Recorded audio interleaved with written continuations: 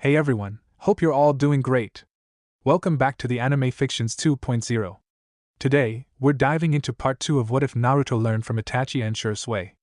The Darkest Legacy Unleashed? If you're enjoying these alternate timelines, make sure to hit that subscribe button, share it with your friends, and check out the other videos on the channel. And of course, drop your thoughts in the comments. I always love hearing your ideas. Alright, enough talk, let's get into the story. 10th Legacy. Missing pieces of history. We stand here together. Uchiha, Uzumaki Senju. Why couldn't the sons of Rikudo Sennin do the same? Is the title of heir that important? That they destroyed everything their father had worked so hard for? Uchiha shisui. There's no point in wishing for history that has been set on stone to change. Uchiha Itachi. We still have a future ahead within our hands, ours to decide. Uzumaki Naruto. Konoha. Naruto was on the way back to the tower, choosing an unconventional route that only a small body like his could take. Usually he could care less of the stares and whispered insults that had trailed him like a plague since he was young, and he opted to just run whenever it happened. But he is still aware whenever he gets stared at, especially when it seems like someone no less skilled than A or A&B was following him this time.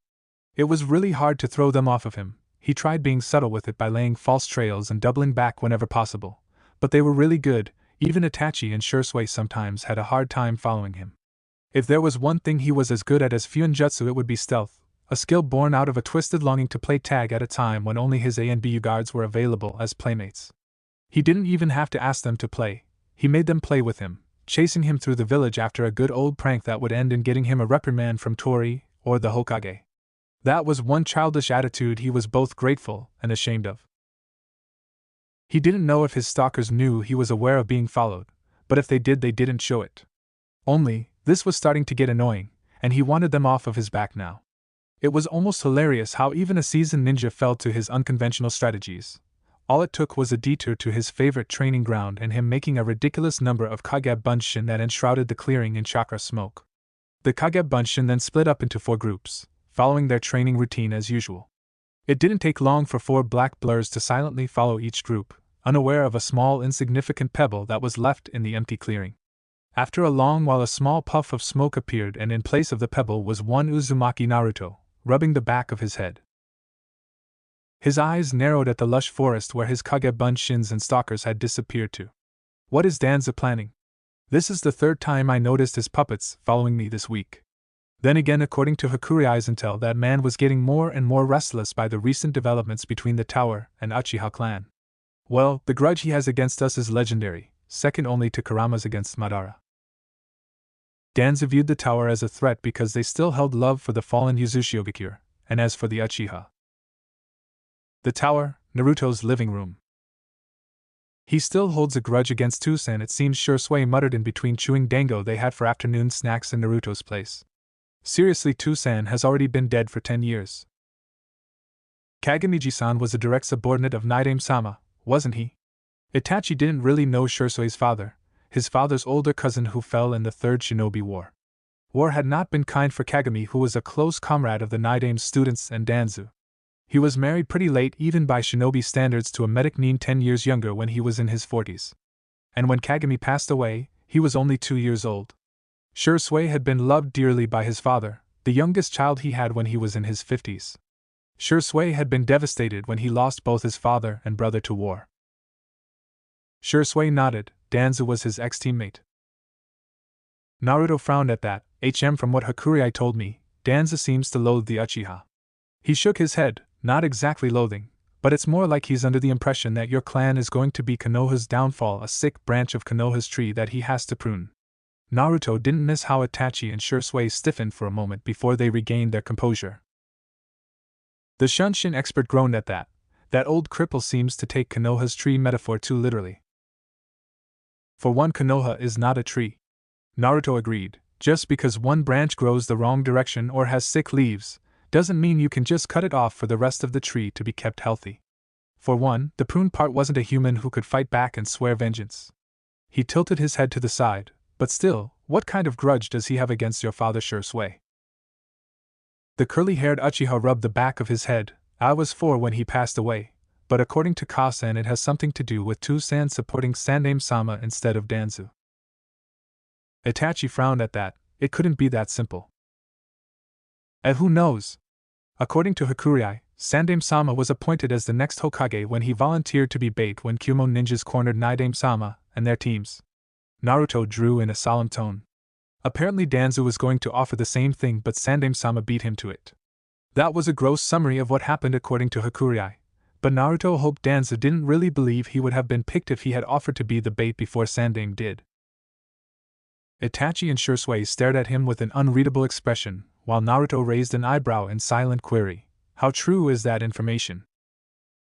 It's a gross summary. I don't know how much Hakurei glossed over, and I am not sure anyone involved in that event went into details about it, especially since Nidaime passed away after that. Naruto pointed out in a lofty tone. But still there must be a connection, the Nidaime, the Sandaime, Danzu, the Uchiha clan. The Uchihos nodded thoughtfully at that. At a first glance the Nidaime seemed to despise the Uchiha, but if he kept Uchiha Kagami as one of his closest subordinates, that was not the case. Compared to his compassionate brother, the Nidaime was known to be a straight-laced realist, the very opposite of the Shodaime. But more than anything, he was known for being even-handed, fair to his subjects, even to members of his clan. Hakurei told him that once a Senju and an Uchiha fought, and the Senju was killed. A further investigation pointed that the Uchiha was fighting in self-defense, and the deceased Senju was the one in the wrong. The Nidaime didn't even bat an eye and refused the deceased Senju's family request to execute the Uchiha or punish more than what was stated in the law for a murder that was actually committed in self-defense. But what could drive such a great man to isolate the Uchiha? Well, not exactly isolating them, but he made sure that he had them under surveillance, treated so carefully as if he wanted to prevent something. That was their conclusion of Nidaime's political agenda, which was missing one vital piece of the puzzle. What ticked the Nidaime off to the point that he went to such lengths that even a soft-hearted Sandaime followed his example? It couldn't be a grudge from their family feud and not from Madara's betrayal because the clan itself had refused to follow him. It scared Naruto sometimes that the more he knew about Tobirama, the better he understood the pragmatic Kage. One part of his mind was wary that he would agree to Tobirama's reasons to put the Uchiha clan in their current position. There must be something, Itachi murmured. That makes Senju Tobirama to be so wary of our clan. Aside from the fact that Madara and his brother had been on each other's throats, since forever? Shisui added in a bored tone, he was fond of my father from what I heard. What makes my father different from the rest of our clan? Naruto narrowed his eyes. There are too many missing puzzle pieces, he concluded. Well, we'll find out soon enough. Hekiga no Kuni, Country of Murals. Year 1923 after Rikudo Sennin. The Senju clan moved to this land, a strategic position as it was close enough to Tetsu no Kuni, Land of Iron, and Itami no Mori, Forest of Pain. We're building this stronghold in preparation of war against Uchiha Ikizoku, which has allied themselves to the Hagoromo clan. Our allies. Naruto frowned. No, not this one either. He murmured dejectedly, though it didn't stop him from writing down what's written in his notebook. At the rate they were going, by the time this is over he would have completed a full record of the warring clans era. They couldn't afford more time for this. He had his duties to the tower, and his friends had their duty to their clan. He couldn't have them escorting him for missions too often. The Uchiha clan's pride won't allow that. It helps that most missions are confidential as long as the participating team didn't spill, but there's no guarantee someone wouldn't poke their nose and spread rumors Uchiha prodigies were tasked for babysitting now. But the Hokage wasn't going to trust him to a random shinobi team, especially since Danzu's agents could be anywhere. Itachi narrowed his eyes at the mural. We won't get much information from warring clans era, it seems. Yeah, our ancestors are too busy butchering each other, Shisui quipped. The reason to do so wouldn't be far from continuing Rikudo Sennin's son's scuffle over his heir's status. The blonde sighed wearily. This was the fourth historical site they visited this month alone in between missions. It ran them ragged at this rate, finishing C-rank missions as soon as possible so they could take a detour to historical sites such as Hekiga no Kuni. Itachi himself had explored most sites that were located around Konoha since he became genin, but so far he had only found details in the history of Konoha's birth.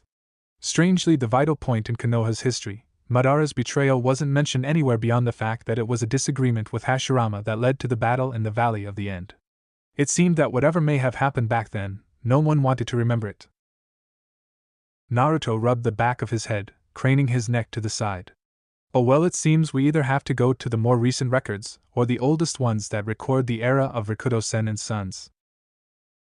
Do the records from that era even exist? Shisui asked skeptically. Does Kyubi know? I doubt it. Naruto answered after a beat. According to Kurama, after his father's death he and others split up and avoided both Senju and Uchiha descendants, our ancestors. His eyes narrowed in sadness. To them it's a disgrace that the sons fought and started a war that continued to their descendants for centuries, when their father wished for peace. Itachi clenched his fist. They're right on that. He couldn't help but sympathize with the now. Their ancestors had ruined the peace Rikudo-Sennin built. And Hashirama gave them out as peace offerings to stabilize the power balance for a temporary peace, one that had already been broken 3 times. Shisui nodded in agreement, and yet now we stand here together. Uchiha, Uzumaki Senju, why couldn't the sons of Rikudo-Sennin do the same? Is the title of heir that important? That they destroyed everything their father had worked so hard for? He wondered out loud. If only they had. Itachi stepped forward. His hand hovered above the mural. There's no point in wishing for history that has been set on stone to change, Itachi murmured as he traced the carving of the mural. We still have a future ahead within our hands, ours to decide, Naruto reminded them, clenching his fist. Shisui grinned at that. You're right, he agreed, but still he trailed off, eyeing the mural of the long war between Senju and Uchiha. The present would have been much better if only war never existed. You're not the only one who thinks so, Shisui. Naruto murmured forlornly. I do too. So do I, Itachi added as the scene of Third War's end replayed on his mind, funeral after funeral, burying empty graves because there's no resource to retrieve the bodies, crying families over precious ones that would never return, more names carved in memorial stone. It was a scene of tragedy that was carved forever on his mind. There was a reason why he grew his own vegetables, fruits, and spices.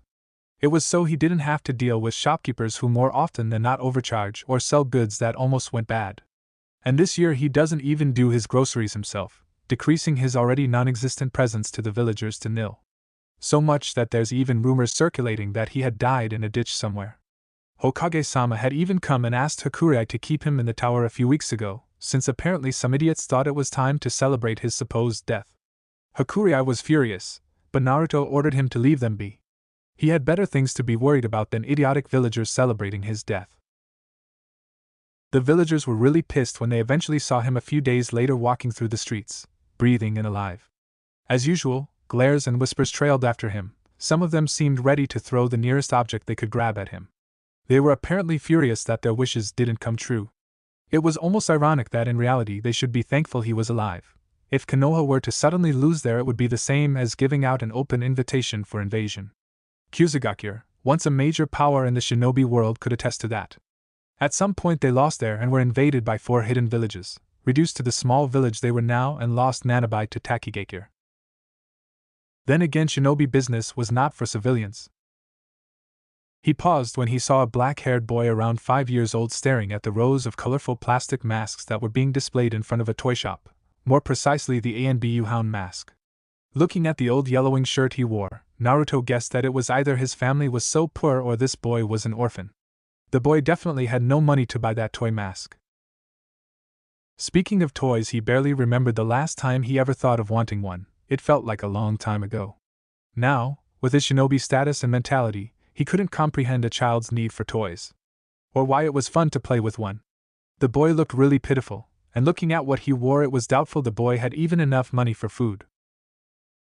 He walked closer towards the child, standing beside the younger boy. The child turned to him, looking at his blue eyes curiously. You want that mask? Naruto asked, pointing at the plastic Anbu mask. The boy's eyes glowed with hope, and Naruto felt something warm spread on his chest. He nodded vigorously at the blonde. Naruto had just pulled his wallet out of his pocket when he had to raise his left arm to catch the mask the shop owner threw at him. What are you doing, all of a sudden? He asked incredulously. The shop owner then fumed. Get out of here, bastard. I'll give that mask to you, so get lost.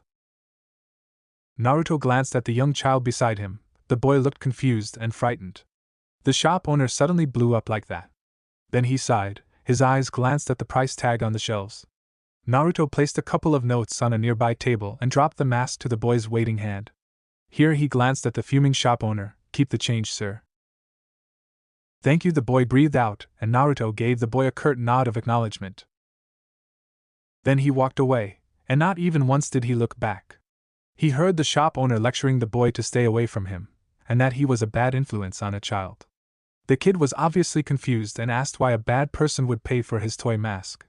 It was amusing to hear the shop owner sputter incoherently in his explanation and insist the demon brat was bad, and that's it. It was not the first time hostile adults had difficulty explaining why children should stay away from him. Children were curious creatures by default, and whenever an adult forbade them from doing something, it was an automatic response to ask why not. Before, it was not hard to explain because he was a notorious prankster, but since he stopped his pranks because of his busy schedule, they couldn't use that excuse anymore. Naruto hoped they would stop trying to influence their children to hate him, or encouraging those kids to bully him. While he could defend himself easily, he was more worried about their children's behavior. Bully mentality was flourishing in younger generations because of their parents' ignorance, or rather encouragement. He was not concerned at all before, but it started to bother him a few weeks ago. Flashback. Naruto whipped his head to the side when he was walking through the park, carrying a bag of groceries on one hand after a shopping trip with Yuzuriha. The female seal master followed her young master's gaze. Her eyes narrowed at the sight of 3 girls bullying another that was curled up to a ball on the ground. The bullied girl had pink hair like petals of cherry blossoms, an unusual color, Yuzuriha thought. Naruto clenched his fist. "Yuzuriha," he whispered. "Help that girl." The scarf-wearing kunoichi smiled, then bowed. "Yes, Naruto-sama." Then she jumped away towards the scene. Naruto shook his head ruefully. He would never get used to treating his subordinates as subordinates. But arguing with them about it just makes them sad. Sakura was frightened. Why were these girls so mean to her? She just had a wide forehead, an unusual hair color, and reads a lot. Do those justify their actions to bully her? She never did anything wrong to them. Sakura was snapped out of her miserable thoughts when an older girl landed beside her gracefully. The teen didn't wear a forehead protector, but from her posture alone Sakura could tell she was a kunoichi. In an instant Sakura forgot about her bullies, and stared at the cool kunoichi in awe. The kunoichi had long sandy blonde hair that was styled in a ponytail, flowing down all the way to her waist. Beautiful face with exotic features, and fair skin wrapped in sleeveless pink kimono that parted to expose chest and stomach that wrapped with thick white bandage, white shorts and standard shinobi shoes. "Wow," she mouthed in admiration. The bullies were also awed, but stiffened when they saw the pretty kunoichi was glaring at them. "What?" Ami, the bravest one of the bullies, asked. Yuzuriha crossed her arms. "Are you students of Ninja Academy?" she asked coolly, looking at the bully and then to Sakura. At their hesitant nod she glared harder at the bullies. "As future kunoichi, it's frowned upon to bully your future comrades," she stated solemnly. "Ami cowered. "I am just..." "Ami-chan!" The afro-haired girl called out warningly. She was scared of the kunoichi. Bullying a helpless girl? Ganging up on her? Yuzuriha added ruefully. "Girls, keep this in mind. If you still want to be a kunoichi, learn to respect your peers and you will earn yours. What you did would just earn you a reputation as a bully." "Hey! Leave my child alone!" a blue-haired woman yelled as she walked towards the group, fuming as she did so. Yuzuriha turned around to the direction of the angry voice, and she saw a mother that resembles the blue-haired girl called Ami. "Good afternoon, ma'am. I have no ill intention towards your daughter, but she was bullying this girl." She gestured towards Sakura, who at some point had cowered behind Yuzuriha's legs like a frightened rabbit. The mother paled when she saw Sakura had bruises, teary eyes, and was dirty after her daughter pushed her to the ground. "Ami-chan bullied her?" Ami opened her mouth to protest, but Yuzuriha cut her off. "Yes, ma'am, and as a kunoichi I deemed it prudent for me to warn your daughter as she is a student of the academy. That's not how a kunoichi candidate should behave." But well, it was obvious the mother was trying to pacify the kunoichi, thinking it was her who should chastise her daughter.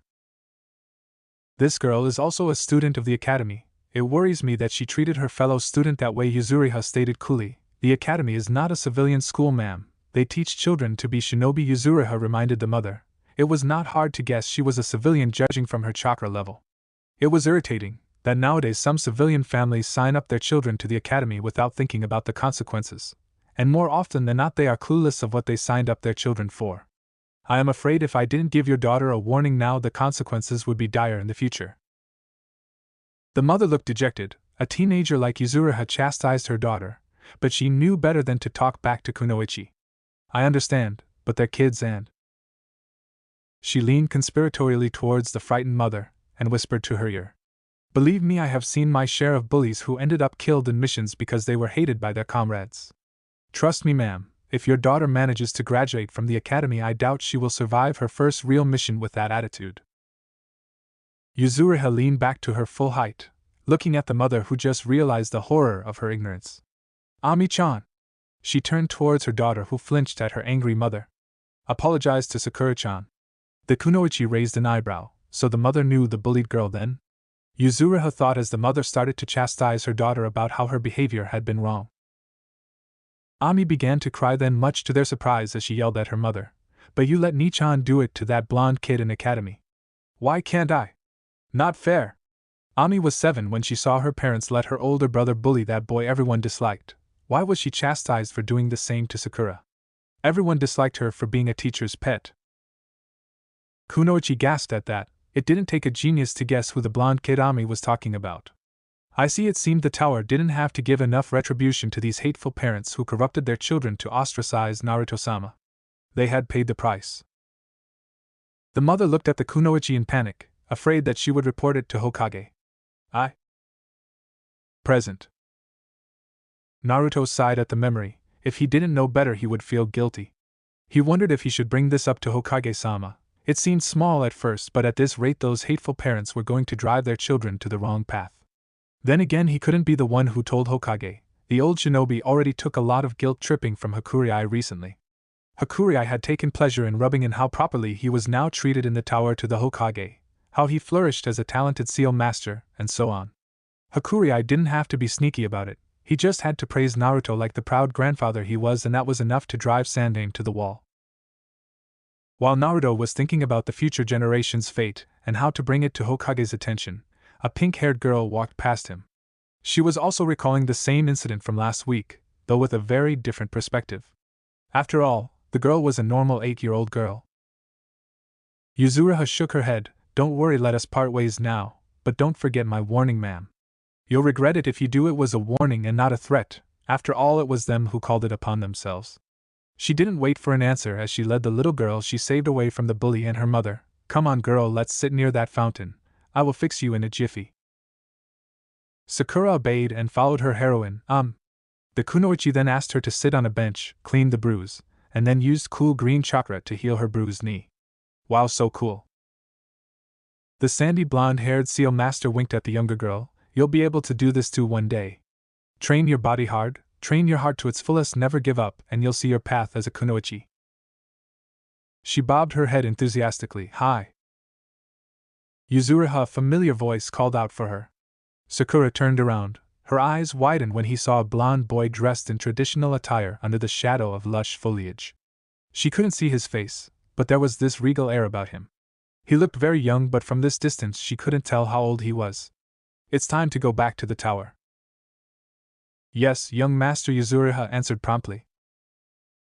Sakura blinked when she saw a light blush on the kunoichi's cheek. So her name was Yuzuriha? Young master. So that blonde boy was a prince. Yuzuriha was working as his kunoichi. Her respect and admiration for Yuzuriha had gone up a notch, if not two. Yuzuriha was like the kunoichi she read from the book, pretty, cool, strong, charismatic, and Sakura looked at Yuzuriha's figure wrapped in bandages. She had such a great figure too. Sakura was just 8, but she once asked her mother if the pink-haired little girl would look as pretty as her mother. Girls would start to grow their curves when they're preteens, and Sakura always dreamed of being a graceful and pretty kunoichi like Yuzuriha. Sakura-chan. Yuzuriha crouched down in front of her. I need to go now. She nodded. Bye-bye. Bye. She waved the retreating kunoichi back in a daze. Since then Sakura vowed she would be a cool kunoichi like Yuzuriha. Root HQ. Uzumaki Naruto, the child of 2 S rank class shinobi and the sole heir of the Uzumaki clan. Not exactly sole, but from the intel he gathered it was very likely Uzumaki Naruto was the only one left of the main line of the Uzumaki. A child brimming with potential, and yet he was severely neglected. Danza had seen how other villages trained their weapons to draw the full potential of their, with Kumo as the most zealous one, with IWA followed closely behind. He wouldn't worry about IWA, since according to what his spies in Iowa had gathered, they would rather let IWA hang themselves unless Inoki himself dragged them out under the threat of death. The of Kumo, on the other hand, were fiercely loyal to their village, and had full control of their. Konoha's, on the other hand, was not even aware of his status, isolated, scorned, and neglected. Soon as might be an unstable child, but Sabaku no Gara at least knew what he was, and the Kazekage had a somewhat firm hold on his leash. Sarutobi, on the other hand, just threw that child to foolish villagers who had no idea who they had scorned and how much it could endanger Konoha. It was a sheer miracle that child hadn't ran away from Konoha, or worse, became mentally unstable like the Ichibi no Jinchuriki. Danza had thought Hiruzen had at last come to his senses and paid attention to their Jinchuriki's education. But instead of molding that child as Konoha's weapon, he put that child in the tower of all places and under the tutelage of a traitor. That place was pampering the with adoration the young child craves, and in Danza's book that was a foolish move.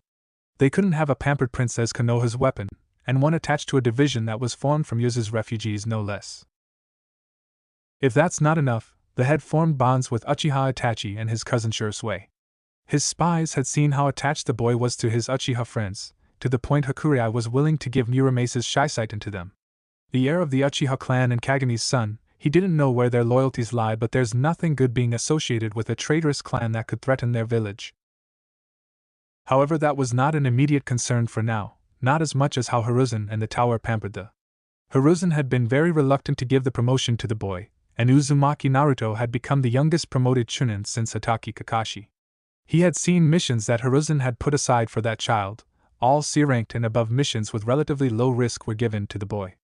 If Uzumaki Naruto could survive Aizen, that child should be able to handle high-risk missions. That boy was a weapon, not a grandchild he should shelter and pamper.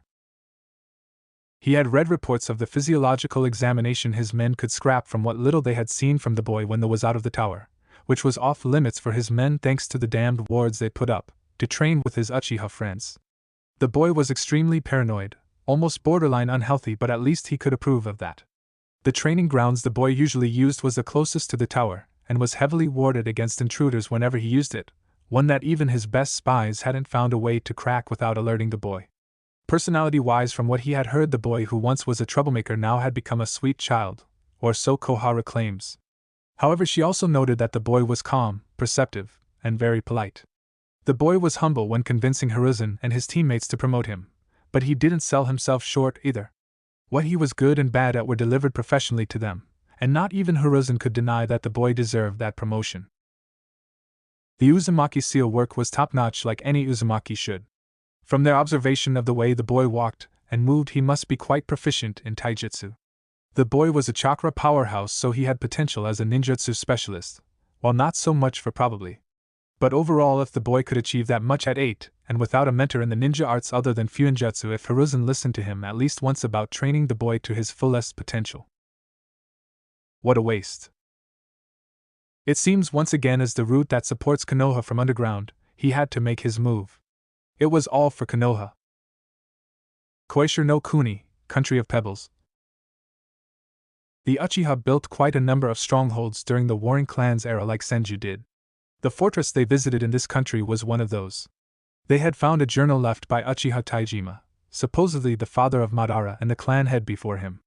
For a short moment they thought they had hit the jackpot, only to be disappointed that all Taijima wrote in his journal was about the war with the Senju, and how much he hated the self-righteous clan. Naruto had to say this man was undoubtedly Madara's father, judging from how anything Senju-related in his journals painted the clan in the worst light possible. Sometimes Naruto wondered if the Uchiha clan could even remember that they were related to their archenemy. Shisui was pretty depressed that they didn't come any closer to the answers they seek, just the revelation that he had another crackpot ancestor other than Madara. Naruto and Itachi told him to shut up. They knew this was another dead end and didn't need Shisui to point out that was another relative to be listed as driven mad by the rivalry with the Senju, which was made up by the majority of Uchiha elders. However, We found out that Madara befriended Shodain when he was around Itachi's age, Naruto murmured when he read one entry that for once was about his son Madara rather than cursing Senju Butsume to hell and back. He found out and followed Madara with Izuna to the meeting place. Shisui nodded at that. Madara was surprisingly late in awakening his Sharingan, or at least by clan standards awakening it at 12 is average, he noted thoughtfully. Something to do with the mercenary lifestyle of that era probably? The Shunshin expert wondered out loud. Itachi grunted, but it's strange, why did Uchiha Taijima note the awakening of Madara's Sharingan as something worthwhile from that clash between his sons with Senju Butsume's? Naruto blinked olishly at that, probably because the fight pushed Madara to his limits that caused him to awaken his Sharingan. The Uchiha's scion shook his head. That couldn't be the case if you look at previous entries. Itachi carefully flipped the old journal to his desired page. Uchiha Taijima explained each battle he had with Senju Butsume in great detail, but in this entry Itachi opened the previous entry they read. He and his rival their sons, their fight was very brief, they barely exchanged blows. Is it possible to awaken our Sharingan without being under stressful conditions like in battle? Shisui wondered out loud. I remember awakening mine when I was 11. A bandit almost got a lucky strike on me and my teammate with his giant axe. Naruto turned to Itachi curiously. How about you, Itachi? Itachi looked hesitant for a moment before he confessed. I was 7. A few months after I graduated, I took my brother for a walk in a park. A ninkin infected by rabies suddenly appeared out of nowhere and tried to attack me and my brother. Itachi shifted slightly, and I activated my Sharingan for the first time. Naruto shot Uchiha with an apologetic look to remind him of a particularly unpleasant memory. He sighed wearily. Ah, so both of you were in dangerous situations when you activated it. Same case for the rest of your clan? Shisui nodded at that. Yes, some crazy parents even tried to scare their kids during the war period in hopes that they would get their Sharingan to work early. Itachi frowned at that. My father stopped them after one of the parents almost endangered their son's life. I recall his father was really furious that time. While Fugaku valued power, as a father he couldn't pardon someone who almost drowned their 6-year-old boy for it. The curly-haired Uchiha nodded at that. Yeah. The frown. War or not, they shouldn't be that desperate. Does it work though? He asked curiously. Shisui snorted. That was the unfunny part of the folly. It didn't work at all. The kids were scared shirtless by their parents and needed therapy, but no fancy eyes of ours. How come though? Naruto wondered out loud. From Madara's case and yours, I was under the impression that as long as you're under stress it doesn't really matter what causes it, he informed them. It seems that it's not how it works. Itachi narrowed his eyes at that. So there must have been a wrong preconception in how we awaken our. Naruto nodded thoughtfully at that. Not exactly wrong if the majority of your clan believes and affirms that's how they got it. He pointed out thoughtfully. Maybe there's something more to it. Shisui crossed his arms. By the way, how about Byakugan then? There are rumors that the Sharingan is derived from the Hyuga's Byakugan, though our clan vehemently denies it. The laughed softly at that, as if. I have asked Hakurei. He said someone spread that rumor a long time ago to spark a conflict between the Hyuga and Uchiha, but Naidame-sama stepped in before it got anywhere. He informed them in a solemn tone. Besides, the Sharingan is too diverse in its abilities to be derived from the Byakugan. Naruto pointed out, the Byakugan focuses on enhancing eyesight such as telescoping, wide field of vision, and see-through abilities. He listed on, it makes more sense to think it came from the same ancestor rather than a mutation of another. But if that's the case, the Hyuga would have been with the Uchiha, fighting against the Senju clan. Itachi pointed out. As of now, we're not even on the best terms with the Hyuga. Naruto nodded at that. In that case, they might not be related at all. Besides, Byakugan is that they have since they were born, unlike the Sharingan, which needs to awaken. He licked his lips. I have asked Kurama about the Rinnegan, and he didn't know much about it either, but probably both Sharingan and Byakugan are derived from it. In looks alone though, the Uchihas look closely related to the Senju. Shisui noted loftily. The frown at that, as in? Bone structure, eye colors which are dominantly black, gray or brown, dominantly dark hair with a gray sheen like mine or blue like my brother's, sometimes light brown or white. Itachi listened in solemn tone. The Hyuga have dominantly straight solid black hair or dark brown, and their eyes are white and not as narrow as ours. He blinked olishly. I see well, we're all descended from one man. He trailed off. By the way, why does the Senju not have a distinct bloodline? Itachi shrugged. They were born with the body of the sage, inheriting their forefathers' strength of will and physical energy.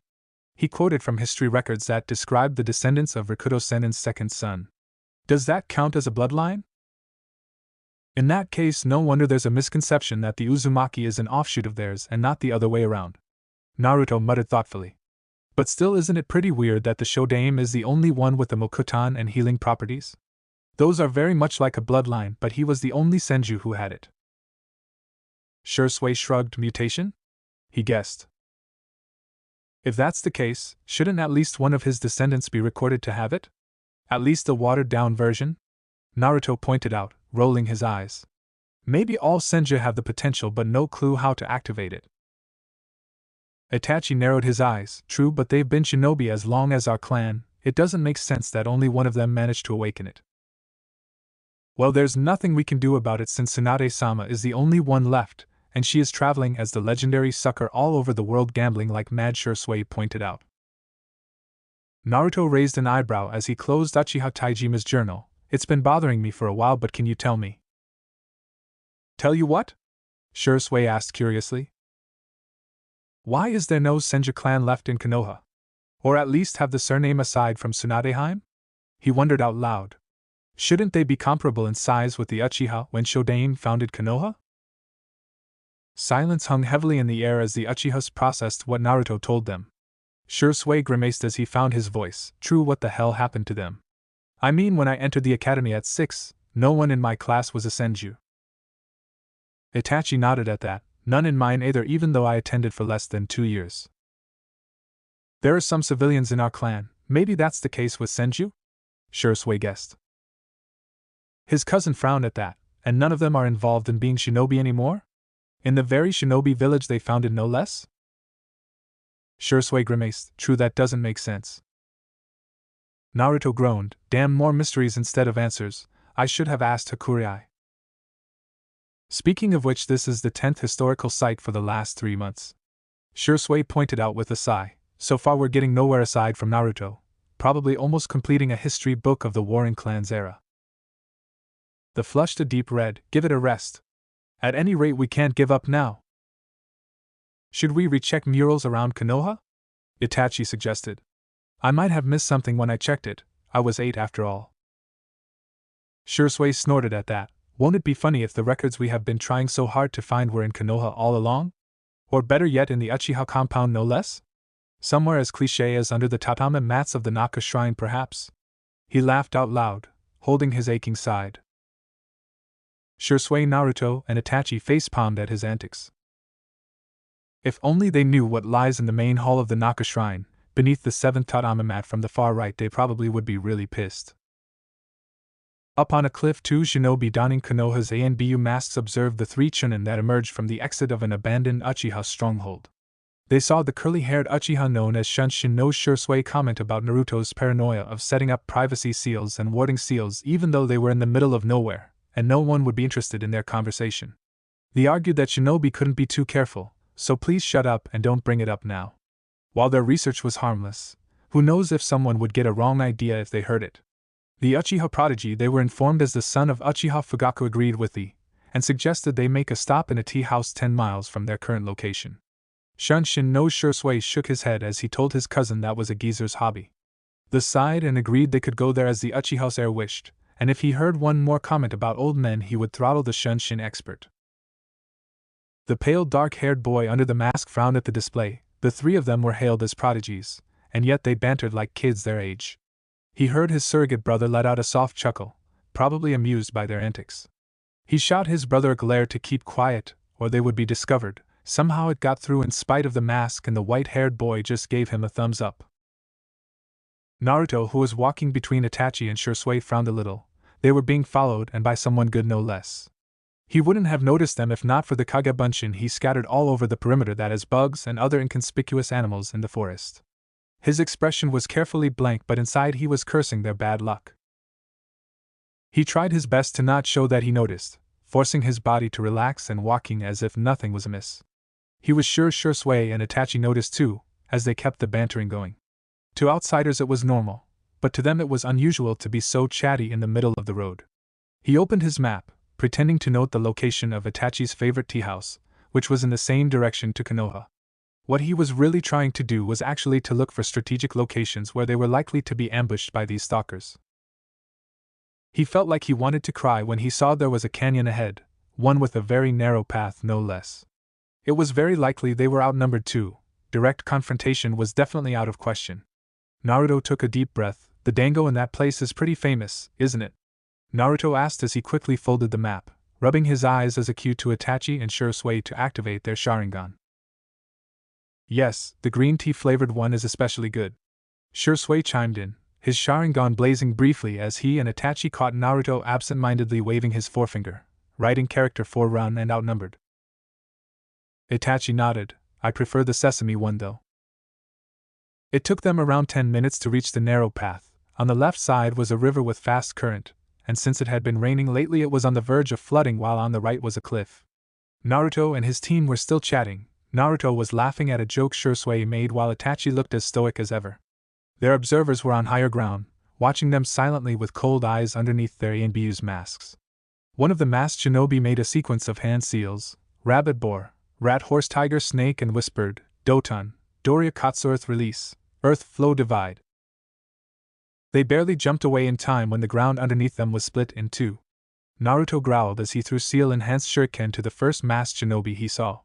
Futon no Jijika Fuin, wind element cross seal. Shisui and Itachi threw their shuriken, which were just 1 second behind Naruto's Katan no Jijika Fuin, fire element cross seal. Ninsho Erasure no Jutsu, burning storm technique. Wind and fire elements collided and formed a tornado of fire that consumed everything on its path. The 3 shinobi landed gracefully on the ground, watching the fire dissipate, leaving dark scorching marks on the ground. Did we get them? Shisui asked. Well, Naruto trailed off before his eyes narrowed instinctively, and he brought his elbow up sharply without warning, blocking the incoming punch from a masked shinobi on his left. Who the hell are you? He hissed threateningly. But was sure that if not for the mask he would have seen a sneer underneath. How naive. The masked shinobi murmured. Naruto's eyes widened when he saw a glint of steel from his right, and his kunai clashed with the tanto of his second opponent. In the corner of his eyes Naruto saw both Itachi and Shisui were engaged by 2 masked shinobi. All of them were wearing the same Konoha Anbu mask. Naruto's eyes narrowed dangerously at the tipless tanto he blocked with his kunai, and then at the short, black, midriff jacket, with red straps over the shoulders that he saw underneath the black cloak they wore. They were locked, surrounded and outnumbered in what a shitty situation, Naruto concluded. The smirked at his opponent's naive? He laughed softly. Not us, you are! He shouted as his body slowly disintegrated. Bunshin Daibakuha no Jutsu? The Anbu gasped. Sayonara. The clone grinned cheerfully. Boom! Boom! Boom! 3 miles from the explosion, on the other side of the canyon, the real Naruto cursed loudly. He fell a few steps behind Itachi and Shisui, but neither of them stopped to question Naruto about what bothered him. If anything, that was a cue for them to move faster. Shit! Of all things that could attack us here, he recalled the memory he got from Kagebunshins he used to throw their pursuers off of their track. Itachi narrowed his eyes at Naruto. I assume you know the identity of our pursuers? Naruto nodded, gritting his teeth in annoyance. Hakurei showed me their uniform and weapons before. It can't be anyone else but root members. Itachi and Shisui winced at the information. I recognize that tipless tanto of theirs, and I doubt anyone would impersonate an officially disbanded branch of Konoha's Anbu. What would they want from us? Shisui wondered out loud, swinging from one branch to another branch. Naruto scowled as he jerked his thumb to his chest, Jinchuriki. Then he pointed at Itachi and Shisui. Uchihas with matured Sharingan. He groaned, is there a need to ask? Is Danzo out of his mind? Shisui shouted in horror, we're not nobody orphans no one would miss. The clan in the tower would demand his head on a silver platter if he dares to touch us. Who knows? He dispatched 2 squads back there and I doubt my Bunshin Daibakuha got them all. We're not out of danger yet. Itachi scowled, his Sharingan blazing with fury. We're not alone anymore. Shisui nodded, making a ram's seal as he scanned their surroundings. Oh, I think you didn't get anyone out of the game. The 2-3 men cells are alive, kicking, and gaining on us. On the front there's 2 teams too. The growled, like hell I'll let them surround us from both sides. Naruto took a slip of paper with the seal array written on it, charging it with chakra as much as he could, then threw it to the ground 10 feet away from him. Gongjiman Fuin, sticky ground seal, activate. The seal array glowed when it touched the ground, then burned out by Naruto's immense chakra. Itachi narrowed his eyes at the ground that was affected by the seal. He could see it with his and noted the range was at least 60 feet in diameter, and the ground was brimming with chakra. Had it been someone else who pumped that much chakra, they would have collapsed because of chakra exhaustion. How much chakra did you use on that seal, Naruto-kun? Naruto snorted, enough to make anyone who steps on it unable to move from the waist down. Further improvement in that seal affected chakra that was used by shinobi to stick not just in their soles but also their waists with more chakra. Tree climbing needed focusing chakra on their feet, but they also needed to use circulated chakra evenly on other body parts to stand upright so they could walk normally. This was the reason why beginners were told to run instead of walking to reduce risk of back injury. Unless they have small chakra pools or figured out how to cut off chakra from their feet, they would be stuck for at least 10 minutes. Nasty. Shisui commented gleefully. Now, how should we engage the ones in front of us? We will reach them in 5 minutes. Itachi narrowed his eyes. No matter how we see it, we're outnumbered and they knew us while we don't know them at all. Naruto nodded in agreement. True, this is a battle we should escape from, there's no point fighting them. However, it seems they're not going to let us go that easily, Itachi murmured. Shisui narrowed his eyes. Oh my, one of them is pretty good with suppressing chakra. I didn't notice him until we got this close. Itachi and Naruto frowned at that. He was going to attack us from above. This guy has means to fly, it seems. Aerial attack. Naruto groaned. Great, it's getting harder to escape. They're coming. Shisui warned them. High above, a monochrome-colored bird hovered above the 3 shinobi. The rider of the bird unrolled his scroll and drew 5 small birds. Ninpu, Chujugiga. The birds were animated out of the paper and flew straight to their targets below. Naruto gritted his teeth as he spun around. As expected, the guy who was up there would attack first. Hikino Fuin, seal of flight, activate. The seal on Naruto's leg glowed briefly as he jumped. The root member didn't expect Naruto to suddenly jump the moment his birds flew out of his scroll, not to mention the jump reached him who was flying at least 40 feet in the air. Naruto narrowed his eyes as he threw a kunai with an explosive tag attached to it. The Inbyu's eyes widened as he quickly jumped away from his ride and drew another one as he fell, wincing slightly as he landed on another bird while the previous one was blown up by an explosive tag. Naruto knew that unlike the ink bird rider, he was not really flying and he couldn't keep his seal activated unless he wanted to be blown away by wind, especially in this place where the wind was pretty strong and the fact that it's going to rain soon. As he slowly descended back to the ground, Naruto grinned at the ink technique user. If I can't fight in the sky, so will you. Naruto shouted as a chain sprung from his back and grabbed the bird by its neck, dragging it to the ground so fast that the ink user had no time to draw another bird to escape. Sigh. A gray-haired root caught the boy before he could crash, while his bird splattered as an ink blot on the ground. Naruto blinked at the two in confusion. That was unexpected. He thought they were conditioned to be emotionless, but this guy who saved Sai was definitely worried for the boy. Perhaps they had not gone through the worst, that they're still in a stage of growing up as brothers, but in that case, why were they sent out for this mission then? He was snapped out of his musings as he blocked Tatanto from cutting down his arm with his kunai. Che, I can't believe your master wasted this much manpower for us. He gritted out. Itachi and Shisui were still engaged in their fight, handling 2 to 3 opponents at once. Naruto himself was handling 3, that side boy, Sai's brother and another root member in goat mask. Using his Kagebunshin he could avoid being outnumbered by his opponents, but it didn't matter much if it only takes 1 hit to dispel them. There was also one more concern of his. If possible, he didn't want to permanently harm that side boy or his brother. If he was right, that boy's ability is actually, he shook his head, they had to find a chance to get away soon before their opponent exhausted them. Unlike him, Itachi and Shisui had weak stamina. At least weaker compared to his, which comes from his status as an Uzumaki. 10 clones of Naruto threw another barrage of Ninsho Shuriken powered by a wind elemental seal, Sai and his brother got away with riding another ink bird, but the last member didn't ask for assistance from Sai and went for a defensive earth element technique, Doton, Dorihiki. A massive wall made of earth erupted, colliding with the barrage of wind elemental shuriken. It cut through the wall swiftly, but missed the target. Naruto frowned and ordered his clones to repeat their attack, and the goat-masked Anbu was quickly exhausted by his series of earth barrier techniques. The earth user was on the verge of exhaustion, and he only had enough for one technique left. Naruto's eyes widened when he saw the goat-masked Anbu made a series of hand seals for an offensive earth technique. Are you mad? We're on top of a cliff. And they're very close to the edge to boot. After using so much dirt on the ground must be really loose by now. If he used an offensive Doton, the ground around them would collapse. Doton, Dichubaku, landslide, the root member whispered, and the ground beneath them collapsed together with him, who exhausted all his chakra for the technique. Itachi and Shisui, who were slightly farther, right outside of the technique's range, cursed. That bastard was going to drag Naruto with him. He was their target from the beginning. You bastard! Shisui cursed Itachi. Itachi didn't need to be told as he pulled a long ninja wire with a kunai tied on the end, then he threw it in Naruto's direction. Naruto was about to grab the kunai handle, but the wire was swiftly cut by a small bird made of ink. Itachi's eyes widened. Naruto-kun.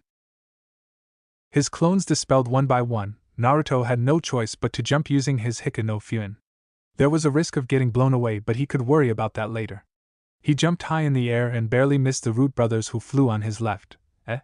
What are you? Naruto didn't have time to defend himself when Sai suddenly splashed him with ink. What the? Naruto yelped when the ink suddenly came alive and tried to strangle him with their snake-like body.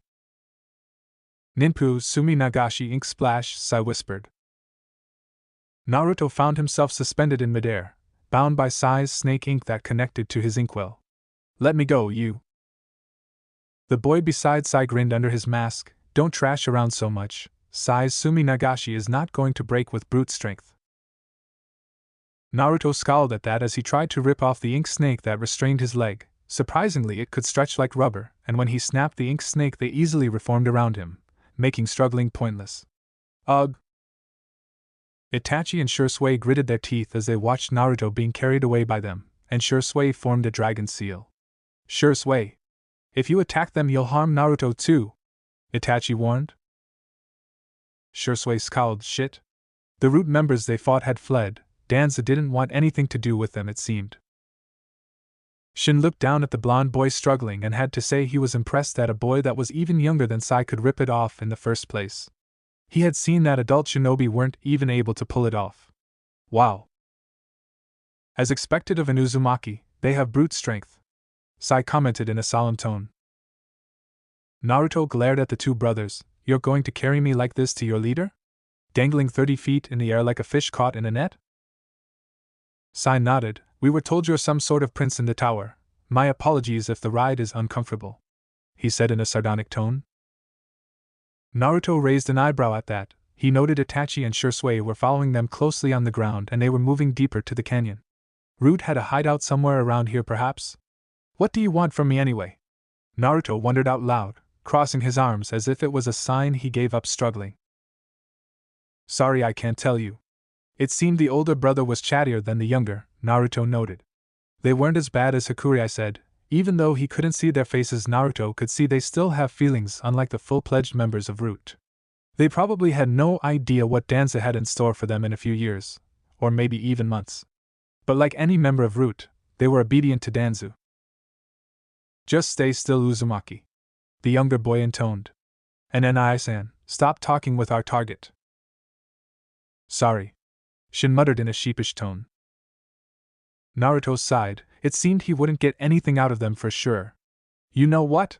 Your apology for this uncomfortable ride is accepted, Naruto said in a genial tone. But... The brothers blinked at that, confused at how their prisoner acted. What? Naruto smiled at them, one that caught them off guard. Why don't you have a taste of your own medicine? Naruto asked with a smile. Seiyaku no Kusari. Chains of pledge. Chains sprouted from Naruto's back and shot towards Shin and Sai. Sai and his brother couldn't move as the chain wrapped around their legs, torso and neck, and the bird they rode stopped mid-flight. Ugh! The sighed, now you know how unpleasant my position is, now let me go. He ordered coldly as the chain tightened its hold on Sai, and the ink user winced. He was not going to hurt them, just scare them a little, and force Sai to take them back to the ground. Other root members probably were waiting for them, they probably thought their precious cargo would have been transported safely. Not his original plan, but it would do. No. Sai muttered stubbornly. That was not a request. Naruto hissed threateningly as the tip of his chain traveled up and tapped their masks. Let me go or else. Unlike his mother's chain, the tip of his chain was not shaped like a blade of kunai but tomo like Uchiha's Sharingan. He at first wondered why it was shaped that way, but that was probably the only thing that differed his chain from his mother's. It was sharp enough to pierce human flesh, however. This time Sai didn't bother to dignify him with an answer. Naruto narrowed his eyes, it seemed they didn't believe he would carry out his threat. Did he really have to injure them? Shin gasped when the tomo-shaped blade pierced and shattered their masks. He could be careless of him, but he saw that sharp blade of chakra was just a hair-breadth from Sai's forehead, and there was a thin trail of blood on Sai's face. Shin glared at Naruto murderously. You! I am serious. Naruto gritted out, unlike your brother who could only restrain me with his technique, my chains on the other hand could really kill you, he muttered to the gray-haired boy. And I am pretty sure your master wants me alive, so you can't kill me. His breath hitched when he saw the tomo blades were on their neck, but it was Sai who he was worried about. Let my brother go, he snapped. If he lets me go first. Naruto snapped back. He had no intention to harm them, but he couldn't let himself be captured by Danzu. Itachi and Shisui watched the three arguing shinobi in horror. At some point Sai's ink bird had descended to a much lower altitude. In fact, Naruto and his capturers were below them now, and under them was a ravine. They didn't worry much about falling, that root boy could fly with his ink animals and Naruto had his chains. What should we do? Shisui asked worriedly. Itachi narrowed his eyes, then pointed at another chain of Naruto that sneakily reached out to their direction. We're going to. His eyes widened when he spotted a root member watching the same scene from the cliff across theirs. Futon! Itachi hissed, Katan! Gakakyu no Jutsu! At that moment Itachi desperately wished he had been a wind-natured shinobi instead of fire, because even though his fireball hit the wind user Anbu who had no means to defend from the fire elemental attack, the wind elemental attack was faster than his and unleashed upon the three defenseless shinobi. Naruto's eyes widened when his attention was drawn by what happened above them. Itachi unleashed a fireball at someone who unleashed a futon, de tapa, great breakthrough, in their direction. At this distance they were going to be blown away to who knows where. Naruto-kun! Itachi yelled as he and Shisui walked down the cliff to help their friend. You wa! But Naruto was already hit by the wind elemental attack with full force, along with Sai and Shin whose ride dispersed in ink by the attack. The gust was so strong that Itachi and Shisui were almost blown away if not for their quick wit to hide behind a large rock to protect themselves from the gust. The moment the attack subsided they found no trace of Naruto or the Root brothers. Itachi and Shisui looked around in faint hope that Naruto managed to use his chains to save himself, but it seemed that Naruto was totally caught off guard by that wind elemental attack. Itachi clenched his fist, his blunt nail dug to his palm to the point it drew blood. Let's go find Naruto. He drew to Shisui who looked equally furious. I doubt they want him dead, they were this careless probably because they want to bet on his Jinchuriki's regenerative ability. Shisui gritted his teeth, so what if he is a... They think he doesn't feel pain if he is hurt? And what of the two kids they blew away with him? Itachi narrowed his eyes. Sharingan came to life as its tomatoes spun. I doubt they cared, Itachi hissed in anger, and after I am done with them, emotionless or not, I will make them regret this. No one should dare touch his friend, his brother. No one! Had Itachi seen his reflection on the water puddle nearby, he would have noticed that his eyes had gained their third times. But at this point he didn't care, his friend was in danger. 11th Legacy, Resolve of Steel. A man who trained his men to be emotionless weapons couldn't tell the worth of a shinobi, and I refuse someone like him to grade me. Uzumaki Naruto. Koishiro no Kuni, Country of Pebbles. Shisui was furious that Root had them, but he and Itachi would get their revenge soon or they're not Uchiha. The root members who were unlucky enough to get trapped by Naruto's sticky ground seal were at their mercy now.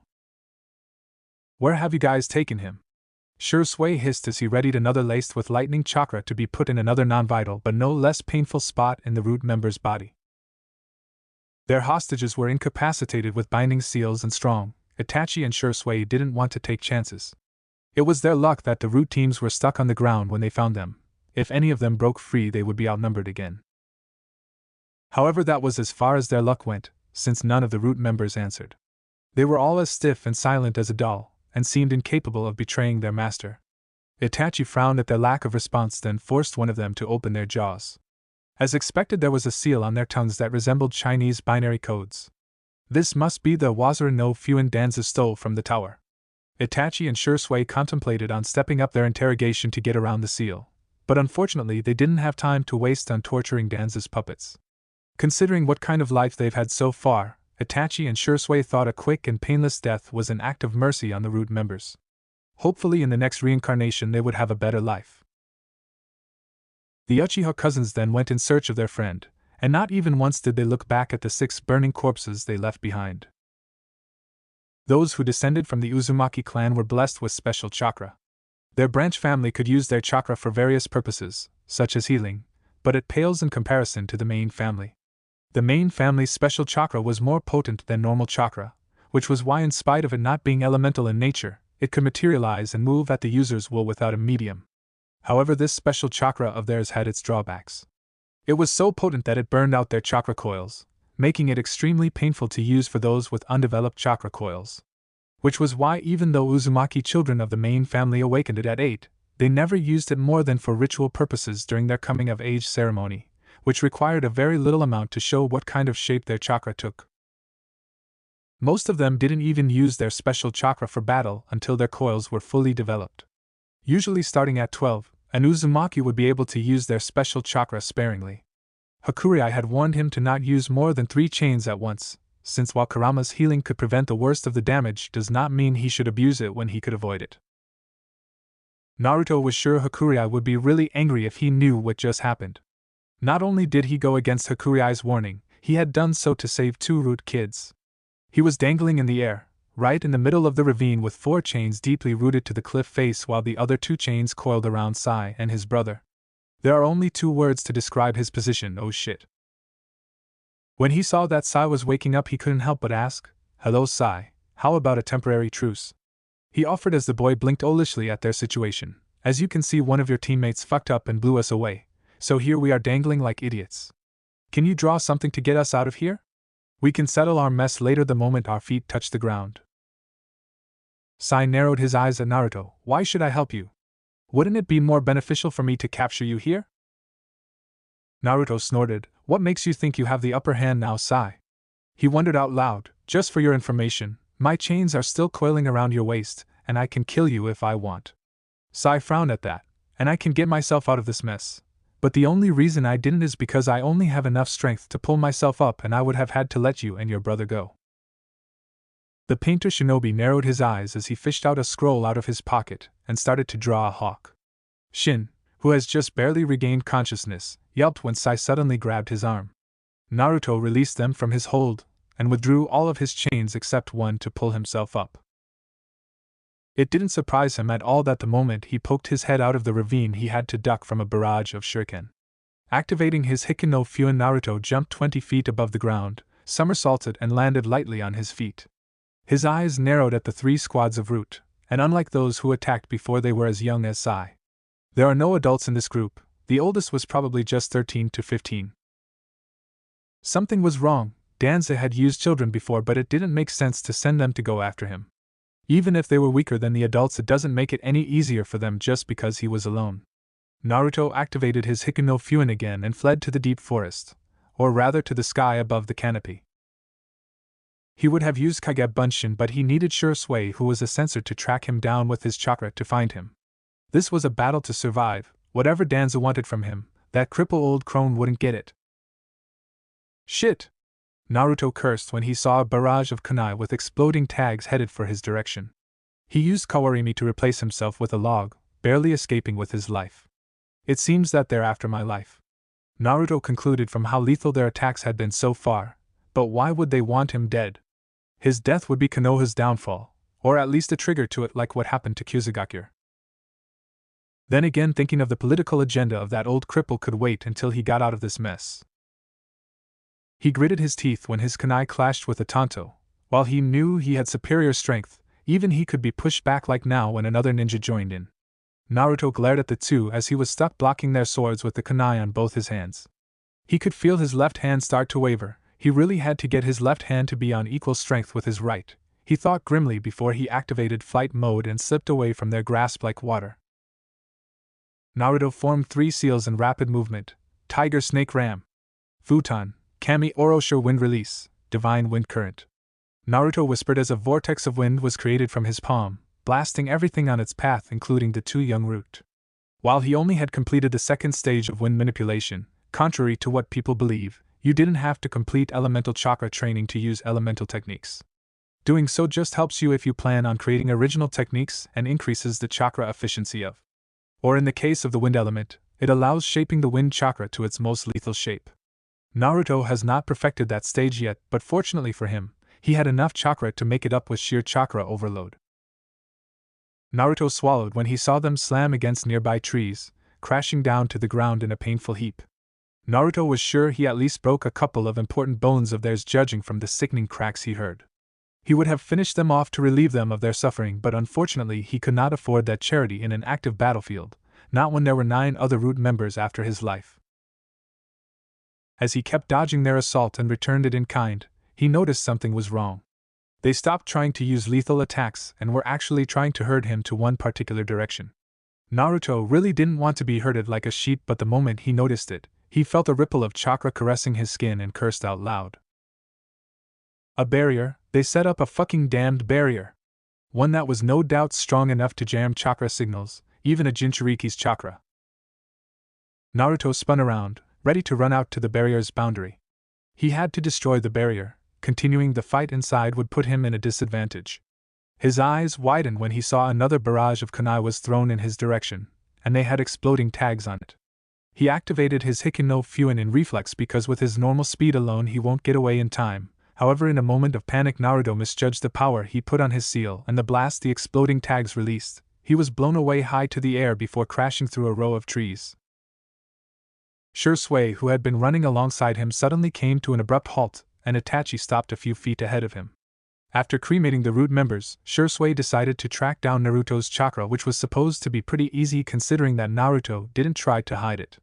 He was like a chakra beacon to a sensor shinobi like Shisui. They had been running like mad when Shisui sensed from Naruto's chakra spike that he had been attacked. I lost him, Shisui whispered, Itachi blanching as the worst scenario played on his mind. No, he is not dead, he assured Itachi. Something is interrupting his chakra from sending out signals for me to track. A barrier? Itachi guessed. Shisui nodded, most likely one that is strong enough to mask Naruto's chakra. He scowled. How the hell are we going to track him down now? Itachi gritted his teeth, then glanced at the sword on his back. Tenru, the Heavenly Wolf. Do you remember what Naruto told us about Muramesa's Shisui? About how they called out to each other? Shisui muttered as he too glanced at his Shuriken. But Naruto's Shisui, Hokuto's Shikizai, North Dipper 7 stars, is more problematic than it's worth, Itachi finished grimly. Flashback. Demon incarnate? Naruto chuckled softly when Shisui told him that the old smith he was a frequent customer of was a fanba of Naruto's grandfather. And then Shisui told him that according to Munakika, Muramasa was a great and saintly man, but his swords were demon incarnates. Itachi crossed his arms, wondering what amused Naruto. I assume that's because his swords have been used to kill so many people?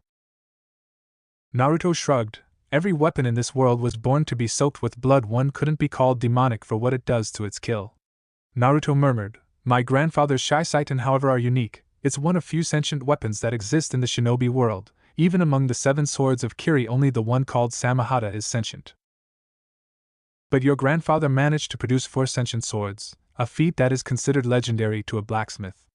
Itachi drew. Well, in a sense the Shisui have their own will, but that's just one part that got them called demonic swords. Naruto sighed wearily. When used, they'll guide you to a degree, trying to communicate with their owner, teaching you how to use them. Itachi and Shisui nodded at that. They had realized there was some sort of magnetic force that guides them to swing their swords in particular ways. It doesn't sound so bad at first, but apparently those with weak wills would be consumed by their sword's stronger will and go ballistic for blood and power. Shisui gulped at that. Isn't that so similar with the relationship between A and there? Though in Naruto's case it was not that way. Naruto nodded grimly at that. Yes, but I am not worried for you and Itachi. He stated confidently, you both have strong wills, and from what I have seen your swords approve of your resolve, so it's unlikely they would try to dominate your will. Naruto-kun. Itachi called, if I may ask. Naruto nodded. Who are the previous owners of these swords? And have any of them fallen to its power? Naruto clenched his fist. Yes. He confirmed, it's because when my grandfather tempered the Shisaitan, he was only told by the High No Daimyo to create the strongest swords as a gift to his fellow fire guardians. He shook his head. At that time, according to Hakurei, the only thing on Muramasa Jaisen's mind was forging the strongest weapons for the loyal guardians of our country. He was just newly promoted as fire guardian back then and hailed as the most talented blacksmith in his generation. He had no idea what kind of person would wield his swords. Namake's Muramasa was the youngest guardian promoted by the daimyo. He was 18 when he was recruited. According to Hakurei, in spite of his talent and power as both a shinobi and blacksmith, he was naive when he was younger. He was a kind and gentle man, and personality-wise, Muramasa wasn't fit for either profession, but he had an iron heart when it comes to his duty. But even an iron heart was not infallible. What happened? Shisui asked worriedly. The swallowed, for the first few years nothing wrong happened, or rather something wrong already did, but no one noticed. Eventually one of the wielders became a traitor. He gritted out, his sword was furious of the treachery, and in its rage turned its wielder to a mindless killer, and slaughtered his benefactors for the coup. Shisui blinked at that. Well, that's not so bad. Hai no Kuni, yes. Naruto agreed solemnly. But witnessing the traitor losing himself and being punished by his own sword made the other wielders fear theirs, and they shunned Muramasa Jaisen for it. The daimyo was livid that his guardians didn't trust themselves or their loyalties enough to wield the swords and stripped the three guardians who threw away their ownership of the Shisaitan of their positions. The previous daimyo himself was wary of the Shisaitan since they're not just weapons but sentient ones at that. Even so, he made a mistake and gave one of the Shisaitan to his first son, hoping to mend their strained relationship because he preferred his second son, who was more talented and wise. Itachi frowned. It didn't the sword killed his first son? Itachi guessed. Naruto nodded. Maybe that was daimyo's true intention. Testing his son's loyalty, he sighed wearily. Muramasa Jaisen was devastated that his sword was used by the daimyo to kill his own son, so he requested to retire from his position and begged the daimyo to let him bring the Shisaitan back to Konoha with him. Wo Shisui gasped. That's a pretty big request. Why did the daimyo give in and let Muramasa and his Shisaitan go? The previous daimyo was fond of Muramasa Jaisen, and after everything, he didn't have the heart to force him to stay. However, he had one last request. Naruto waved his forefinger. He requested Muramasa Jaisen to leave one of the Shisaitan with him, a spear called Hokuraku Shimon, the Shisaitan that took his son's life. Wow. Shisui mouthed. I don't know if the previous daimyo was being stupid or awesome. No normal person would want the spear that killed their son to be anywhere near them. Naruto shrugged. That's why we have 3 Shisaitan in the tower. Hokuraku Shimon is with daimyo's family. It became their family heirloom. Ojaisen was desperate to get away from the daimyo's court, as he couldn't bear to see betrayed looks on his comrades' faces, that they thought he created Shisaitan with the purpose of testing their loyalty in mind, putting a leash on them, while in reality what the Shisaitan did to their traitorous wielders was on their own accord as swords that were forged for the loyal guardians of this country. I see, Itachi murmured, then glanced at the sword Naruto had on his table. So this is the last Shisaitan in the tower's possession. Naruto nodded grimly. 2 of the Shisaitan took a liking to certain families. Hokuraku Shimon stayed with the daimyo partly because they loved their blood, while this one, my Hokuto Shikizai. Naruto gestured to the sword with a golden handle before him, unlike Shuriken and Tenra that had skin wrap as its handle. The sword was also as long as Shuriken, and it was a 2-edged sword with a very prominent blue sheen on its blade that was a signature of his grandfather's swords. It took a liking to its creator's line. Is that why you hesitate to use it? Itachi asked. Naruto nodded. while I have confidence in my will, the moment I give this sword my blood, I have to steel my resolve too. Itachi's eyes widened at that. Because you're of Muramasa's blood? Naruto smiled at that. I am his heir after all. That's why Naruto wrapped the sword with a bandage that had seals written all over it. Until I am ready, Hokuto will have to stay asleep for a while. The blonde seal master groaned as he surveyed the line of trees he crashed against. Thankfully, he managed to reinforce his body with chakra at the last minute, so he had not broken his back upon crashing, but it was still painful. Damn, how far did I get blasted from the barrier's border? At least around 50 meters. Kurama, who had been too quiet for a while, helpfully informed him. How the hell did you manage to get yourself in this kind of mess? Again? The last part was said with an exasperated tone. Why is this third of his always getting himself in trouble? Heck. Mito, who was the wife of a Kage, had a relatively peaceful life. Even Kushina only got kidnapped once, and the daily problems she had were minor in comparison to her son. Naruto was already put into this kind of situation twice, and don't forget about the little problems he got himself into on a daily basis, which ranged from burning forests, explosions in his workshop, cooking attempts that come alive, and his not-so-innocent and probably lethal little garden on the rooftop. The latter was undoubtedly the most dangerous, and in the off chance that Naruto gets it in his pretty little head to pull a Hashirama and make second coming of the Sure no Mori, Forest of Death, he was sure not even a would venture there. How Naruto possesses a green thumb that could somewhat rival the Mokuton was beyond him, but he had a feeling it had something to do with Naruto's chakra and seals he uses when watering his plants. I healed your chakra coils, good job stalling time for me to do it. Kurama grunted. What did that old man Hokurei say about using your special chakra again? Don't depend on it until you're 12. Our combined healing ability is not going to work forever for internal damage as delicate as chakra coils. Not my idea, I had no choice. Once I get out of this mess, I am going to recreate Hiraishin or something, since getting stuck in the middle of nowhere with hostile company seems to be a trend for me. Naruto said mentally to his tenant in a sardonic tone.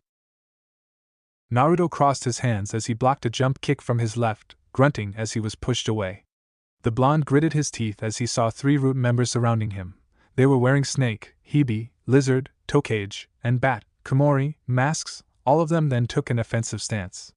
They wanted to confront him directly. There's no escaping this, it seemed. Naruto parried a blow from right as he ducked and slammed his elbow into Hebe's stomach. His second attacker gagged as the air was squeezed out from his lungs. Naruto somersaulted over his head to dodge Komori's kick, and then he threw a kunai that was enshrouded in red chakra. The said kunai embedded into the snake-masked root. Arg! The snake-masked Anbu's scream of pain echoed as he writhed in agony. The other 2 were dumbfounded. Why did their teammates scream over a small wound by kunai?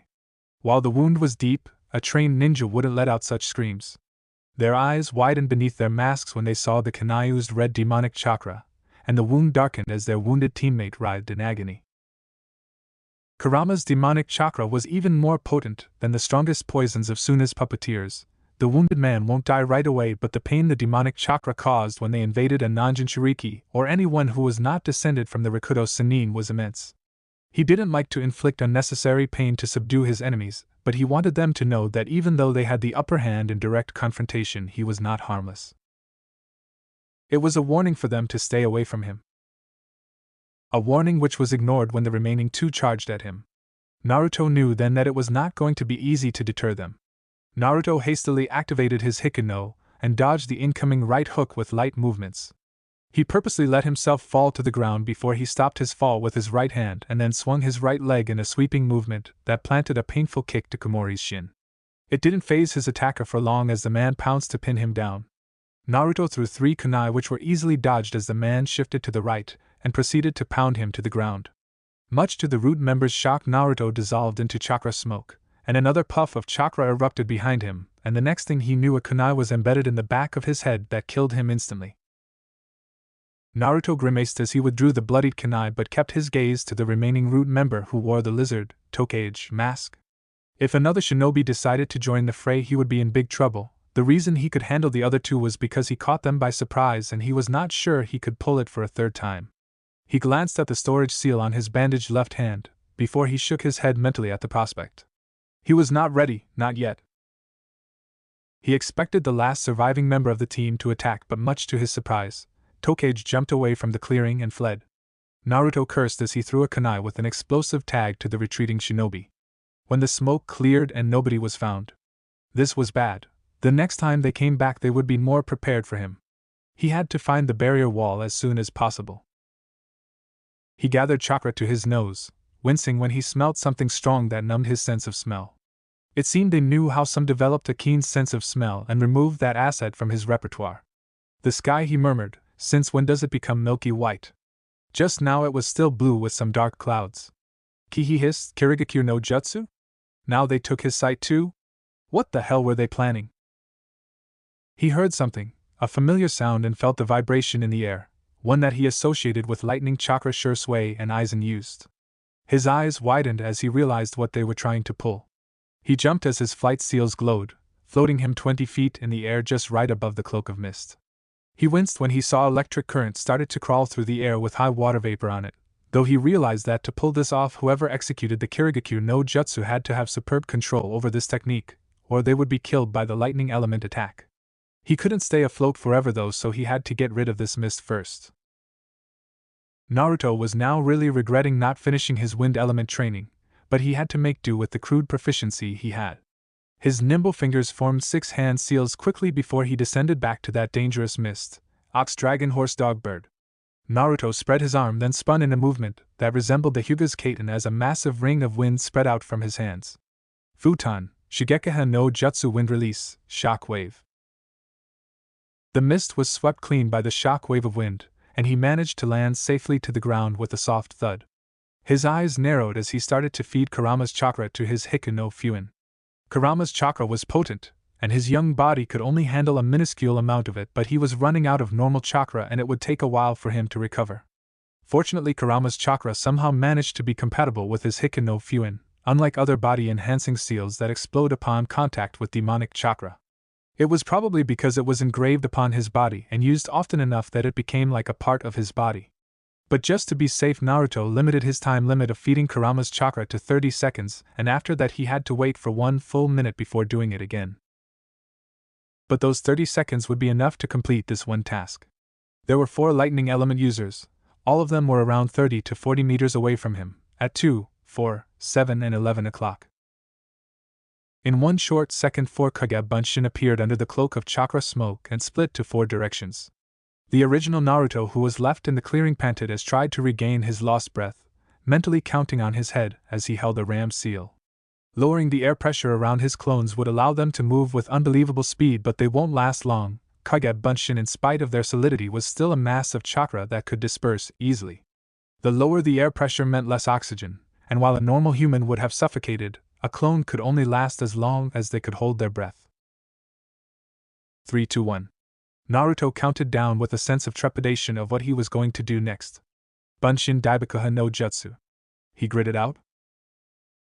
4 simultaneous explosions happened in 4 different directions, and Naruto gagged as the memory of 4 exploding clones returned to him. This time he was sure his attackers were dead, because before his clones exploded they had pounced on their targets. The numbing smell had gone because of his wind element attack, and he could smell properly again. Naruto soon regretted the return of his keen sense of smell, because the moment he sniffed the air, his nostrils were invaded by the sense of smoke, fire, and the worst of all, the scent of burning flesh. His attackers were indeed dead. There's no way they were faking that scent. Oh no, you don't! Kurama snapped, the Biju's roar echoing in his mind. Don't pass out here. We're not out of danger yet. Don't you dare! Naruto gritted his teeth as he struggled to stay conscious, but chakra exhaustion was something that not even an Uzumaki was immune to. He had to draw more chakra from Kurama to sustain his body, but that was not going to help for long. His young body was already too tired. Ugh, his blue eyes turned crimson and his whisker marks became darker. He fell down to the ground, just in time to dodge an ink animal that came out of nowhere, but the animated ink was able to shred his left sleeve. Sigh, he mouthed out with a grimace marred on his face. He almost forgot that boy was still around. He clutched his left hand. It was just a scratch that fortunately would soon be healed. Naruto cursed as he heard a roar, which no doubt belonged to Sai's ink animal. He also picked up the sense of remaining root members. They were trying to surround him. He fled deeper to the forest as fast as he could, dodging the traps they had laid for him. He didn't know how many root shinobi were left after he killed 6 of them with his exploding clones, but there was probably more than one 3-man cell, not counting Sai and his brother. In spite of his position, Naruto couldn't stop a nagging feeling that something was really wrong in the back of his mind. He knew something was wrong the moment he started fighting with Sai and his brother, and when he fought inside this barrier. I concur. What's wrong actually? Meh, who knows how you humans manage your messes, though I got to say it's weird having only kids popping up since you got trapped inside the barrier. Naruto's eyes widened at that. Kurama was right. He was fighting for his life, so he didn't really pay that much attention to their age. But these root members were so young. The oldest he encountered so far was that brother of Sai, who couldn't have been older than Itachi. That explained how they were much weaker than the root teams he encountered before. These teams are not the same as ones he met before he was separated from Itachi and shisui. They were trainees of root, which explained why he could catch them off guard with exploding clones while the other team survived.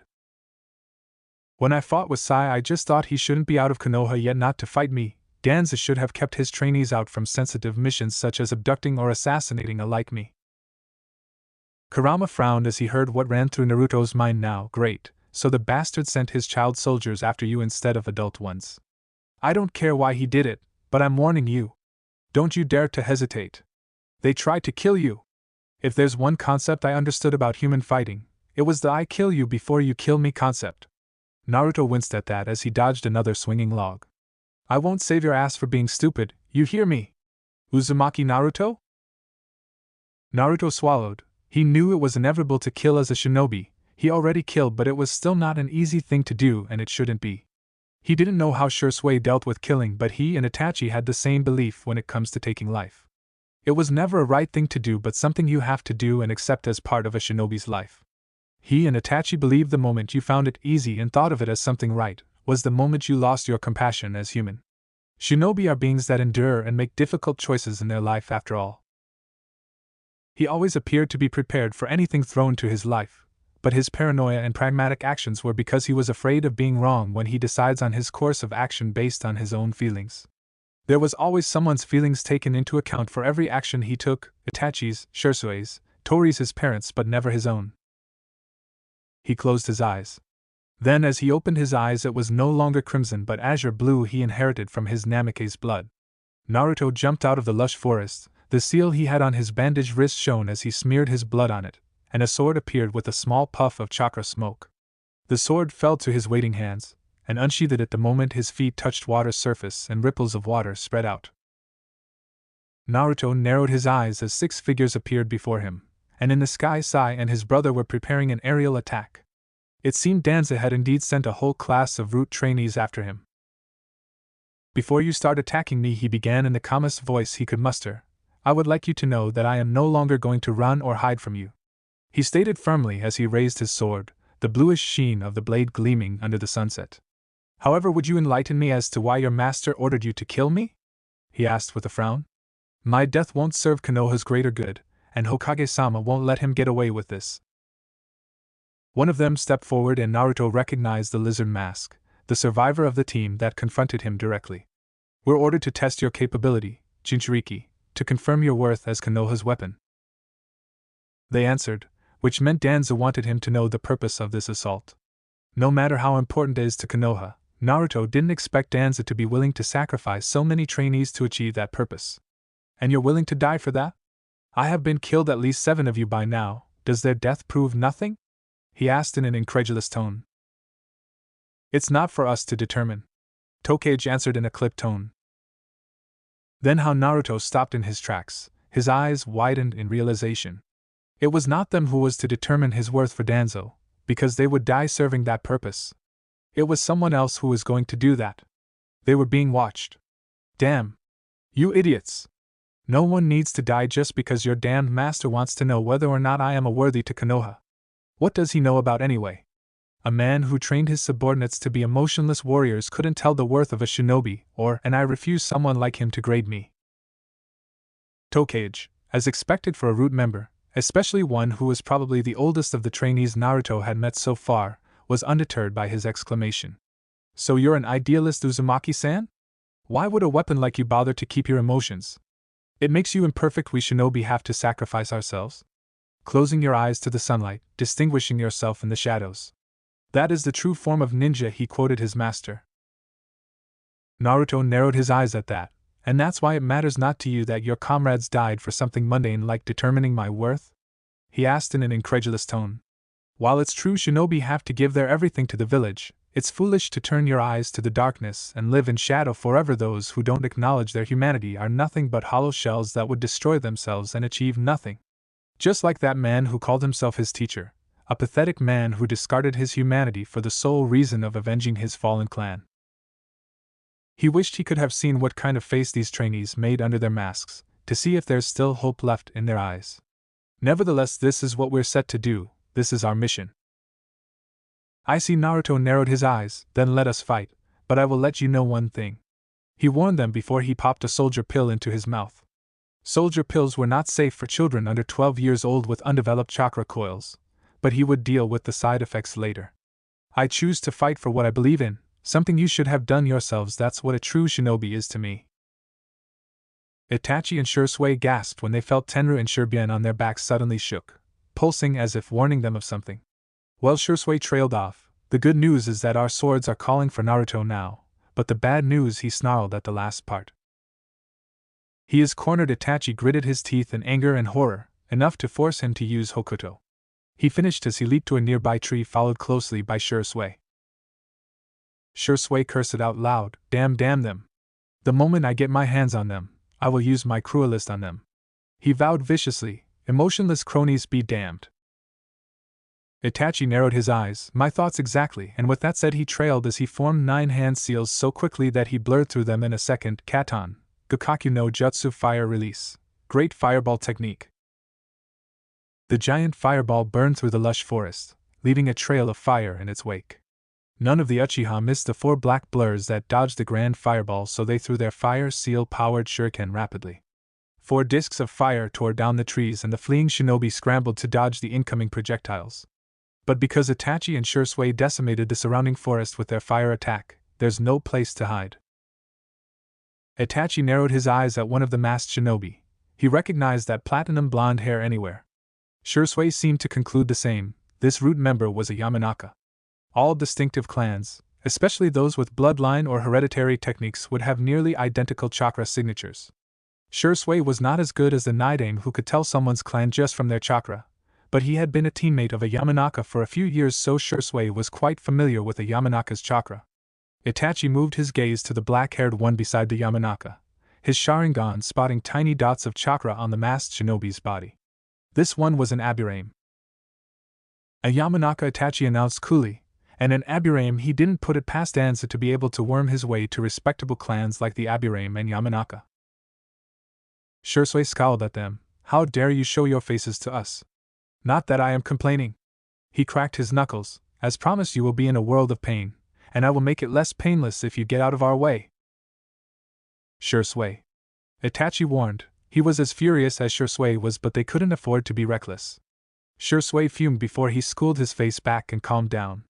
As much as I would love to ask no more than you to get out of our way, I can't ignore the fact that your master sent a Yamanaka to confront us. Damage control just in case, perhaps? Shisui quickly caught on what Itachi implied. That bastard war hawk intended to screw with them and got a Yamanaka to mess with their minds? It was one thing to do it to enemies and traitors, but to comrades? You dare? That does it. He unsheathed the shuriken, and his sword was instantly coated by lightning chakra. Itachi, it seems they're not going to move anytime soon, so I am going to make them. Itachi narrowed his eyes. So it seems he too unsheathed his blade, but it was enshrouded in flame. Make sure to incapacitate the Yamanaka first. He whispered, loud enough only for Shisui to hear. We won't like whatever plan they have with an expert of mind techniques. The Shushin expert grinned at that. Of course, Itachi. He saluted before he swung shuriken down to a seemingly empty air. Hanoi Kazura, fiery thunder. A torrent of lightning chakra jumped from shuriken and struck down the ground where the Yamanaka stood just a moment before. Itachi cut off their escape route. Blazing fire bloomed out of the top of his sword and engulfed the 4 shinobi. Shakurin Nti, Fire Emperor's blooming orchid. Itachi and Shisui frowned when they saw the 4 bodies dispersed as a burning swarm of Kikaichu. The Aburama was a sneaky fellow. Out of the four of Nuramesa's heavenly blades, Shuribian was the oldest, followed by its brother Tenru, then Hokurakushimon, and the Hokuto Shikizai he held was the youngest of them all.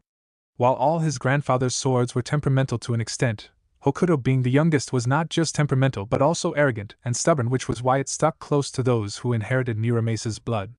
Hokuto, like any other Shisaitan, desired wielders with a strong resolve, with strength in both mind and body. They valued only the genuine power of its wielder, thus using chakra that's not his own when using Hokuto was out of the option. You could be their wielder, but apparently lowering their standards was not in the contract. Naruto had heard enough gory stories of wielders of the Shisaitan that fell victim to their swords, and the moment Naruto was chosen by Hokuto Shikizai, Naruto knew this sword won't hesitate to reject him the moment he was deemed unworthy. Blood relation with its forger be damned. Naruto wasn't going to lie that the reason he never used Hokuto in a real battle or spar was because he was afraid his grandfather's legacy would reject his resolve. But now that fear was so far away, there's nothing to fear as long as he believed in what he lives for. That was his mind. In terms of length, Hokuto had a longer reach than Root's Tanto, and combined with its sharper blade, based on weaponry alone he had the better edge. His Chikuto clashed with the Tanto of his attacker, the one with the mask of a bat but with a different color than the one he saw before. The second Komori Root member was definitely younger than the first one and much weaker. He pushed on and cracks started to appear on Komori's Tanto. Which was no wonder since clashes between blades are determined by sharpness. Why don't you stop now? Naruto urged on, pushing more chakra to his right hand. This is a senseless battle. Dying here wouldn't serve the greater good you worship so much. Naruto shouted as he shattered Komori's Tanto beyond repair. Naive. Tokage whispered as he swung his Tanto to Naruto's unprotected left waist. You have a bad habit of leaving your left side open when you enhance your right hand with chakra. He warned the Tokage paused as a sharp pain came from his right shoulder. The naive one is you, Naruto returned, who discarded your emotions and strived to follow orders without your own judgment. Naruto stated sternly, raising my left hand was not a bad habit, but because I am used to. He trailed off as he pulled the blade that was embedded on Tokage's shoulder, earning a small grunt of pain. Wielding two swords, Naruto said as he held two nearly identical swords, one shorter by one shaka than the other. Hokuto Shikizai was an asterism that was formed by 7 stars and divided into 2 groups. 4 stars are called Tokai and the other 3 are called Tohayo. The longer sword he held on his right was Tokai while the shorter one was Tohayo. This was the true form of Hokuto Shikizai. Naruto pushed chakra to his feet, which made the water surface explode due to chakra overload, which caused it to narrowly dodge Tokage's Tanto from cutting his leg. It seemed they figured out the existence of Hikken no Fuin and wanted to damage the seal. Naruto swung Tokai down to the defenseless Tokage, but instead of aiming for a vital spot, Naruto shattered his mask. The other root members charged with their Tanto drawn. Naruto ducked, then in a split second gritted his teeth around Tokai's handle and formed a half seal with his right hand. 3 Kage Bunshin appeared in a small puff of chakra smoke, and Naruto could feel the familiar burn in chakra coils and distantly hear Kurama throwing tantrums about brats ignoring the dangers of going past their own limits. Great, Kurama was pissed. Nah, he would deal with Kurama's tantrums later, it's not. Boom! A loud explosion echoed through the air, but it was pretty far away. Naruto used the split second of their distraction to put a distance between him and the root teams. Naruto caught the sight of smoke rising at 2 o'clock. It seemed Itachi and Shisui had a hell of a time dating their inner pyromaniac. Though in Shisui's case, he was blatantly a pyromaniac who used both fire and lightning whenever he could. Hakurai looked ready to faint when informed that Shuribian and Tenru respectively had grown to be compatible with lightning and fire element chakra. It seemed the old seal master had a bad experience with the uchiha and their pyromaniac tendencies. Tokage looked unfazed by the smoke that was no doubt a sign that his comrades were in trouble by now. Naruto could see his face. Tokage was the same age as Shisui, with brown hair and eyes in the same color. Naruto didn't care how Tokage looked, but he had seen those kinds of eyes before. He had seen it in Tori's, though it was slightly different. Those were the eyes of someone who accepted death. While in Tori's eyes it was laced with kindness, gratitude and regret for not being able to keep protecting him, in Tokage's it was a plain acceptance that he had to die. As if death had to come to him just because the mission dictated so.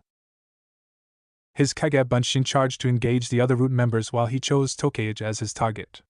He formed the offensive stance of his Kenjutsu, and then he charged. Tanro, ravenous wolf. There are 7 blind spots in a human being's movement, and in this style the sword guides the wielder, connecting these spots in a series of attacks that could cripple and then kill their opponent. Naruto scowled. If they valued their life so cheaply, he would show them it was not that easy to welcome death. Common, giant gate. Naruto murmured as he stepped back, his hands spread out as he swung both swords in wide movement, sending waves of wind that hit all of them at once. Naruto was well aware he was forcing his body to its limits to keep going, but he couldn't and wouldn't hesitate. Rokusen, jovial life. Mangoku, zenith of euphoria. Rincho, clarity. Magoku, night song. Naruto gritted his teeth as he forced his hands to form the last star of Hokuto Shikizai, crossing his arms above his head, sending a wave of chakra above them which rained down, injuring the whole squad of shinobi at once. Heigan, warriors of destruction. Hokuto Shikarenjuku, asterism of the 7 northern stars.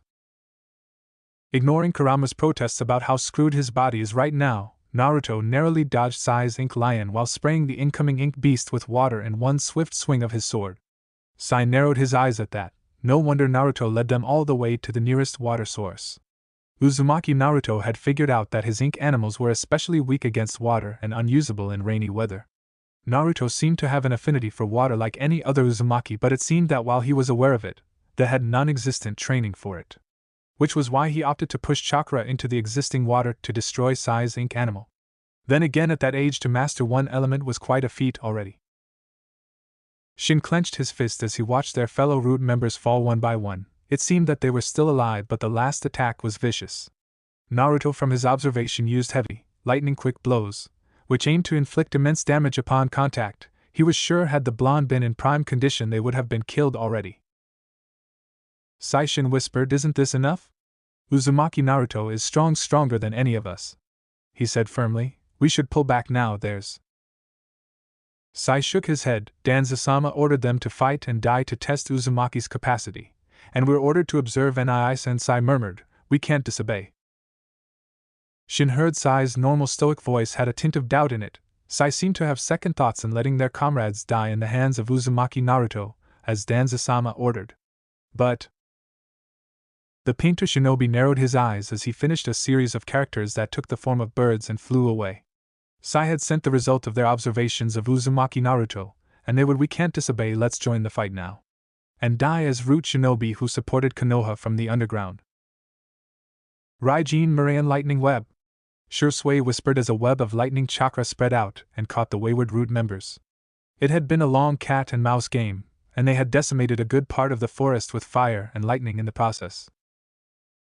Itachi craned his neck as he observed Shisui's handiwork. It took quite a while to round them up, and if not for their swords they would have been at a disadvantage.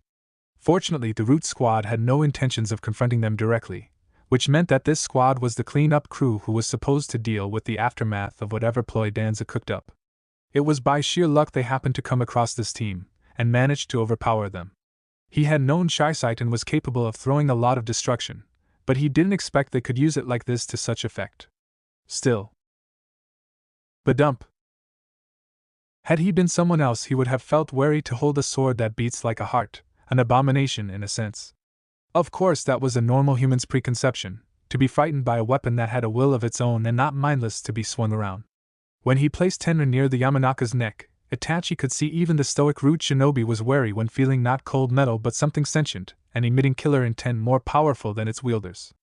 Itachi could almost see that instead of a metal blade, what rested against the Yamanaka's neck was the jaw of a hungry wolf. The blonde had the same opinion, it seemed, judging from how he looked at Tenru instead of Itachi who was holding it. "Itachi," Shisui called out, holding a mask he had taken from one of root members. "Aside from that Yamanaka and one Abirame, the others are not from any clan I know of in Konoha." He shouted at the Uchiha's heir, "What should we do to them?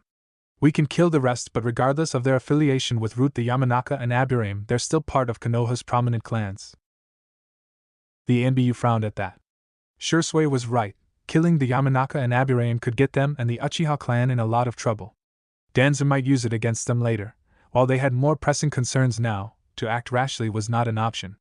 "We have no time to waste with them, but it seems that Yamanaka is the brains of this mission," And he didn't like the implication of what a Yamanaka is doing in a presumably assassination/abduction mission. Danza either wanted to wipe their memories clean or brainwash them, and he probably planned to overwhelm them with numbers before doing so.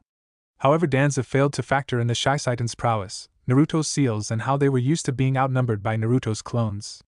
One would eventually learn how to fight efficiently when someone who had superior chakra capacity and stamina fought and outnumbered you on a daily basis. Itachi narrowed his eyes. Well, we've incapacitated them, and we can't afford Danza to discredit us, our clan, or the tower. Shisui snorted. I can imagine it already. The Uchiha's history with betrayal was still strong in the mind of old folks like Danzu, never mind his father had been loyal till the end. Unfortunately, there were no non-Uchiha witnesses that could attest to their innocence, and Danzu could skillfully weave this incident to his liking. Too bad for Danzu, Naruto had a well-deserved paranoia when it comes to him. Shisui turned to one of non-clan root members, pointing at the dark-haired man. You will do it. He grinned. Kage Bunshin no Jutsu. He whispered as a replica of him appeared. Itachi, let's go. My Kage Bunshin will mess around with them for a bit, and we'll be scot-free. Itachi sighed at that. Very well. Clank.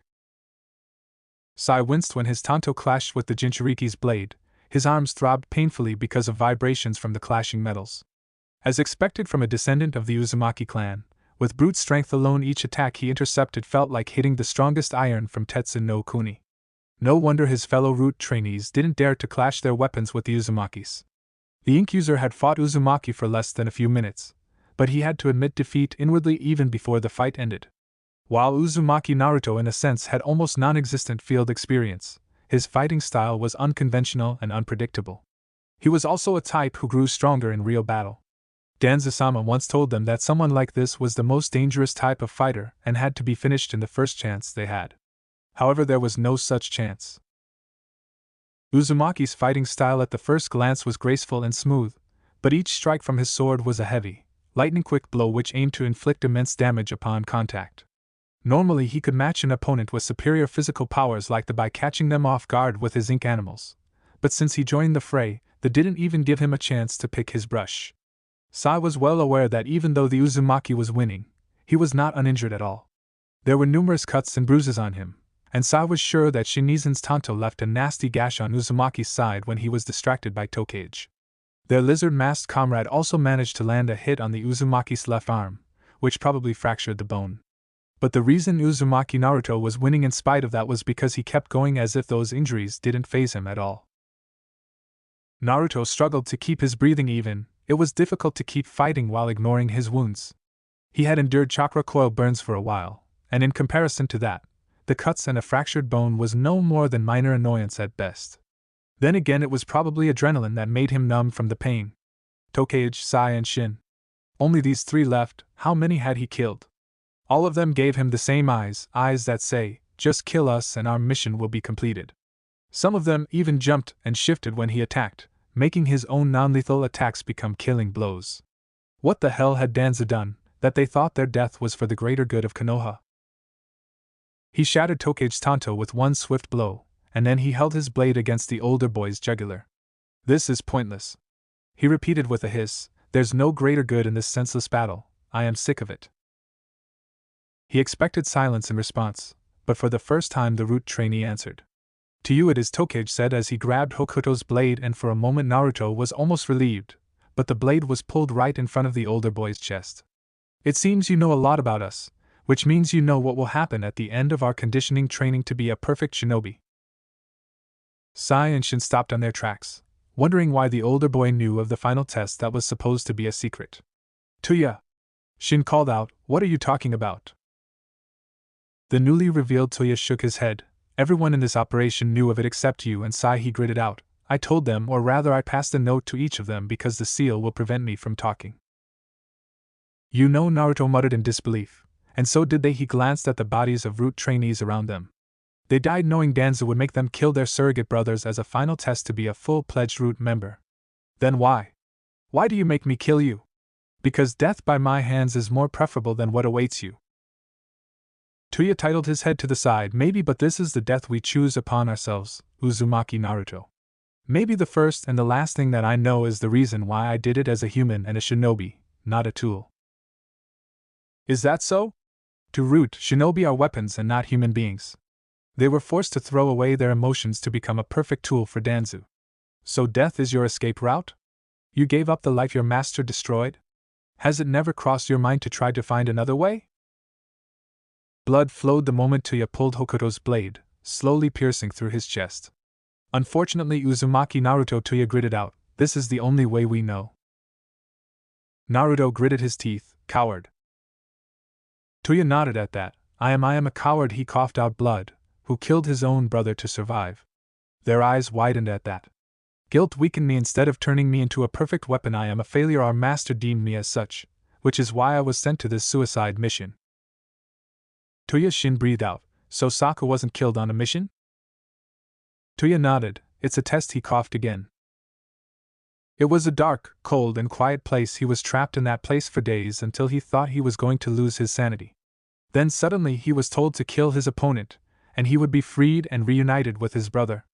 He was desperate, and before he knew it, he had killed someone in that dark place.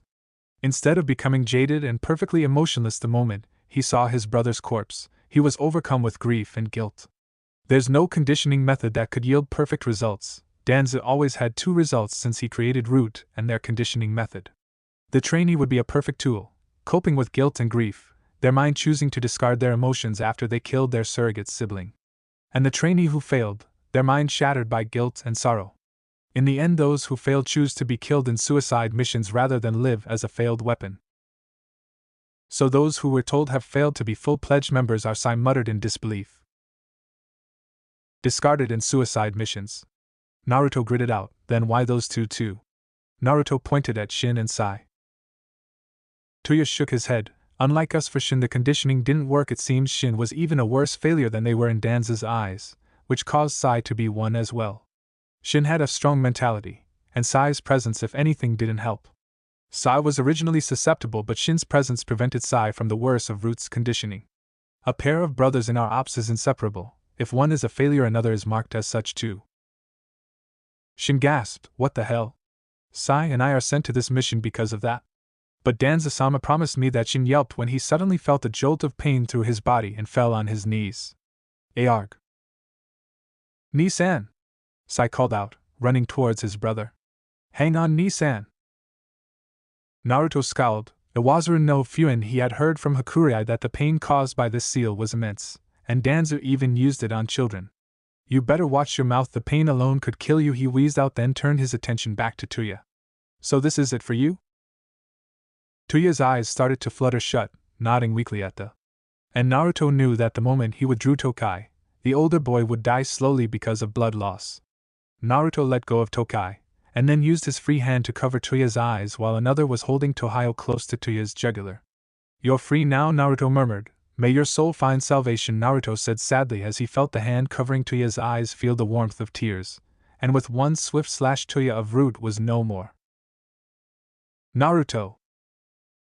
Naruto didn't know why, but the moment he heard the familiar voice of Itachi and Shisui, he felt so relieved, and his body gave in to exhaustion and injuries he suffered. Naruto didn't hit the cold water surface because Itachi was quick enough to catch him. The Uchiha's scion looked pale and panicked, just like when Aizen almost killed him. Itachi was such a worrywart, he mused. Then again, at the rate he kept endangering himself, Itachi might get a heart attack soon. He swore that since Itachi befriended him, the stress lines on Itachi's face have only deepened. I messed up again, he coughed out. So sorry, Itachi. Shisui. Shisui shook his head. Just shut up, Chibi. He snapped as he inspected Naruto's wound. He was no medic, but he knew enough to know superficial wounds when he saw it. Oh shit! A fractured arm, and you also lost a lot of blood. Can't you ask him to heal you now? These aren't life-threatening for now, but you're in a lot of pain and a trip to the nearest medical facility is going to make it worse. Naruto laughed softly at that. Used too much, he murmured incoherently. Give me a day to sleep it off, and I will be fine. You're impossible. Itachi chided him, leaning the Jinchuriki's head against his chest. A fractured arm is not something you could sleep off. Besides, he trailed off, glancing at their surroundings. 1, 2, 3 added with the corpses they saw on the way here. How many of them had Naruto killed? Aizen was one case. Contrary to popular belief, the first kill was not the worst thing a shinobi experienced in their career in assassination. Especially since Naruto killed Aizen with unconventional methods, and Naruto was more saddened by the death of his ANBU guards to mull over his first kill and the political chaos that followed. Now, however, Naruto killed these shinobi in self-defense, and there's nothing that would distract him from the guilt. He knew Naruto would recover, but the pain would linger there. And there are the two survivors of this mess, and judging from the situation, they couldn't put up a fight anymore. Now that they had lost their masks at one point in their scuffle with Naruto, Itachi could see they were young. The black-haired boy resembled Sasuke a little, and was the same age as Naruto and his brother. The white-haired boy was a bit older, probably around 10 years old. Itachi was snapped out of his thoughts when Naruto sat up and turned to face the two brothers. "What do you want to do now?" Naruto asked softly. That was a simple question, but for some reason the two reacted as if Naruto just dropped a bucket of ice water on their head. "We don't know," Shin admitted warily. They couldn't go back to Route after they failed their mission, and running away was next to impossible because of the tracking seal Danza placed on them. "Nisan, what should we do now?" Sai echoed. The younger brother looked equally at a loss of what to do. He had been prepared to die for this mission, but after watching Tuya's death and suffering, he was not sure he was willing to do so. Shin regretted answering Naruto honestly. How could he say that? He should be a reliable brother to Sai, and here he made his brother worried. Then again, he really didn't know what would become of them. Shin's eyes widened when he saw Naruto walk towards them. His sword was sheathed, but Shin was not a fool to forget this boy was the one who killed their fellow Root members. What if he thought they would be better off dead? Shin wrapped his arms around Sai, who was still dazed from the whole ordeal, and yelled at the approaching. "I won't let you kill my brother! Stay away! Don't come any closer!" Sai was stunned by his brother's hysteric shouts. Shin was always emotional, but he never heard his brother act like this. "Nisan?" Naruto sighed wearily. "In case you forgot, I shouted myself hoarse to convince your comrades from throwing their life away. What makes you think I am going to kill you now?" As Shin blinked owlishly at that, and realized it made sense. The white-haired boy was unwilling to let go of his brother yet, though. "I guess." Itachi and Shisui, who stood right behind Naruto in case he collapsed again, sighed at that. It was so Naruto to try to talk his opponent out of their stupidity even though they tried to kill him. They had a feeling it would be a routine for Naruto. "It seems unlike them you still choose to live." He smiled sadly at that. "Good, very good," he laughed softly. "I have a proposition for you," Naruto offered. "You do?" Shisui raised an eyebrow at that, since uchiha. Shisui had his mouth covered by Itachi and wisely shut up. Shin and Sai looked at wondering what Naruto wanted from them. Shin didn't know why, but for some reason he had come to a conclusion that their fate was in the younger boy's hand now. "Proposition?" he echoed. Hope started to swell on his heart when he saw Naruto reaching out a hand to them.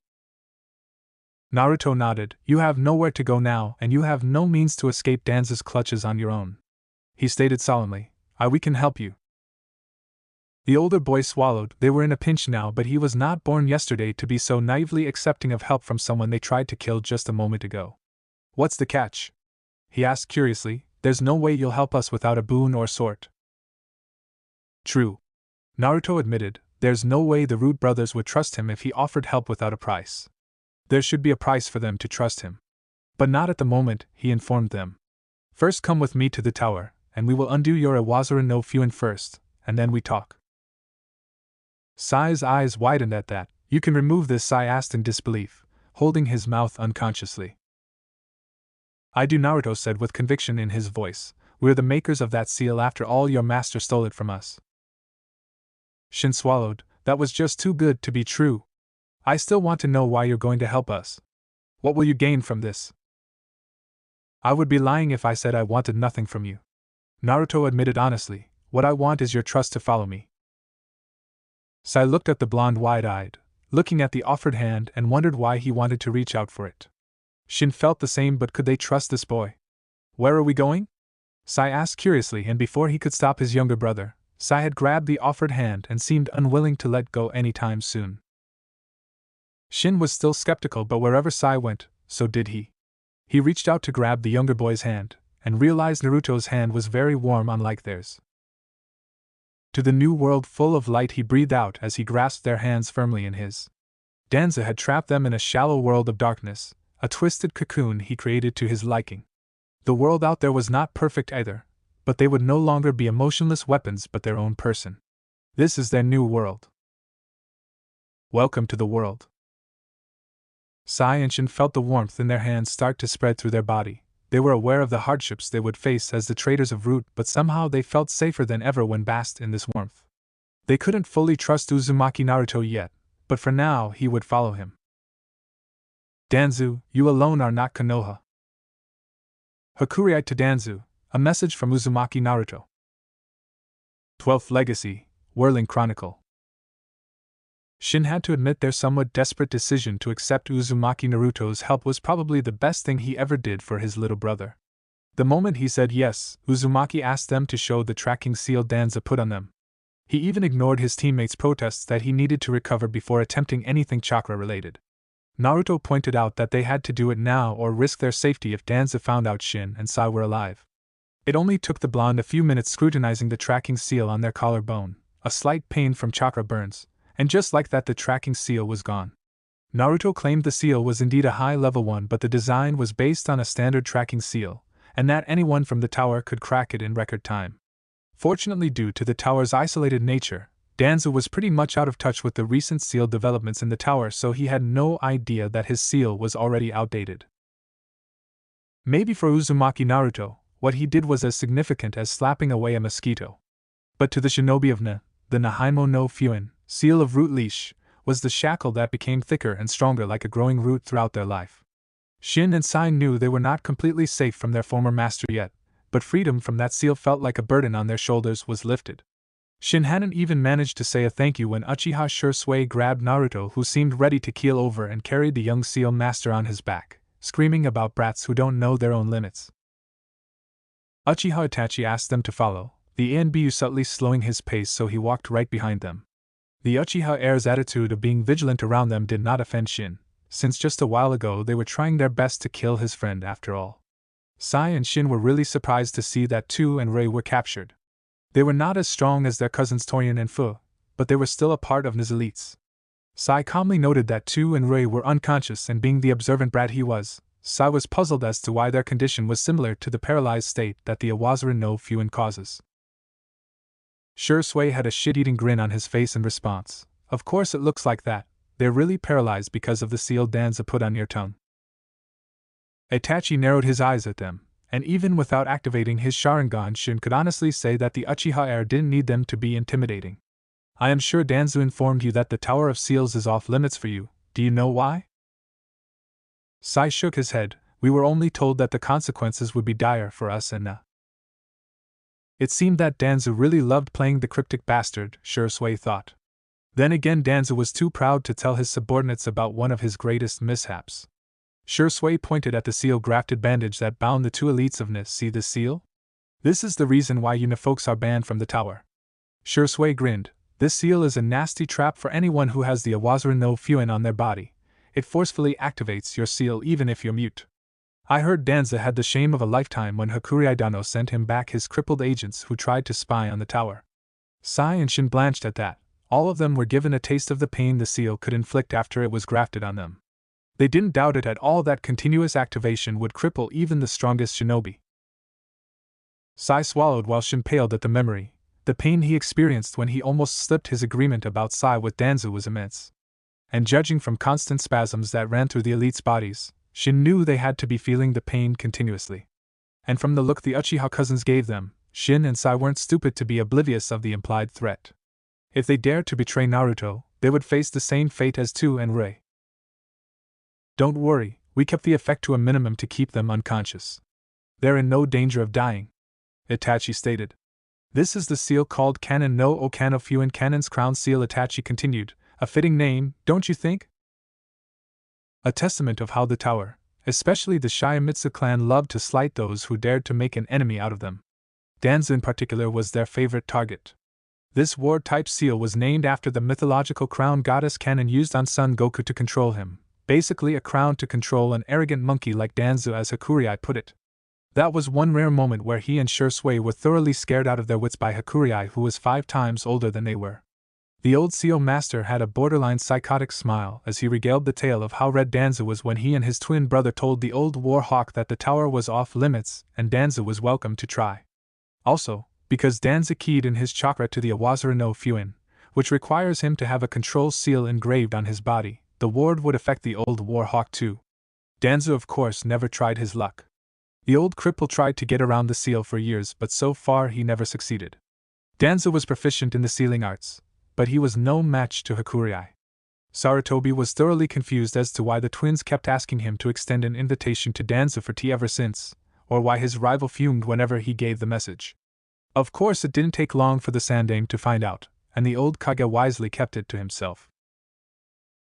Konoha, Hokage's tower. This is unreasonable. Hiruzen gritted out to his old friend and comrade, though after everything they had gone through, the Sandaime didn't know if he could still call Hakurai as such and vice versa. Hakurai, being the old manipulative bastard he was, didn't back down even when the Sandaime started leaking killing intent. It's reasonable. Hakurai retorted, Naruto-sama doesn't need distractions. You just want to keep him attached to the tower and your people, cutting his ties with Konoha. Sandaime spat in anger, you have no right! Kakashi and Jiraiya have the right to be in his life. Kakashi was like a surrogate son to Minato and Jiraiya is his godfather. The seal master snorted, cutting his ties with Konoha? You think so lowly of me now, Hiruzen? He shook his head, I have not forbidden him to be a shinobi of Konoha, or become a friend of Uchiha Itachi and Uchiha Shisui. Don't you forget, Hiruzen, my clan is a vassal of the Uzumaki. I have no right to dictate his life. If Naruto-sama wants to protect this ungrateful village, then so be it. I doubt I could convince him to do otherwise. In spite of everything, this place is his home.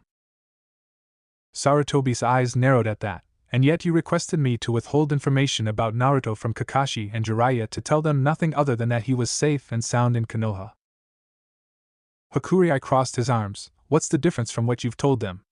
I know they never tried to inquire more than you told him about his life. Sarutobi flinched at that. They feared the guilt that would consume them if they know that they abandoned him to hateful villagers that couldn't differentiate between the prison and prisoner. I told them to stay away. How easy do you think it would be to put 2 and 2 together if they're involved with a blonde blue-eyed child? The Sandaime gritted out. It would put Naruto-kun in danger. Of course. Hakurai agreed in a sardonic tone. The villagers of Konoha are much dumber than our enemies, they couldn't see that. Ha! He barked a laugh that eerily reminded Sarutobi of Hashirama-sama when he was drunk. Sarutobi gritted his teeth, you couldn't compare them, and the villagers couldn't even bear to look at Naruto's face. Hakurai slammed his fist on his desk, there you say it. Did that Hatake brat and Jiraiya ever tell you how much it pains them to see Naruto-sama? I bet they couldn't. I don't know them, I admit, but their absence from Naruto-sama's life tells me that much. You order them to stay away? Since when did you think that 2 of the most brilliant shinobi in Konoha couldn't get around that simple restriction? They probably didn't even put up a fight when you asked them. Sandaime ran his fingers through his wrinkled face, ashamed that he couldn't defend Jiraiya and Kakashi. Though to be fair, there's nothing to defend. Hakurai, while it's understandable you don't want them to be anywhere near Naruto-kun, the decision is still Naruto-kun's if one day. Hakurai snorted, of course that's if that one day ever comes. I wouldn't prevent them, however. If they want to be in his life they have to earn that right, and not just take it for granted because of who they were to Naruto-sama's parents. The Sandaime trailed off. Nobody who has done nothing for Naruto-sama. Hakurai cut the old Kage off. Their relationship with Minato-kun and Kushina-sama is meaningless to me the moment they chose to live in bliss of ignorance of Naruto-sama's suffering. Sarutobi clenched his fist. He knew that, but whenever someone told him to his face it was still painful to accept. Kakashi was still grieving, and even when he was barely able to hold himself together, Sarutobi couldn't imagine how Kakashi could bear to look at the splitting image of his sensei and Kushina. Jiraiya was faring better than Kakashi, but though was still wallowing in guilt for not being there when Minato died. Both of them saw Naruto as a reminder of their loss. Very well, he conceded reluctantly, I will do as you say, Hakurai, as long as you do the same. Hakurai nodded, of course, unlike your villagers I know of my obligations. Sarutobi sighed wearily, it seems you've taken a liking in guilt-tripping me. Hakurai. He snorted. I don't, but unfortunately everything concerning my brother Sarutobi flinched, and Naruto-sama are things that give you guilt. Guilt that you won't overcome anytime soon. He shook his head. You have made a lot of mistakes, Sarutobi, and I don't know if I could ever forgive you, but you have to know one thing. What is it? I will never betray Naruto-sama, and in extension Konoha. I won't betray Konoha, for his sake. He stated solemnly. Be grateful to Naruto-sama for that. I owe Naruto-kun too much already. I guess I will start to pay the debt on my and Konoha's behalf. Hakurai snorted. About time. Koishiro no Kuni, Country of Pebbles. They took a detour to a small village, renting a room to rest for the night. Shin and Sai were tasked to carry Rei and Tu to their room shinobi style via a window so they wouldn't need to waste chakra to disguise their captives. They rented one big room, enough for 5 people. Tu and Rei didn't count since Shisui made sure they wouldn't wake up anytime soon. Shin was really glad he and Sai weren't in their position now, since on top of the Kannon no Okano Fuin Cannon's crown seal, Uchiha Shisui placed a chakra suppression seal, a tracking seal, and any number of seals you could name to be placed on prisoners.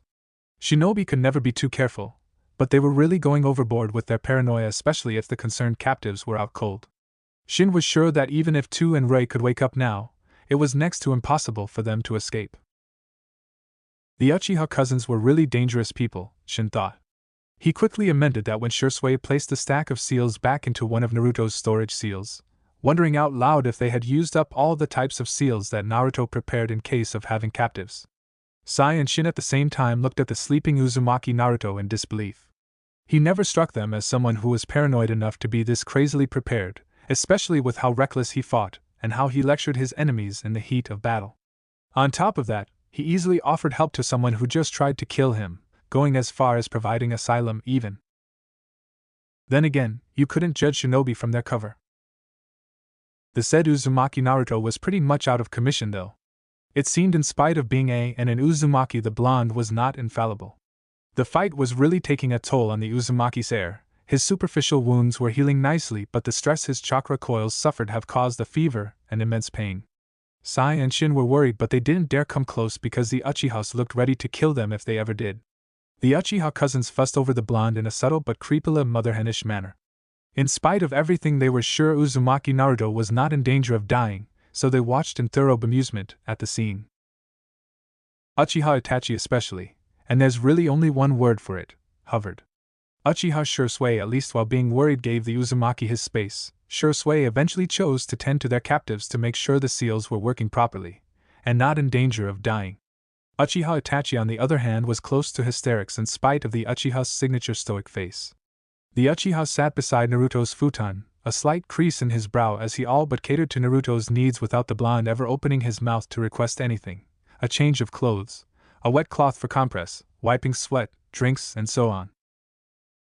Itachi Naruto opened his eyes slowly. One of his eyes closed as Itachi wiped the sweat near his eyebrow. It's getting late, you need to rest too. The Uchiha heir frowned. I would be fine. His voice was even, but Naruto could tell Itachi was being stubborn. Naruto sighed wearily at that. Itachi, don't be stubborn. You're even weaker than Shisui in terms of stamina. If you force yourself, you'll not be in top condition for travel. Naruto could hear Shin's breath hitch even though he was sitting in the far corner with Sai. The white-haired boy probably found it funny. Naruto chided Uchiha Itachi so bluntly. Itachi opened his mouth to protest, but Shisui entered the room with 2 trays of food. It's a bit late for dinner, but I think we need to fill our stomachs with something before we sleep, he said as he put one tray near Itachi and Naruto. The other was placed near the surrogate brothers. You guys should eat too. It's just porridge, hot spring-boiled eggs and pickled radish though. Shin beamed as he bowed to Shisui in gratitude, followed by Sai. Thanks. In another corner of the room, Naruto scowled. Itachi, he began, glaring at the spoon that was shoved in front of his mouth by Itachi. I can eat by myself. Your arm is fractured, remember? Itachi pointed out. It's not my dominant arm, Naruto retorted with a huff. Don't be stubborn, Itachi said, echoing Naruto's words from before. Just eat. Naruto flushed a deep red. Look who's talking.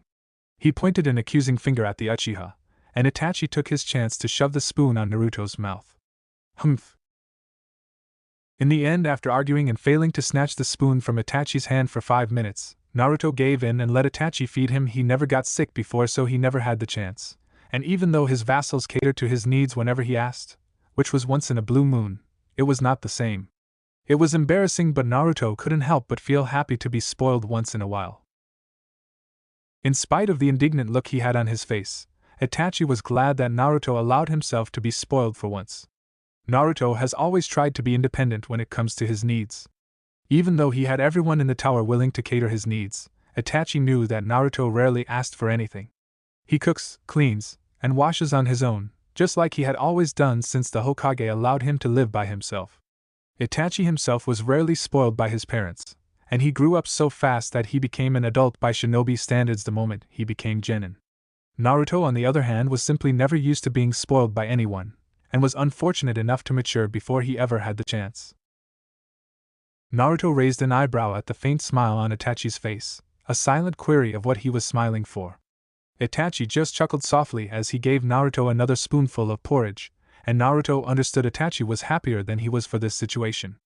Itachi was so weird sometimes, not that he disagreed. It felt nice. Hai no Kuni's border, 2 hours journey from Konoha.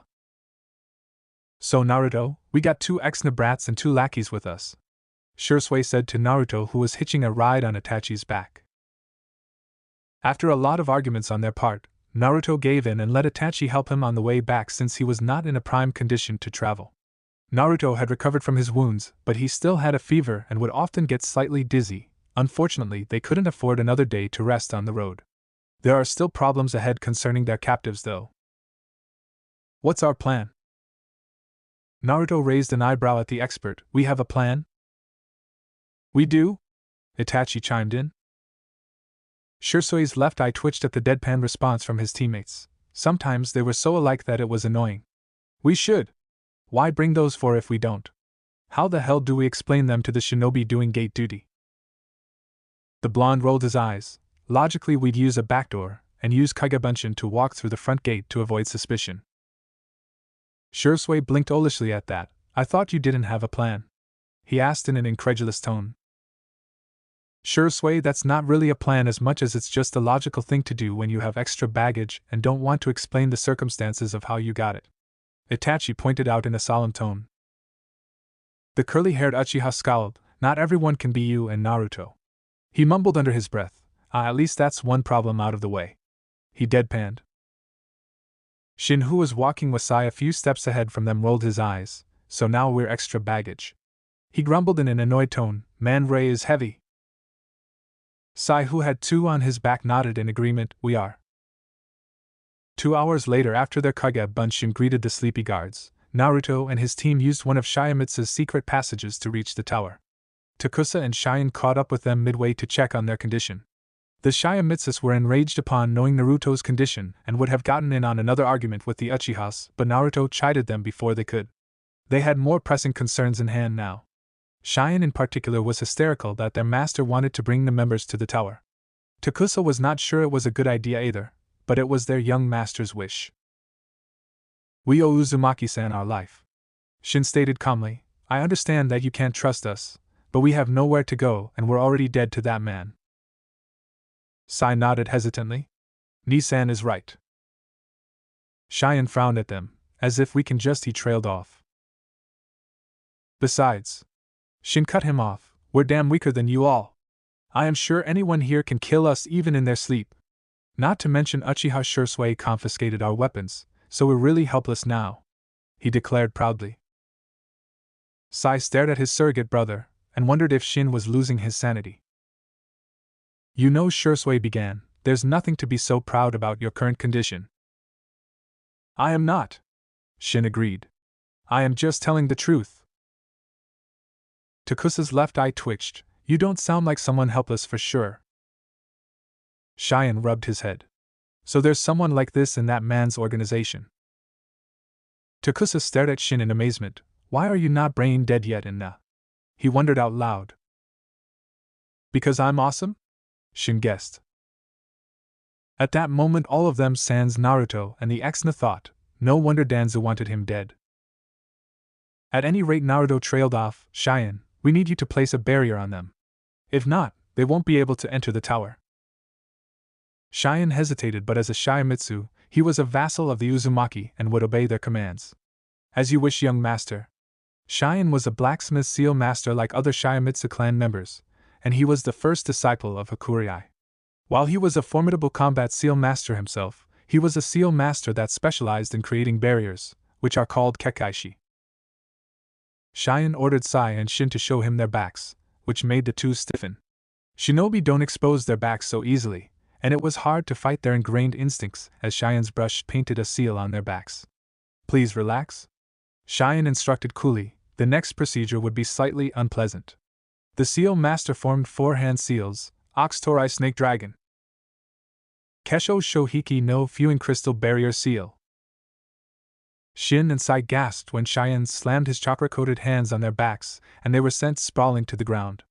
Shisui couldn't help but burst into a fit of laughter when he saw the two had their faces comically planted on the ground. Ha ha ha ha ha! The brothers groaned in pain as they stood up. Their eyebrows twitched when they saw particles of chakra glimmering above their skin. What the hell is this? Ha ha ha ha ha! Shisui laughed louder, tears pooling on the corner of his onyx eyes. You gave them bishi sparkles. Shion turned to Shisui with a murderous look on his face. I beg your pardon? He snarled. The curly-haired uchiha snorted. My sides hurt. Seriously, Shion?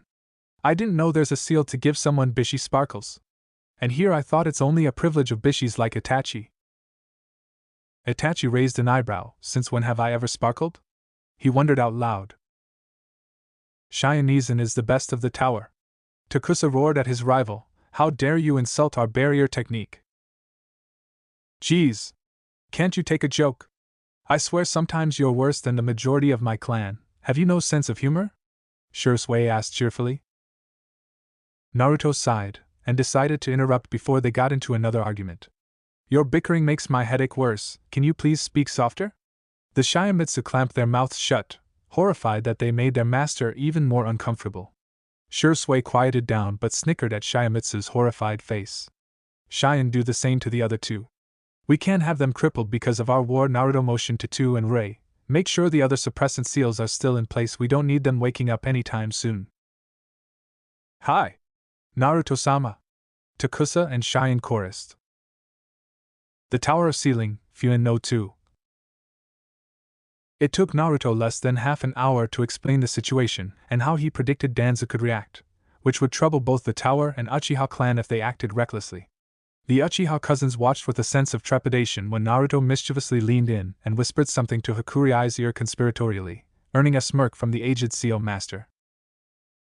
I don't see why not, Hakurei said with a voice that was far too calm for someone who just received shocking news of how his master was attacked and brought back 2 defected Nikids and 2 captives to boot. Shin and Sai gaped at the old seal master. He granted their request for asylum so easily. They thought the tower hated No with passion, and yet they were off of the hook just like that. Hakurei sighed wearily. Of course we're going to be putting a tracking seal and other standard seals for captives under probation. We also can't let you out of our tower for at least he trailed off, a year or so. It depends on how you behave, of course. Naruto, who insisted on being present in Hakurei's office, smiled at his oldest vassal. Thank you, Hakurei. The old seal master crossed his arms. Well, I can see a reason to give asylum to Saikun, young master. That's not my only reason, you know, Naruto murmured with a sigh. He and his brother need it, and I couldn't let them be discarded on Danzo's whim. Hakurei cleared his throat, and then looked at the puzzled Exnit children. First of all, you should know that you received asylum in our tower because of Naruto-sama's generosity, he stated firmly.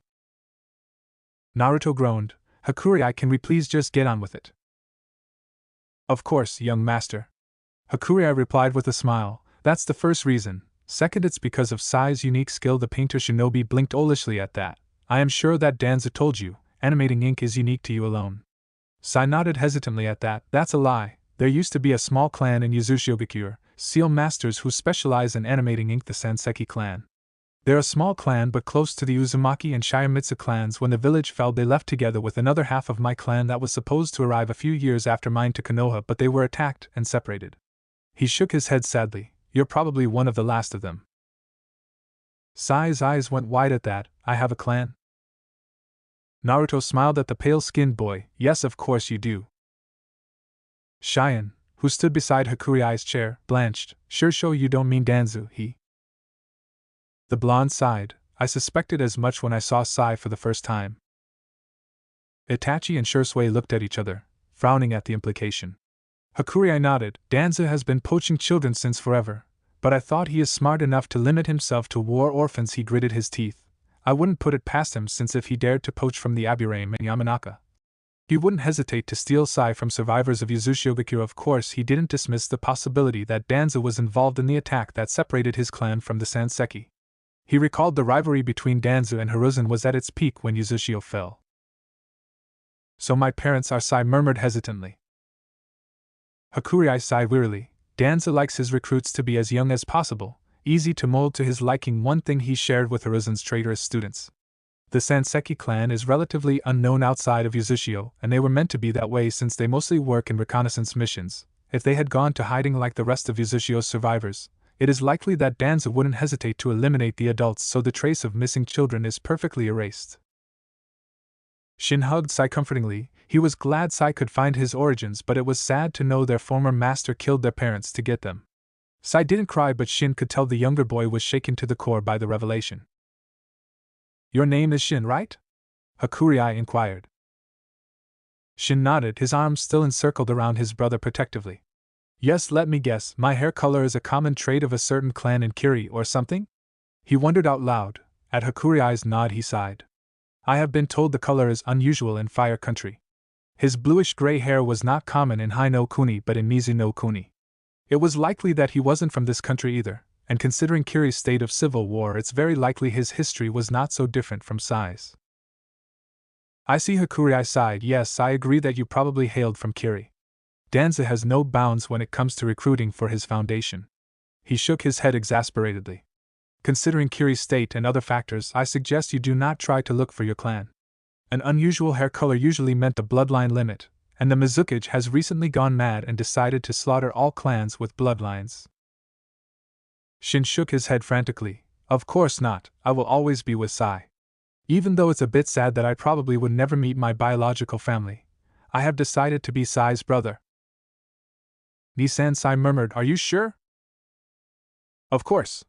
Do you think I have a heart to leave my beloved little brother for an unknown family I have in a bloody mist?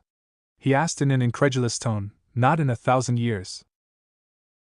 Hakurai watched Shin fuss over his surrogate brother, reminding him of his late brother Sanjetsu. These children were so lucky they got a chance to start a new life after what Danzu had done to them, looking at the Yamanaka and Aburame they captured. However, Hakurai was not sure if those two could ever live a normal life. He cleared his throat. Naruto-sama, what would you like me to do? Hakurai asked in a solemn tone. His young master was still weak from the ordeal he had been put through yesterday, but he could see determination in those blue eyes. A sharp mind and a benevolent heart that made his clan fall in love with their young master. Do your best, Hakurai, he said with a knowing smile. The old seal master flashed a somewhat childish grin in response. As you wish, young master. I presume we will approach Yamanaka Inoichi and Aburame Shibi after I am done with a certain someone?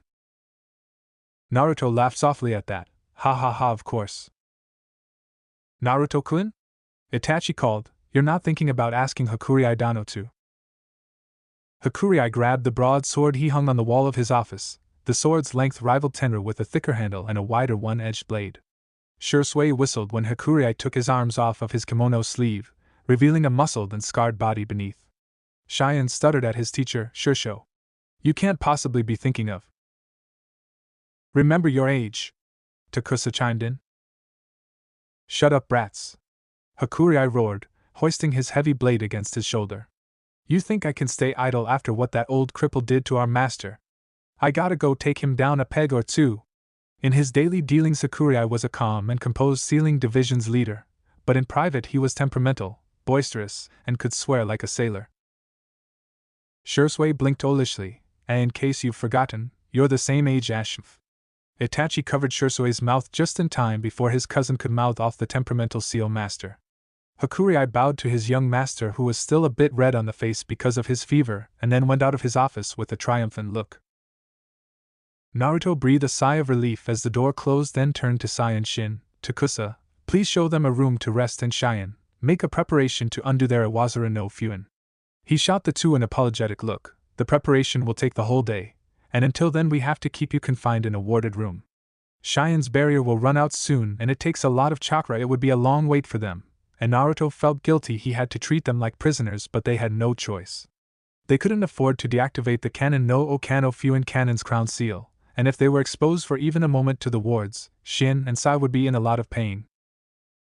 Sai shook his head. Uzumaki-san, you have already helped us a lot. Waiting for one more day is no trouble for us. Shin bobbed his head up and down. Yeah. We've already been locked for 3 days without food and water to develop our resistance. This would be a piece of cake. Waiting for one more, he trailed off, then clamped his mouth shut. All the shinobi in the room unconsciously emitted killing intent at the story Shin unintentionally blurted out. Shinobi or not, that kind of training was simply inhuman for children as young as they were. Shin didn't say anything as he and his brother were led by Takusa to their room to rest, but all of them knew there must have been children that didn't survive Danz's harsh training. Children died all the time in the shinobi world, especially during war. However, in the case of these children, they had no say in their life at all and died for an ideal that's not theirs. It was sad that in a way it exists because Konoha needed them, and in the process their village gave a great deal of leeway in their dealings, quite possibly far too much leeway. Hokage's Tower. Hatake Kakashi was tired of living sometimes. It was a sick blessing that his father's suicide prevented him from doing the same. Kakashi didn't want to choose that easy way out of his misery. He had lost so many people in his life to a point that he was so tired of it. The reason he joined ANBU was to save his comrades in the most dangerous missions available to Konoha ANBUs. To prove that Kakashi Hatake, who had failed to save his teammates, and Sensei, was still capable of protecting his comrades. He just wanted a reason to keep living after so many mistakes that cost him their lives. Obito, Rin and Minato-sensei. Obito and Rin were dead because of his arrogance and carelessness. You would think after Obito's death, Kakashi would have learned that a mission could easily go south and beyond. He had to fuck up again in a simple reconnaissance mission and Kiri Shinobi captured Rin. He managed to save Rin from Kiri's clutches a few days later, or so he thought, but when he found out from Rin what they had done to her, he knew he had once again failed to protect his teammate. Kiri had made her one with a timer seal that would fail the moment they reached Konoha's border. Rin pleaded that she was just their pawn now, so he should kill her to protect Konoha. How could she ask him to break his promise to Obito? Even if it's for Konoha's sake? In the end he killed Rin, or rather she made him do it. Kakashi would be lying if a part of him wasn't relieved by her choice. Sometimes to shinobi, death was just a better option than living, and this was one of those moments. Rin accepted his killing blow, and he even saw her nod in gratitude. Everything went black after that. Kakashi expected him to be killed there, but at least he and Rin would be dead to suffer whatever the pissed-off Kirinins were going to put them through. He regretted that he didn't have enough chakra left to destroy Obito's Sharingan though, but Obito would have chosen to save Rin rather than ensuring his eyes didn't fall to enemy hands. He would apologize to Obito later in the afterlife. Miraculously, after he lost consciousness from shock and chakra exhaustion, Rin's body was still there and the Kiri team was dead, mauled by something beyond recognition. Kakashi brought Rin's body with him to Konoha, puzzling over the miracle that left him alive. He thought he was cursed. The Kyuubi had killed Minato-sensei and Kushinanizan. Why did everyone have to die while he was left alive? Did someone above hate him so much that they let him live in this world to keep failing to protect those he held dear? Kakashi decided to avoid his sensei's legacy, fearing the curse would follow and the baby would die on him too. It was an excuse, of course. He knew, but he couldn't help it. When Naruto was 4, he braced himself to at least go to take a look at him in the orphanage. It was painful to see the boy. He looked so much like his parents, and he had a bubbly and cheerful personality like Obito and Kushina. It was as if the boy existed to torture him. It was not Naruto's fault to be born the way he was, but Kakashi feared for his sanity if he was too close and lost to Naruto too. He was still too weak, too pitiful to enter Naruto's life. The Hokage, as if knowing of his dilemma, forbade him to be in direct contact with Naruto, fearing someone would make the connection between Yandame's legacy and his last surviving student. Kakashi didn't know if he hated the Sandaime, or was grateful to him for it. Today was the first time he returned to Konoha after 6 months. a rare long-term ANBU mission that required him to be in High no Kuni's borders. As usual, whenever he reported to the Hokage, he asked about Naruto's whereabouts, nothing detailed. As long as he knew his sensei's son was alive and breathing, he could live with that. He didn't want to know what kind of shitty childhood Naruto had to go through because of his status. He didn't want to hope to be there for Naruto, and risk failing to protect his precious person again. However, since last year, the Hokage started to act a little weird whenever he asked. Usually the Sandaime tried to go add little details about Naruto's life, which he mostly tried to tune out. Such as the boy's latest prank, how much ramen he could inhale in one go, or how bad he was doing in class, and so on. However, since last year, the old Kage just answered his query curtly. Naruto was fine and well cared for, no more details. The last time he heard of Naruto, the boy started to take his education seriously and became a history buff for some unexplainable reason. As far as Kakashi was concerned, that was a sign Naruto was doing well in life, and he didn't need Kakashi to be there for him. Good for both of them then. While one of his best shinobi was in the bliss of ignorance after leaving his office, Sarutobi Hiruzen sighed. He was feeling old and tired more than ever. Hopefully there's no more trouble coming their way for a long while. He was not sure if he could survive the next conflict with his sanity intact. Unfortunately for Sarutobi Hiruzen, he had no idea what's going to happen between his two old comrades. Na's headquarters. Danza scowled when he received the intel about his subordinate's confrontation with Uzumaki Naruto and his Uchiha teammates. He didn't mind that none of the trainees he sent survived the confrontation, but the blasted Uchihas killed his fully pledged shinobi and left only 3 to return to him. Unfortunately, the 3 were assigned to separate the away from the Uchiha, so they had no idea of what happened in the confrontation between the failures he sent and the. As if that's not bad enough, he lost Aburame too and Yamanaka Rue. Contrary to what Sarutobi believed, he never stole children from the Aburame and Yamanaka clans. Both clans were prominent in Konoha, and considered as nobility in their village, while the other was vassal of a noble clan. However, there are members of both clans who believed in his vision of Konoha. They're loyal to him, an ideal Konoha he strived for, and he used them for the greater good of Konoha. They were as frustrated as he was with the soft-hearted Sarutobi, and that their clan heads were loyal to someone like him. He was snapped out of his musings when the door of his office was torn open by a familiar broadsword, and he was greeted by the maniacal grin of his old enemy, Shiomitsu Hakurei. They made it back to the tower, it seemed, and his lapdog was pissed. Yo Danzu! It's been a long while since the last time I saw your ugly face, Shiomitsu said as one of his legs stepped on Danza's desk. Danza sighed as he could see the body trail Hakurei made on the way from the destroyed door. He wondered how a crude man like Hakurei managed to get here without triggering a single alarm. Then again, this man was someone he considered his and Hiruzen's equal. He was also a formidable combat seal master. Danza was sure Hakurei could give him, or Hiruzen, the run for their money. I see you have come because my boys roughed up your precious prince a little, Danza asked in a saccharine tone. Hakurei snorted at that. The way Danza called his puppets sounded like they were precious enough for the war hawk to care for their fates. Oh please, do you have any idea who you are dealing with? He asked testily as he brought down his sword on Danzu. I can say the same to you, Danza returned, blocking Hakurei's broadsword with his kunai. Danza scowled at the heavy blow that almost sent him sprawling on the ground, but before Hakurei cut him in two, Danza jumped away from the seal master. His eyes narrowed. His precious mahogany table was being crushed under Hakurei's foot by each passing second. A brute as always, Hakurei. One couldn't tell what kind of shinobi you are, judging from how you engross yourselves in servitude to the Uzumaki clan and the tower. Heh! Long ago, when you still have a good head on your shoulders, Hakurei droned, I remember I was sent frequently by Mito-sama to support your team in the front lines. He said in a nostalgic tone, his eyes never leaving Danzu. I still remember Kagami's stupid jokes. His son has the same terrible sense of humor, by the way. Danza frowned at the name of his deceased teammate. If you're here just to talk about old days, just leave. Hakurei laughed softly. Hit a nerve, didn't I? You're always a jealous one, especially of Hiruzen and Kagami. Tobirama-sama was always fond of those two. Looking at Danza's growing ire, Hakurei dropped the issue. But hey, I am not here to poke on your unresolved inferiority complex. I am here about 2 boys you sent after my young master. Which one? Danza asked, although he had a feeling he knew which of them Hakurei was talking about.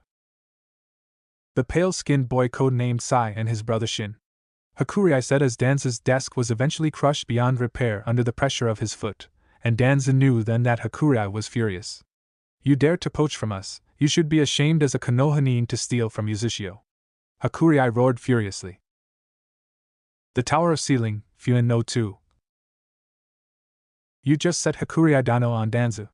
Shisui muttered in disbelief for the 5th time since Hakurai left the tower. Who are you, and what have you done to our sweet and fluffy Naruto? He asked the blonde accusingly.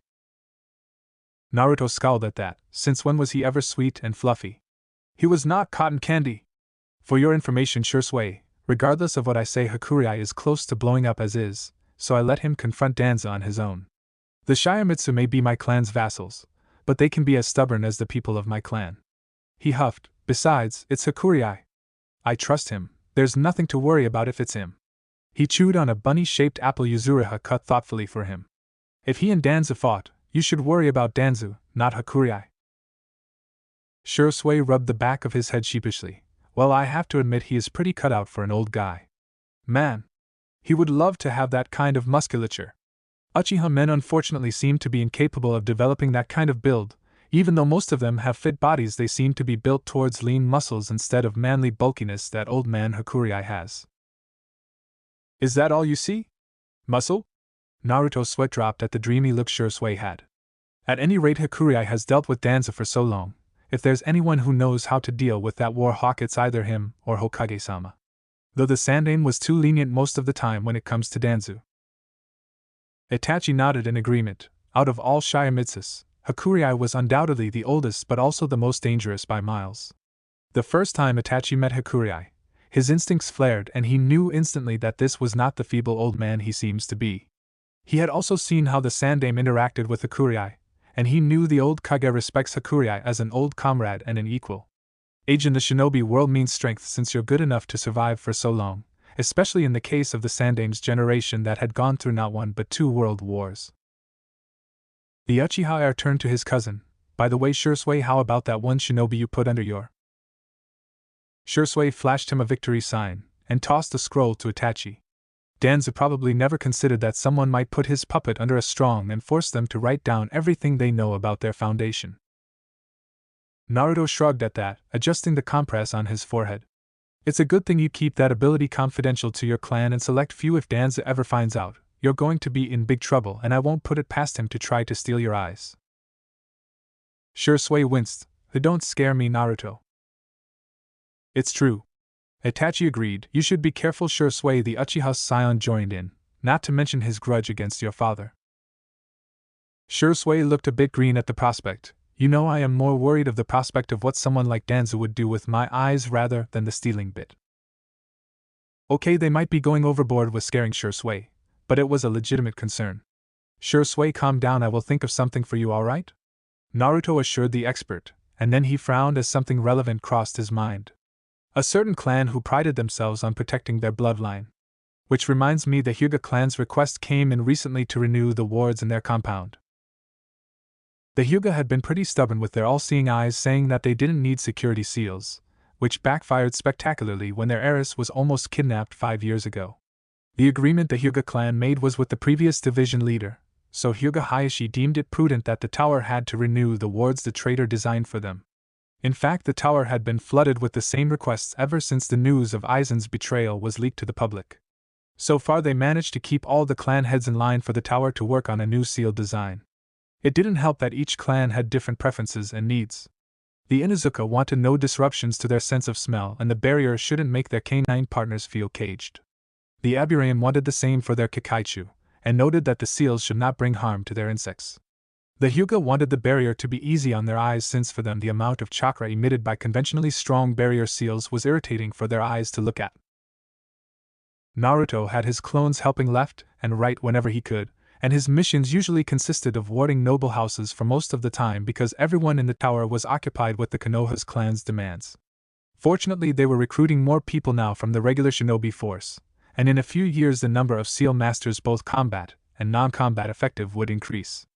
Hopefully they would survive this busy period intact, and that Danza would leave them alone for now or else. Shisui squeaked. Don't they have that seal, which could seal there upon death? The blonde nodded. I am reminded of them because the Hyuga claim it's to protect their. He shook his head at that. What a load of bullshit, since the main house members are still a fair game if our enemy wants to steal their eyes.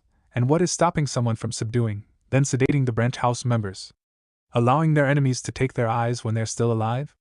He wondered out loud, shaking his head in dismay. Shisui blinked olishly at that. Itachi just stared at Naruto. The former was pretty obvious, but the latter, why did they never think of that? They chorused in amazement, half shouting. Naruto's sweat dropped at them. Don't tell me you also never realized this blatant loophole before? He asked in an incredulous tone. Both Uchihas flushed. It was not like they were stupid, but as part of a prestigious clan it had been ingrained in them to not criticize another clan's traditions. Not to mention the Hyuga clan was pretty touchy when it comes to the Uchiha. Some of them still believe that the Sharingan originated from there, and that the Uchiha was beneath them. The Uchiha clan, on the other hand, couldn't care less of what Hyuga thought of their, especially since both the Senju and Uchiha were without a doubt descended from the Rikudo Sennin. Prodigies of the Uchiha clan like Itachi and Shisui, if anything, solidified the superiority of the Sharingan in the public's eyes. It wasn't like there are no prodigies in the Hyuga clan, but they were no match for Itachi and Shisui. We never really thought about it. Itachi confessed with an embarrassed face. Our relationship with the Hyuga is already as shaky as it is. Naruto sighed at that. Well, I definitely won't bring this up, especially if the purpose of this seal is to avoid family disputes, not to mention it will come out as an insult to their intelligence. But still, Shisui said with a dumbfounded voice, now you've said it, what they're doing really seems stupid. Itachi shook his head. The Hyuga are not fools, Shisui, the main house especially, as Naruto said, want to avoid family disputes. The other reason would be that the use of the seal on their own family is already a tradition they couldn't live without at this point, though branch house members undoubtedly bear a grudge against the main house. Shisui huffed. Our clan is probably not one big happy family, but hey, at least we have no blatant grudge on each other like Hyuga. Ha ha ha. Neither Naruto nor Itachi laughed at Shisui's attempt to joke to brighten up the mood because their topic was too depressing. Itachi thought that even though they didn't enslave their own family, they had a blood traitor that almost destroyed their village. Naruto, on the other hand, didn't laugh because of Itachi, and he knew the younger Uchiha was thinking about the Uchiha who orphaned him at birth. On a happier note, I now know what to research on for my next promotion, Naruto beamed. Shisui looked at him curiously. A seal to protect bloodlines? That's still too difficult for me, maybe in a few years, Naruto said with a sigh. Besides, if I want to be promoted to 5th Dan before the end of this year, I need something simpler. You just got promoted to 3rd Dan 2 months ago, Shisui pointed out in disbelief. Naruto scoffed. I want to get to 9th Dan before my 10th birthday, he declared in an indignant tone. Somehow his voice came out as a childish whine, and Naruto flushed a deep red as he covered his mouth. Itachi looked amused by his rare childish behavior but didn't call it out. Why you're so in such a hurry to get your 9th Dan? Well, Naruto trailed off, embarrassed to explain his motive. You know that unofficially I am the leader of the tower, right? At their nod he continued, it's just even though it's unofficial, they respected me as such, and yet I am just the 3rd Dan seal master. It doesn't matter if I want the position or not, but the respect they give me, I don't feel like I deserve it, he confessed, and he yelped when Shisui suddenly hugged him from behind.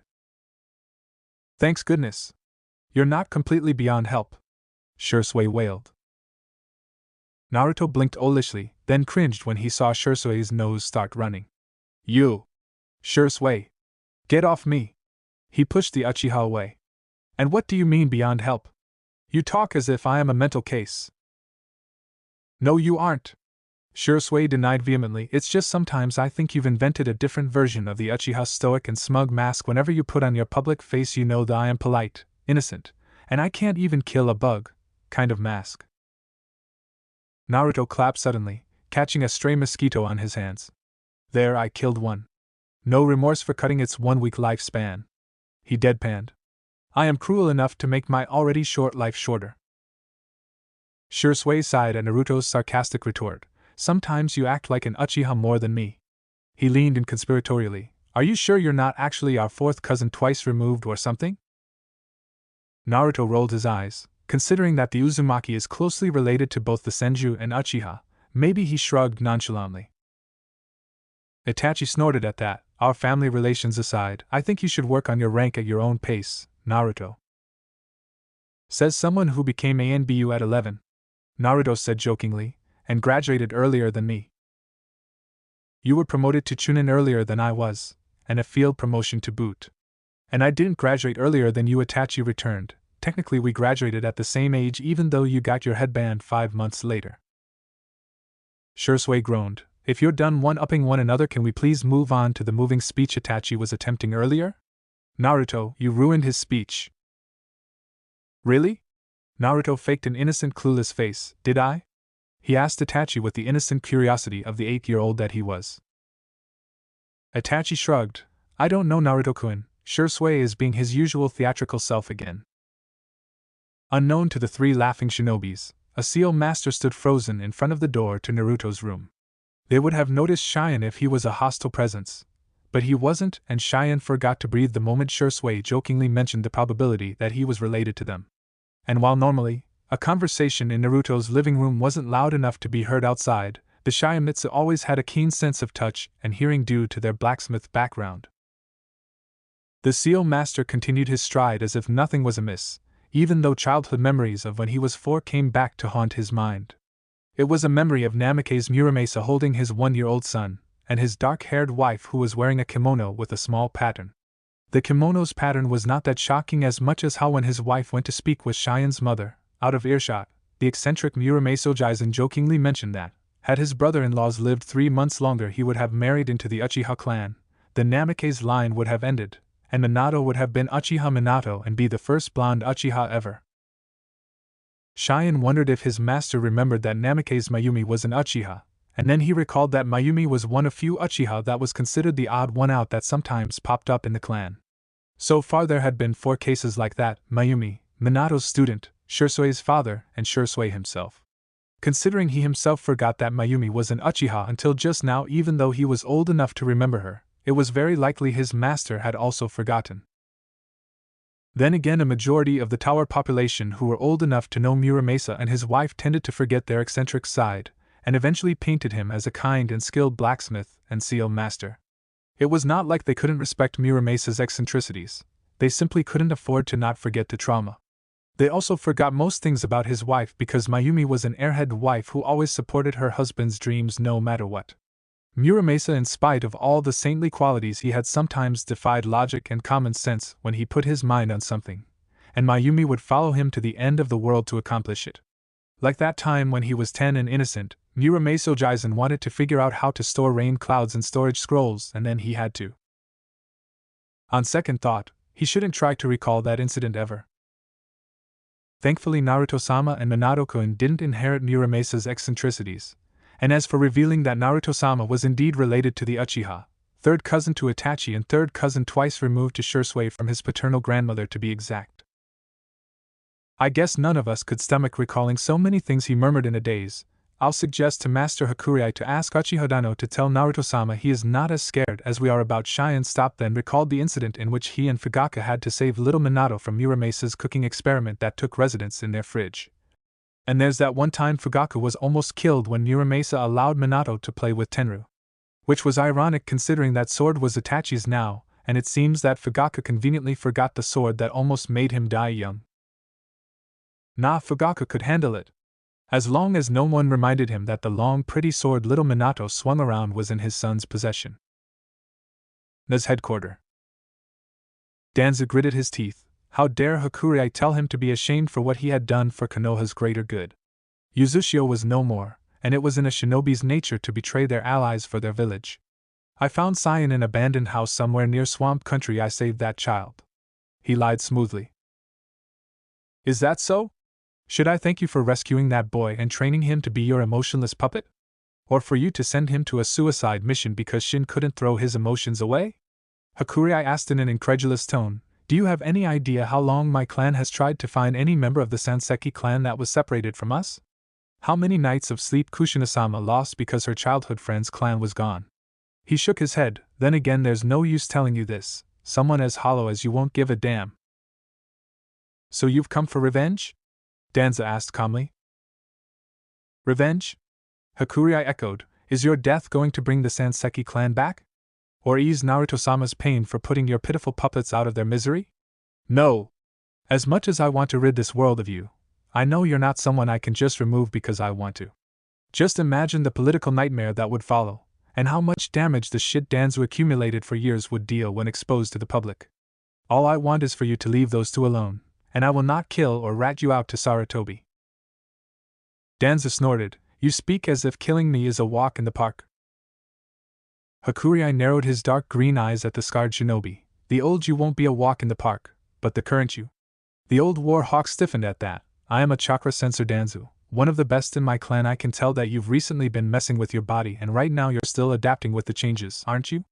Hakurai sighed. Why you can't just age gracefully like the rest of us is beyond me.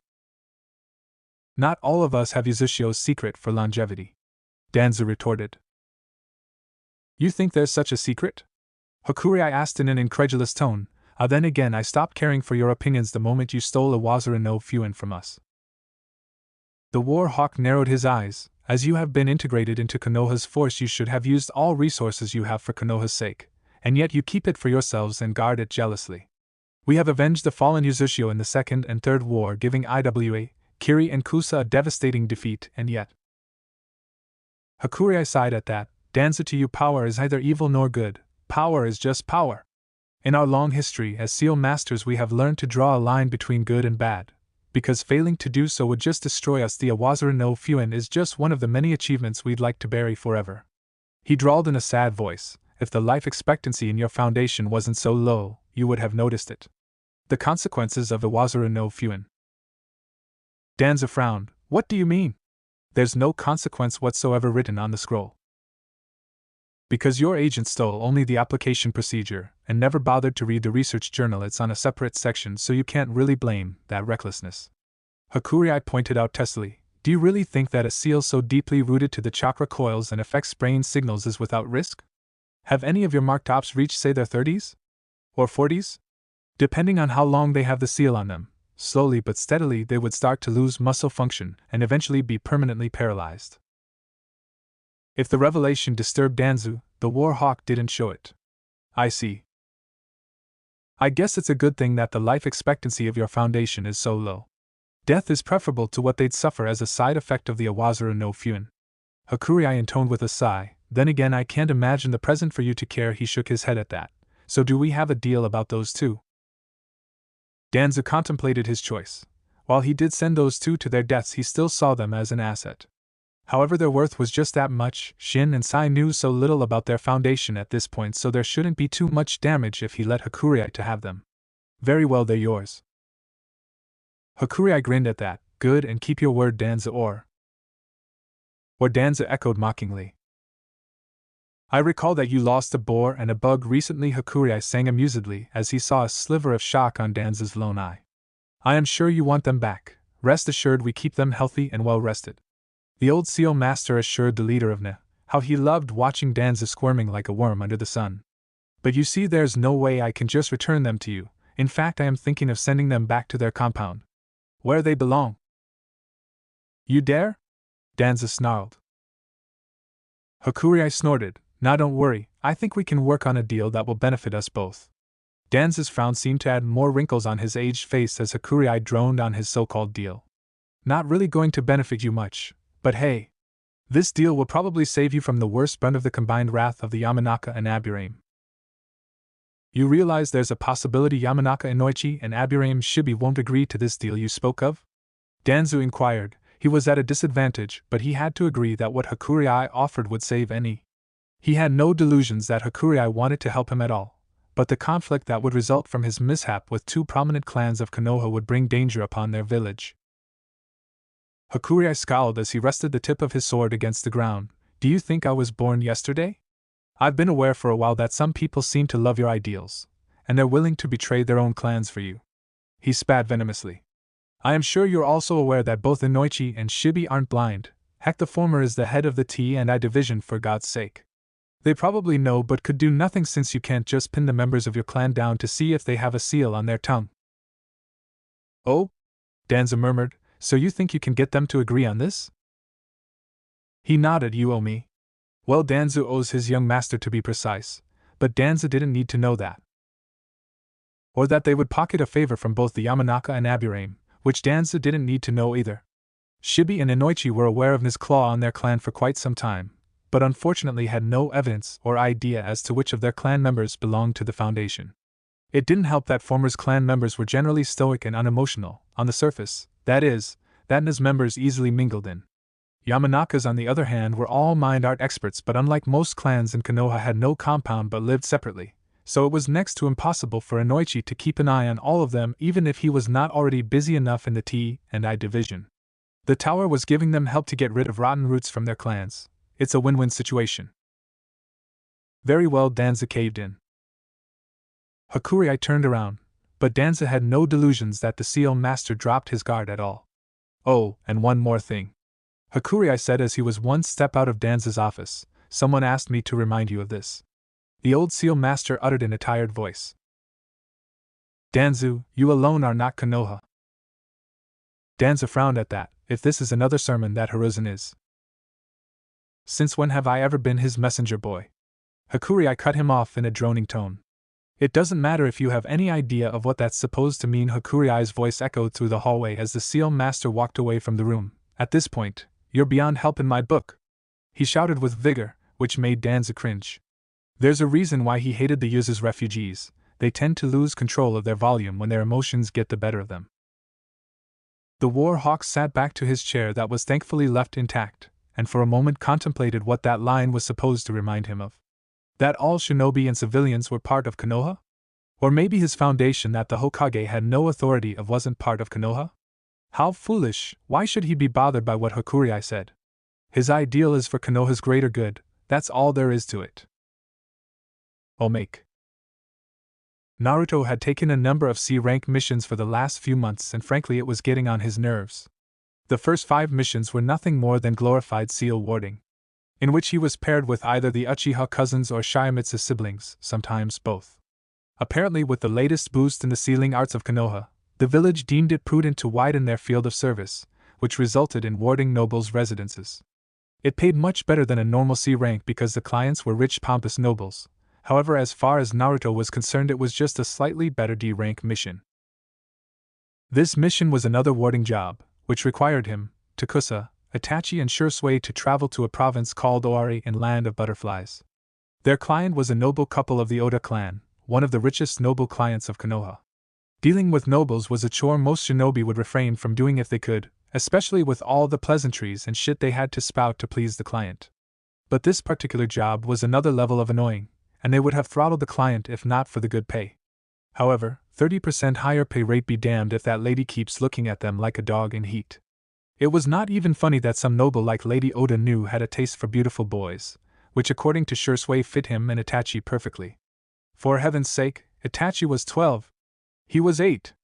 And here he thought no one could be creepier than the infamous Orochimaru and his experiments. It was getting increasingly difficult to subtly dodge that lady's affectionate hands during their short stay of warding her husband's residence. Naruto was glad her husband was around when he was drawing the ward seal array, because he won't appreciate distractions when he was doing his task, and he wouldn't be able to stop Takusa from throttling that lady if she dared to molest him. The next task of applying the point seal that marked the warded area was a bitch, because Lady Oda kept trying to invite them for tea breaks with her, which they politely declined. It didn't stop her from accidentally running into them at least 10 times in the 3 hours it took wandering around the manor to mark the area. When the mission ended, even Itachi looked ready to bolt from their seats after the lord of the manor inspected their handiwork. Naruto appreciated the lord's compliments very much, but he couldn't bear Tamamo's lusting gaze any longer, especially when she started drooling. How the hell Lord Oda didn't notice his wife's depravity, he didn't want to know. After they walked past the gate of the manor, they did what their instincts had been telling them since the mission started, and they ran like hell. After a few miles away from the Oda manor, they slowed down and decided to continue their 2-day journey back to Konoha at a slower pace. I think rather than being teammates, you guys are tasked to be my bodyguards, Naruto grumbled under his breath. Shisui shrugged at that. You can't blame Hokage-sama, you're one of the best seal masters we have, and Konoha is flooded with warding requests from nobles now, which had to be renewed every 5 years, meaning a steady income for Konoha. You're inexperienced, but to fulfill the client's demand we have to send you to foreign countries. It's unpleasant, but please bear with it, Naruto-kun. Itachi drawled stoically, The last thing we want is for other hidden villages to try and poach you from Konoha when you're out of fire country. Takusa nodded in agreement. I concur, Naruto-sama. The blonde sighed at that. It was ironic that for someone who had been ostracized for most of his life, he had to come to terms with the fact that he was vital for the continuity of the power balance in the shinobi world. At least he was not alone in that position. There were another 8 poor souls in the same shoes. I understand that, but that doesn't mean I am going to like it, he said, looking at a group of men with tattered armor and rusty-looking weapons who blocked the path 20 meters ahead. By the way, what do they want? He asked in nonchalant tone. The way the group was eyeing them was anything but good. Rob us? Shisui guessed which was the most likely. Maybe they're lost and wanted to ask for directions. Takusa tried to stay positive, but he knew that was unlikely. After they got within 5 feet from the ominous group, the team waited for the group to give way to them. As expected, the group they presumed to be Ronin didn't. Naruto wondered what they could possibly want. Excuse me, could you please not block the way? We need to walk past, he asked politely. One of the Ronin with a large scar on his left arm grinned at them. Hello brats, mind giving us some cash for a drink? He asked cockily, waving his sword threateningly. Shisui raised an eyebrow. On second thought, these guys were probably thugs dressed like Ronin. Anyone with a samurai background won't be using such crude words and manners even if they become bandits, as far as Shisui knew. Well, hello to you too, please make way for us before someone gets hurt. Takusa had to agree. You see this? He tapped his headband protector. Don't look for trouble with us, and get lost. He waved at them dismissively. One of the armed men snickered. Not as if we're afraid of a genin team. We beat a team of from Moegaku a few days ago. The Moya Triad, he boasted proudly. They gave a collective nod at that accomplishment. We could take you on, genin, the other added. They were greeted by blank stares at the statement they made. It seemed these thugs thought they were genin because of their age. Since this place was pretty far from any major hidden village, the group probably rarely encountered ninjas. Especially if they were so proud about beating a team from Moegaku, hidden village of Haze, of all places. Didn't you know? Moegaku is like. Takusa trailed off with a bored tone. The weakest hidden village ever known in history? Shisui informed them helpfully.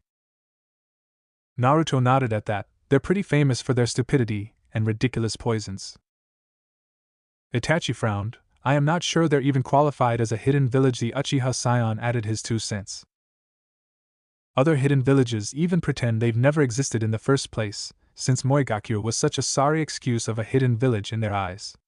The only reason Naruto and his team knew of the village was because in their last mission they ran to a team from that village, in which for some unknown reason, the stray team from Moegaku attempted to shoot Shisui with a dart laced with laughing poison. Naruto was expecting some action, but it turned out they were as strong as 4th-year Konoha Academy students, as they possessed virtually no ninja skills. Shisui was sure Itachi's brother, who was still in the academy, could have beaten them easily. They could hardly feel sorry for the Moegaku team when the infamous morons almost accidentally killed themselves with their own poison-coated weapons. It was pretty weird to see someone almost die of laughing, hiccuping, crying, and other ridiculous causes. They didn't even know you could die from those, but apparently it was possible. So they're weak? The scarred thug asked. Shisui said, calling them weak shinobi would be a compliment. They're not even qualified to call themselves shinobi. What kind of ninja couldn't even manage a henge? Or use chakra at all? Oh. The group of armed men looked pretty pale. That the Moegaku ninjas they ganged up on before were just a little more than civilians armed with ninja weapons. Itachi crossed his arms. Now, if you please make way for us. Our patience is thinning. He and Naruto in particular, since Lady Oda was really interested in them.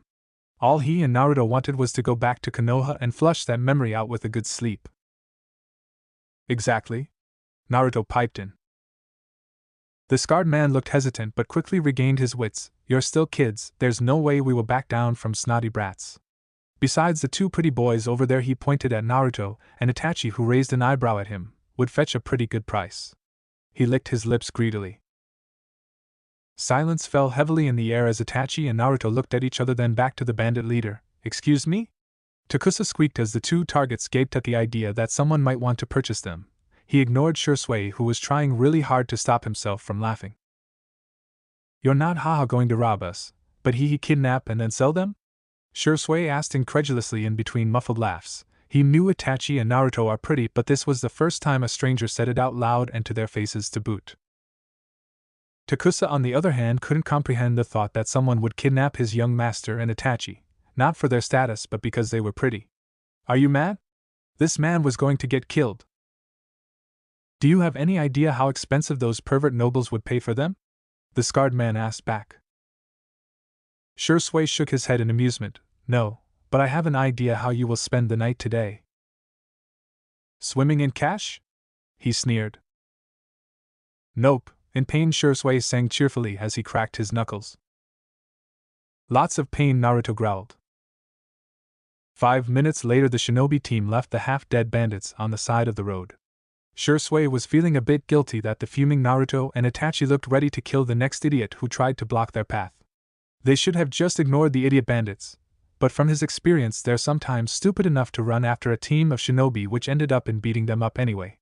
But these missions were still a good break for Naruto and Itachi from politics at home, though this one was not so much relaxing as much as it was traumatizing in Shisui's book.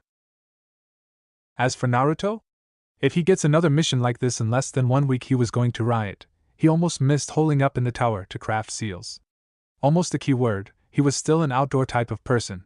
As for Itachi, a stop to a nice traditional cafe that served green tea and delicious Minako was enough to improve his mood. Naruto rolled his eyes at Itachi, who took a sip of his green tea with bliss on his face. Itachi, I am really worried about your blood sugar. Naruto had been in his case since the blonde noticed Itachi had been bringing sweets for 2 months straight to their sparring session for snacks. Everyone needed a hobby, and apparently visiting cafes and eating sweets was his. At the rate Itachi was going, though, the first topic Naruto would bring up when the blonde met his parents was going to be his sugar level and the risks of diabetes. And I am worried that you're worrying about such things like an old man when you're still 8. Shisui quick from his left then turned to Itachi. And him, drinking tea and visiting every quaint roadside cafe, a geezer's hobby. Itachi and Naruto sighed at that. We're not old men, they chorused. No. Shisui agreed. You only act like one, he said jokingly. Don't even try to swim against a whirlpool's current, you're just going to be pulled in. Hakurai to Sandaime. 13th Legacy, Kyugaku, Consternation. Sarutobi Hiruzen sometimes wished that he could have arrived at the battle between the Yondaime and Kyubi just an hour, a minute, or even a second earlier. He wished he made it in time and asked Minato to let him seal the Kyubi in his place. He was old and tired, and frankly he couldn't deal with this political shit anymore. He might be the Hokage, and yet left and right people are plotting, and he would have to either follow or crush their schemes for the good of Konoha. Hakurai once again came bearing another political issue that gave him a headache the size of Hai no Kuni. An issue from 17 hours ago, when Shibi and Inoichi kicked out 20 shinobi in total out of their clan and officially released them to Danza's care. He was aware that there were a number of Aburame and Yamanaka residing in Danza's forces, but he did not know that the clan heads were also aware and were itching to kick Danza's goons out of their clans since they found out about it. Hakurai just gave them exactly what they wanted, and Danza was allowed to keep his soldiers, a win-win situation. The downside was that the Aburame and Yamanaka of No were stripped of their family name and heritage, and labeled as disgraces to their clans forever. Sandaime had questioned both Shibi and Inoichi about it, both of whom gave him the same answer. Na might be part of Konoha, but at the same time, they weren't Konoha. It pained them to banish their own clan members, but it was a necessity, since there's no telling what would become of their children if they keep Niz shinobi in their clan. To them, Na was like a plague, something they had to keep their clan away from. They didn't say anything, but he knew. Shibi and Inoichi were disappointed that he allowed Na to flourish in Konoha, gnawing on their clan members. However, at the same time, Shibi and Inoichi knew he didn't have what it takes to completely disband Na and cut off Danza's limbs. It was not for lack of his capability as a shinobi, no, it was never about that. In a one-on-one fight he was certain he could beat Danza even in their 60s. However, he needed Danza to handle Konoha's darkness, to do what he couldn't. So when Hakurai asked what he would do now that Danza had dared to order his puppets to attack Naruto, all he could do was reply with a feeble, "What do you think I can do?" Hakurai snorted, "Let's see officially disband his Nigen?" The old seal master suggested cynically, "A reprimand perhaps?" He added with a raised eyebrow. Sarutobi snarled. He was not in the mood for Hakuriai's sarcasm. Do you have any idea what will happen if I rat him out? He asked in an incredulous tone. Inoichi and Shibi agreed to solve this peacefully, but I would be a fool to think the rest of Konoha would do the same. I admit I am unaware of many things he has done, but I am sure at the moment all those crimes he had done for Konoha surfaces people from left and right would swear vengeance on Konoha. That's assuming a civil war won't break out first. Hakuriai's smile turned borderline psychotic at that. Congrats. Here I thought you have no idea that Danza has become raving mad with his ideals. Yes. He is a fucking bomb detonator, if not the bomb itself. Hakuriai clapped in mocking fashion. I won't put it past him to ensure that one day you kick the bucket first. Hiruzen cringed knowing that even Hakuriai thought he would die before Danza did. He would declare, he is the man who can pull us back from the brink of destruction and bring order and law to the shinobi world to our daimyo and make him go dame. Ha ha ha ha ha. Hakuriai laughed out loud. What order? What law?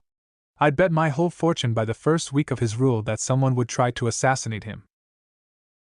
Sandaime sighed. You love to slight him a bit too much, Hakuriai. He makes it easy.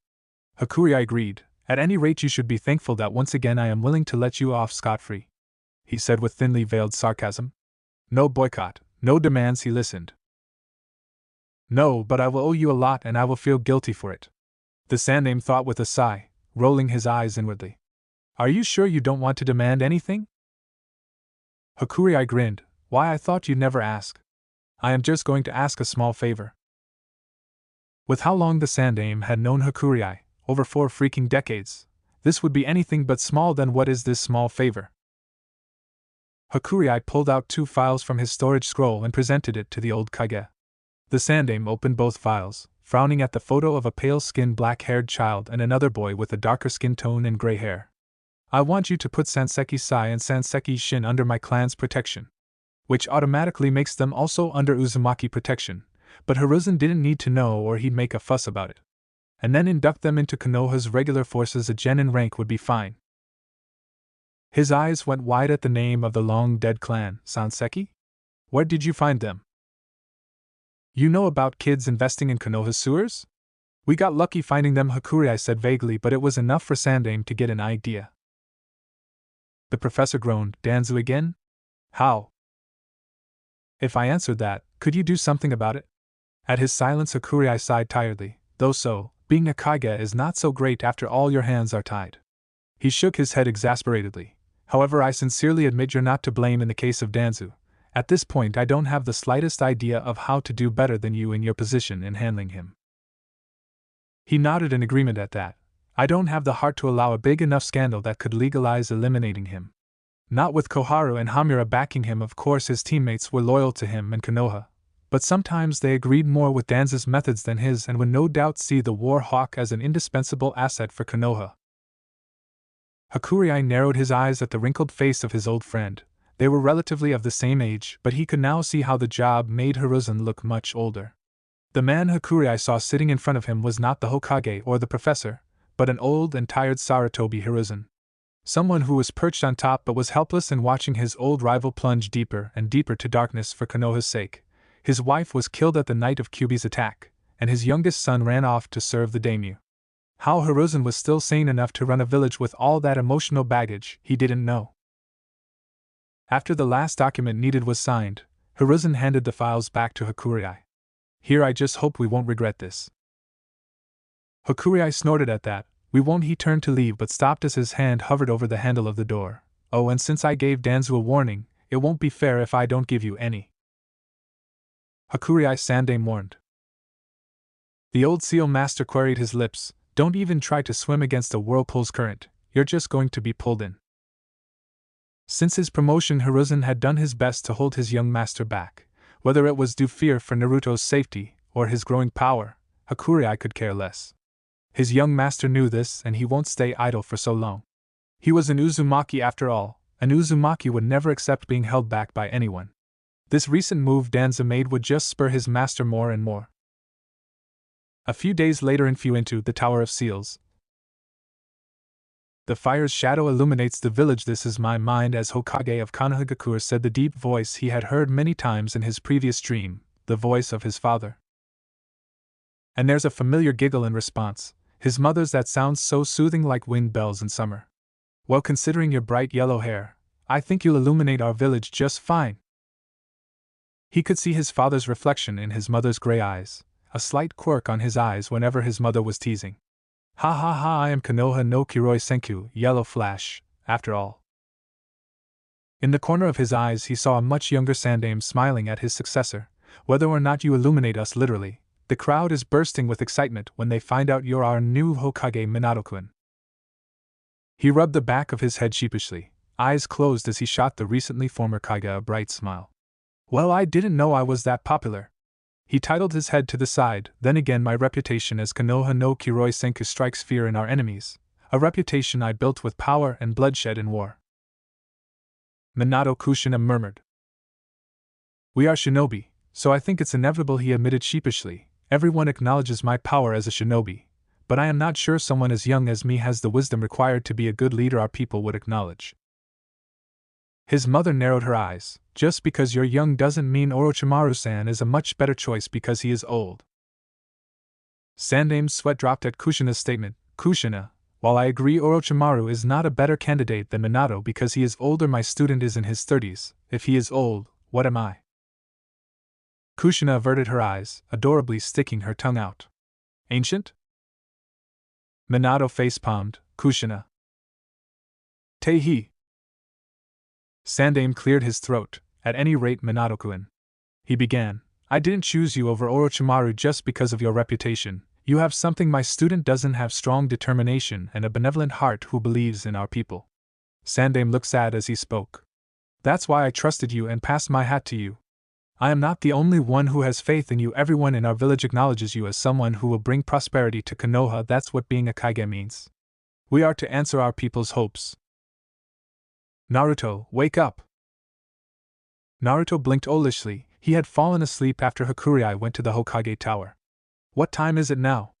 The couch in his living room was a bit uncomfortable, but he was simply too tired to drag himself to his bed, so he settled for the couch. Shisui chuckled softly. It's 3 in the afternoon. I heard from Takusa you're still under the weather this morning, so you went back to sleep after lunch. Naruto groaned as he sat up. I woke up as usual today, but the headache made me sluggish. I shouldn't wake up so early, he winced. And a nap is not helping. An afternoon nap lasting more than a few hours makes me feel even more horrible. You're always a morning person, so it can't be helped if your biological clock woke you up in spite of that, Itachi added. He sighed at that. Never mind. So how is it? Did Hakurei get them good? Shisui asked curiously. Naruto nodded. Aburame and Yamanaka, 2 of the 6 major clans of Konoha, owe us a favor now. An alliance with them is more or less secured. He narrowed his eyes. If we got the Yamanaka, then we can pretty much secure the Nara and Akimichi. And since Aburame has a good history with Hyuga and Inuzuka, since they often have been partnered for tracking teams, we can expect the Inuzuka clan to follow with their pack mentality. It will be easy to form a good relationship with them. They have already contacted us for medical seals since they wanted us to develop one for their canine companions. The use of Fuinjutsu for the medical field was already a standard practice in Konoha. After all, one of Konoha's foremost medical pioneers was the granddaughter of Uzumaki Mido. However, it seemed that the standard seals used for restoring chakra coils, cell regeneration, and other medical procedures sometimes won't work as well for the Inuzuka's dogs. Naruto had decent knowledge in medic, and even though he was not an expert, he could tell that the reason it didn't work as well on dogs was undoubtedly because of the differences in anatomy, though he was uncertain whether it is genetic or something else along that line. So the Hyuga too? Shisui asked curiously. Not that he was fond of the clan who was so fond in declaring themselves as the strongest in Konoha. Naruto shrugged. I don't expect the Hyuga would deign to step down from their high throne anytime soon. Especially since the White-Eyed clan had been peeved by their recent alliance with the Uchiha, increasing their rival's reputation in public eyes. So the Hyuga was pretty much under the impression that their relationship with the tower would be strictly for business. The rivalry between the bearer clans was actually non-existent in Uchiha's part, since Uchiha hardly acknowledges the Hyuga's superiority over them in terms of. Then again, the Uchiha were more concerned with their political standing now, especially since Itachi and Shisui could wipe the floor with any Hyuga their age. The tower pretty much had a non-existent relationship with the Hyuga, and the clan had forbidden their branch members from enrolling in the tower's course in fear that they will somehow figure out a way to get rid of the Kaganatori no Fuin caged bird seal. A concept which was pretty ridiculous, since while the tower had never bothered to study the Hyuga's seal, they had a pretty good idea of the seal's construction. It was in the same category with the Awazura no Fuin, a branch of seal studies called Juinjutsu. It was also Aizen's clan's specialty. Removing this kind of seal was a pain in the ass in some, and while newly applied seals could be broken easily with the right chakra burst, one that is years old could kill the victim if removed recklessly. Unlike Danzu, the Hyuga know their seals well, so the chance of the failure removal is much higher. Even if a 9th Dan seal master like Hakurai attempted it, they were still looking at a good 50% to 60% chance of failing. It's not like I have anything against the Hyuga, even though I don't like the way they treat their own family, Naruto murmured with a sigh. I just can't see it being easy to extend a hand no matter what. They're a very proud clan and competitive to boot. He sighed again. Tradition and history-wise our clans have a higher standing, being descendants of Rakuto Sinin as well as being founding clans. Shisui titled his head to the side. They never struck me as the jealous type. That seems to be more of an uchiha thing. Itachi and Naruto stared at Shisui incredulously. Sometimes I wonder if you ever forget that your surname is Uchiha, Itachi said in an amused tone. The younger shinobi shrugged. I started to think that having a Digitsu makes arrogance genetic, but well, if they're comfortable in their high place and have no intention to join us, let them be as long as we leave each other alone. I see, Itachi murmured. How about Danzu? Shisui nodded at that. Hakurai sent him a message from you, but do you think he gets it at all? Shisui asked curiously. You mean if Danzu would ever understand what I tried to convey in my message? Naruto echoed Shisui's question. He looked thoughtful for a while, then gave the Shunshin expert a nonchalant shrug. Shisui's left eyebrow twitched at the response. When it comes to Naruto, that was an equivalent of fuck if I know reply. Then why bother to get Hakurai Dano to forward it? Itachi tilted his head to the side, glancing at his blonde friend. We agreed that Danzu is a man so devoted to his own ideals, he lost sight of everything else. Probably because I just want him to hear it, the blonde confessed. He thinks that the Sandame's teachings are weakening our village. Shisui frowned. Even I can see that it's not entirely baseless, since after Kumo's blatant assault on the Hyuga, they got scot-free. I can understand that we just recovered from the Third War and that traitor's attack. We can't afford a war, it's a suicide. They agreed to not call the event as the Kyuubi's attack, because in a sense Kurama didn't even give a flying fuck about attacking Konoha as long as he could be free. But there's Orochimaru's defection. Hakurai said that Sandame barely lifted a hand about Orochimaru. No matter how low Orochimaru has fallen, the Sandame is still. Shisui narrowed his eyes at Naruto. I hope you're not implying Sandame is weak, or anything along that line. Naruto sighed. Shisui was fond of Sandame since his father was a good friend with the Hokage. He couldn't blame Shisui for defending Sandame though. He was pretty blunt about Sandame's failures. Shisui, all leaders in history have their shortcomings. I acknowledge him as a good leader who believes in his shinobi and strives for Konoha's sake. Regardless of everything, I still see the Sandame as my grandfather figure. For so long he had been someone who treated me as a human being first before I noticed anyone else. He sighed wearily. I can say I didn't lose hope in humanity because of him.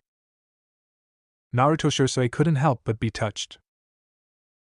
He is also the first person I lost trust in though. Naruto added impassively, rolling his eyes.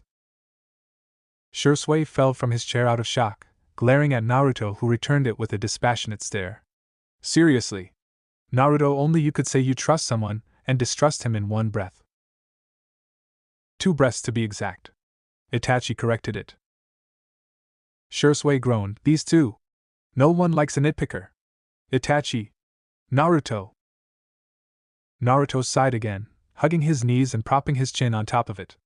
It's not like I blame him for my pariah status as a, there's 5 Kages in the continent, but I have not heard any of them helping there from their pariah status. He heard that some had decent lives but people were still afraid of them.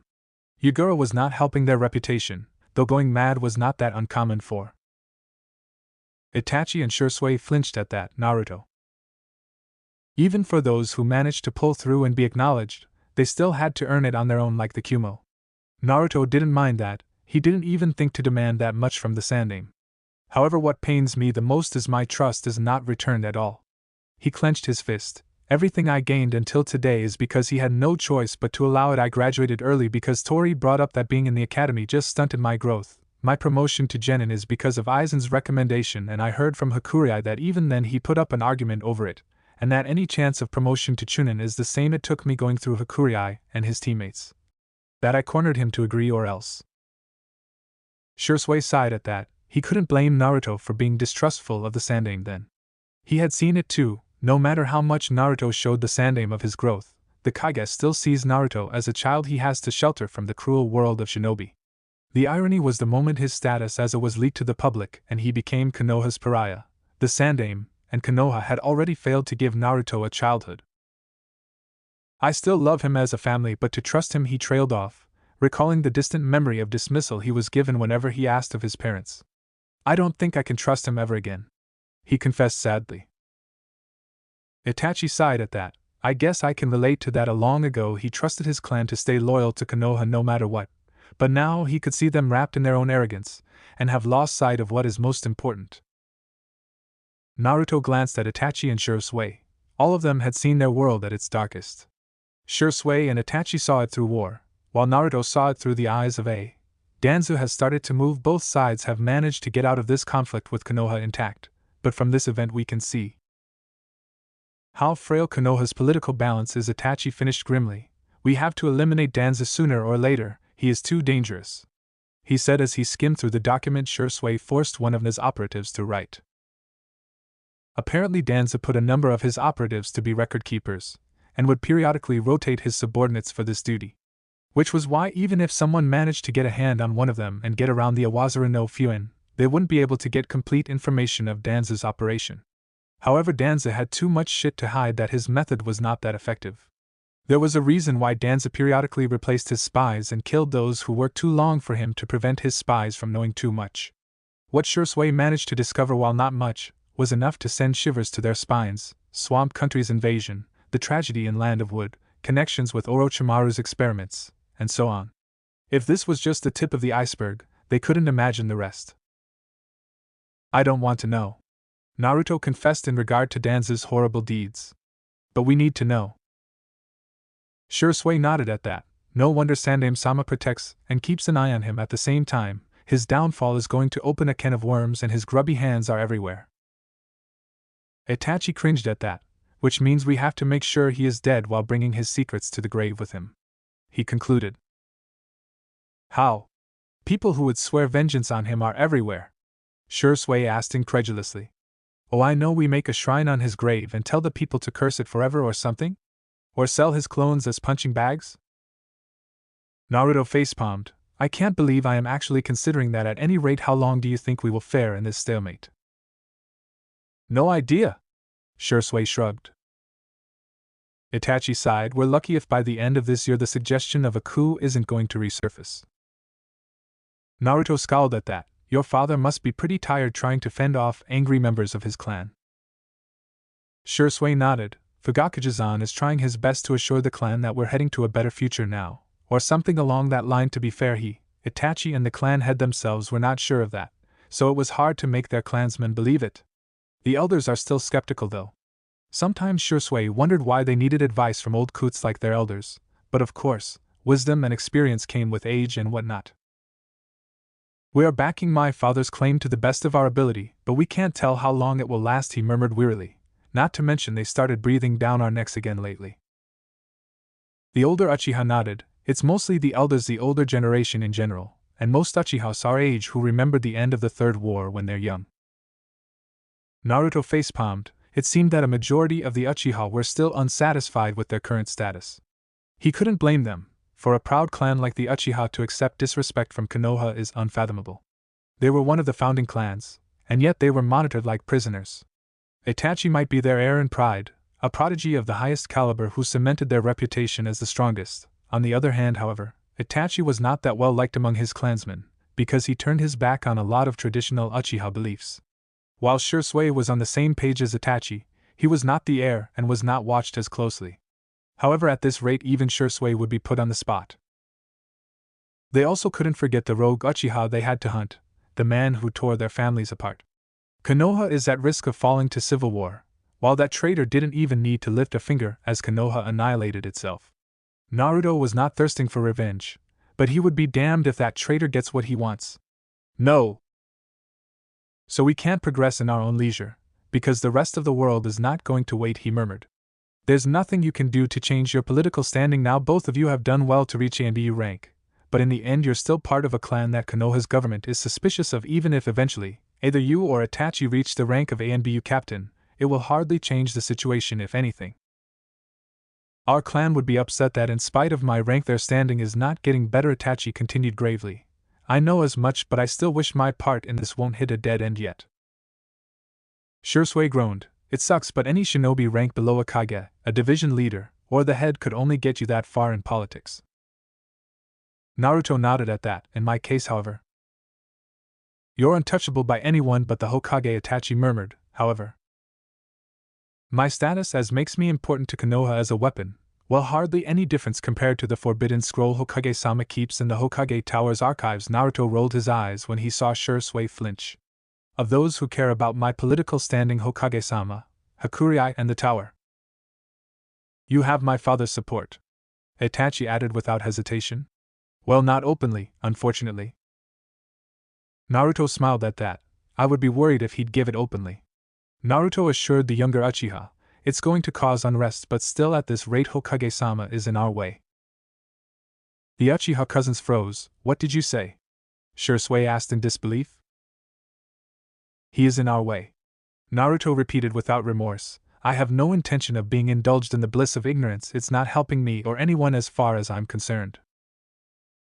Itachi swallowed. You're talking about your heritage? Naruto sighed. No, I will let the status of my heritage be as it is for now. The Uchiha scion frowned. It seemed even Naruto was reaching his line of patience. Naruto was very possessive of his legacy, which was no wonder, as he spent most of his life thinking he was unwanted and had nothing of his root to hold on to. Naruto loathed to be kept away from his legacy more than anything, and he had no intention to let those legacies left by his parents out of his reach forever. Then what do you want? In spite of everything he cares about you, Shisui murmured. Unfortunately, what I want, and what he thinks is the best for me, are not the same, Naruto answered coolly. It does not matter what I feel for him, but I won't get anywhere with being safe.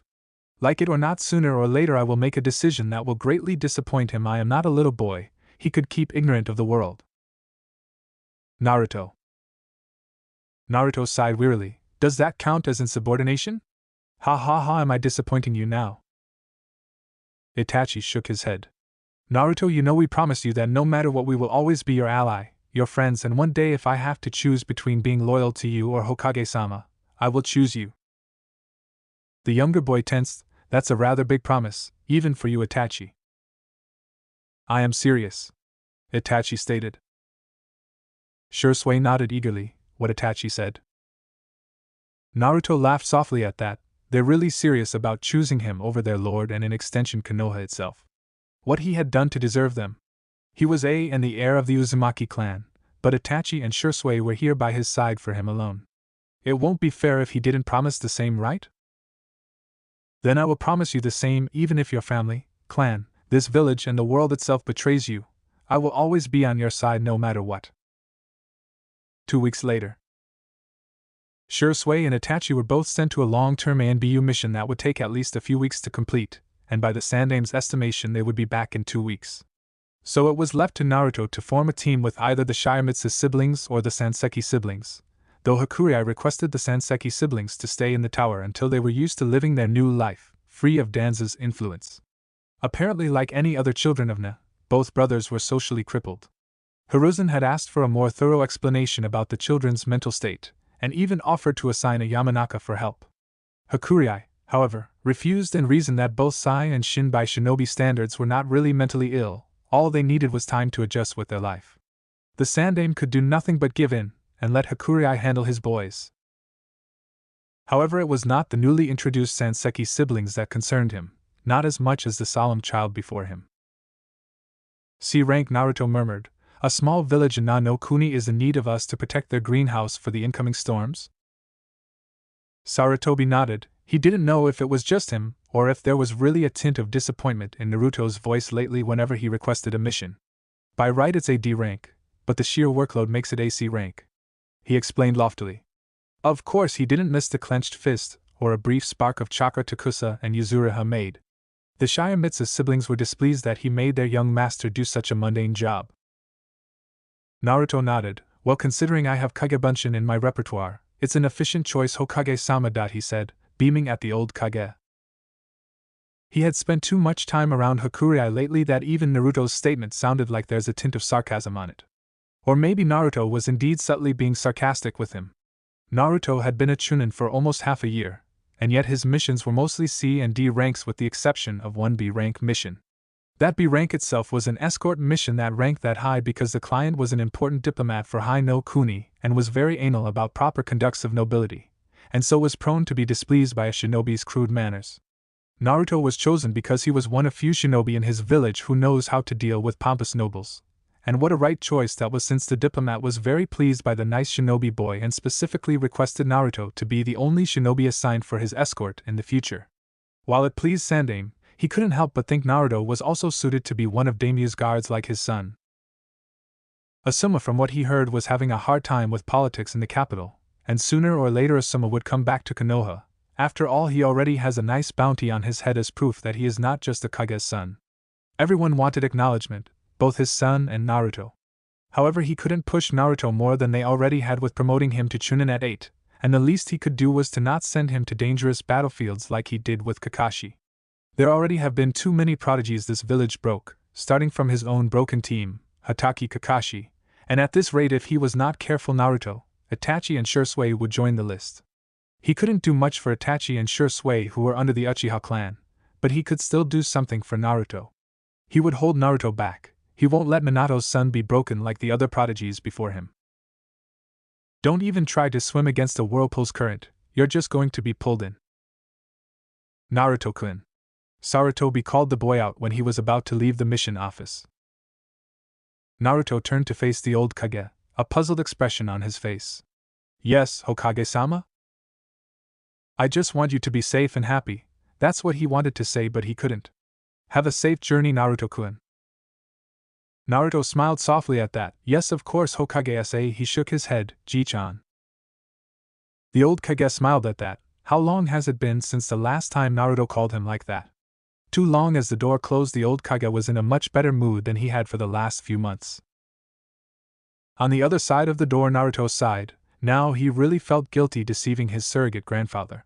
Then again, he had been lied to for most of his short life, and people said ignorance is bliss. To Naruto it was anything but bliss, it was hell.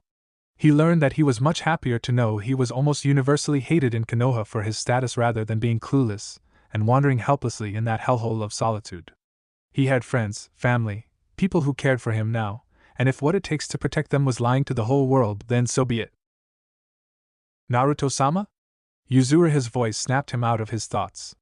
Are you alright? Naruto blinked owlishly. They had been out of Hokage's tower, and his subordinates were worried that he hadn't said a thing since they left the mission room. Ah yes, I am fine, Yuzuriha. He narrowed his eyes as they walked towards Konoha's gate. Don't let your guard down, failure is not an option for this mission. Of course he was not talking about the mission of helping farmers in Komugi no Kuni. But the one Itachi wanted to strangle him for, seriously, they had agreed in the end though. Hai no Kuni's border. They had set a camp for today, a base of operations as they swept through Hai no Kuni's borders. Takigakure was having one of their annual mass training routines, which focused really close to their border. Actually, the Hokage himself believed the chance of Taki plotting against Konoha was non-existent. While the alliance between Konoha and Taki was pretty loose, Takigakure had no reason to attack Konoha. There's too large a gap in military power between Konoha and Taki, and the minor village owed Konoha a lot of debt. The ANBU presence here was just a warning for Taki to not get any ideas, but mostly to get Danzo off the Sandaime's back for letting another hidden village have an annual training very close to their border. Uchiha Shisui sighed as he looked at his cousin. Said cousin was still as expressionless as ever. If there was one Uchiha's traditional code that Itachi honored, it was keeping one's emotion in control during a mission. They were not in hostile territory, but a shinobi could never let their guard down on a mission. Shisui could tell that Itachi was restless, and he had not stopped poking the campfire with his stick. Itachi, you're still worried about him? The other was out hunting for food, so they had the camp all for themselves.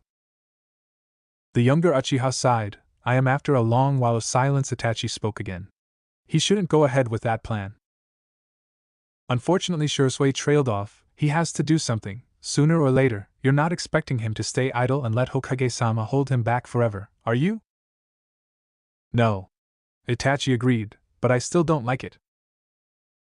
Neither do I. Shisui shrugged. We must trust Naruto though, no matter what.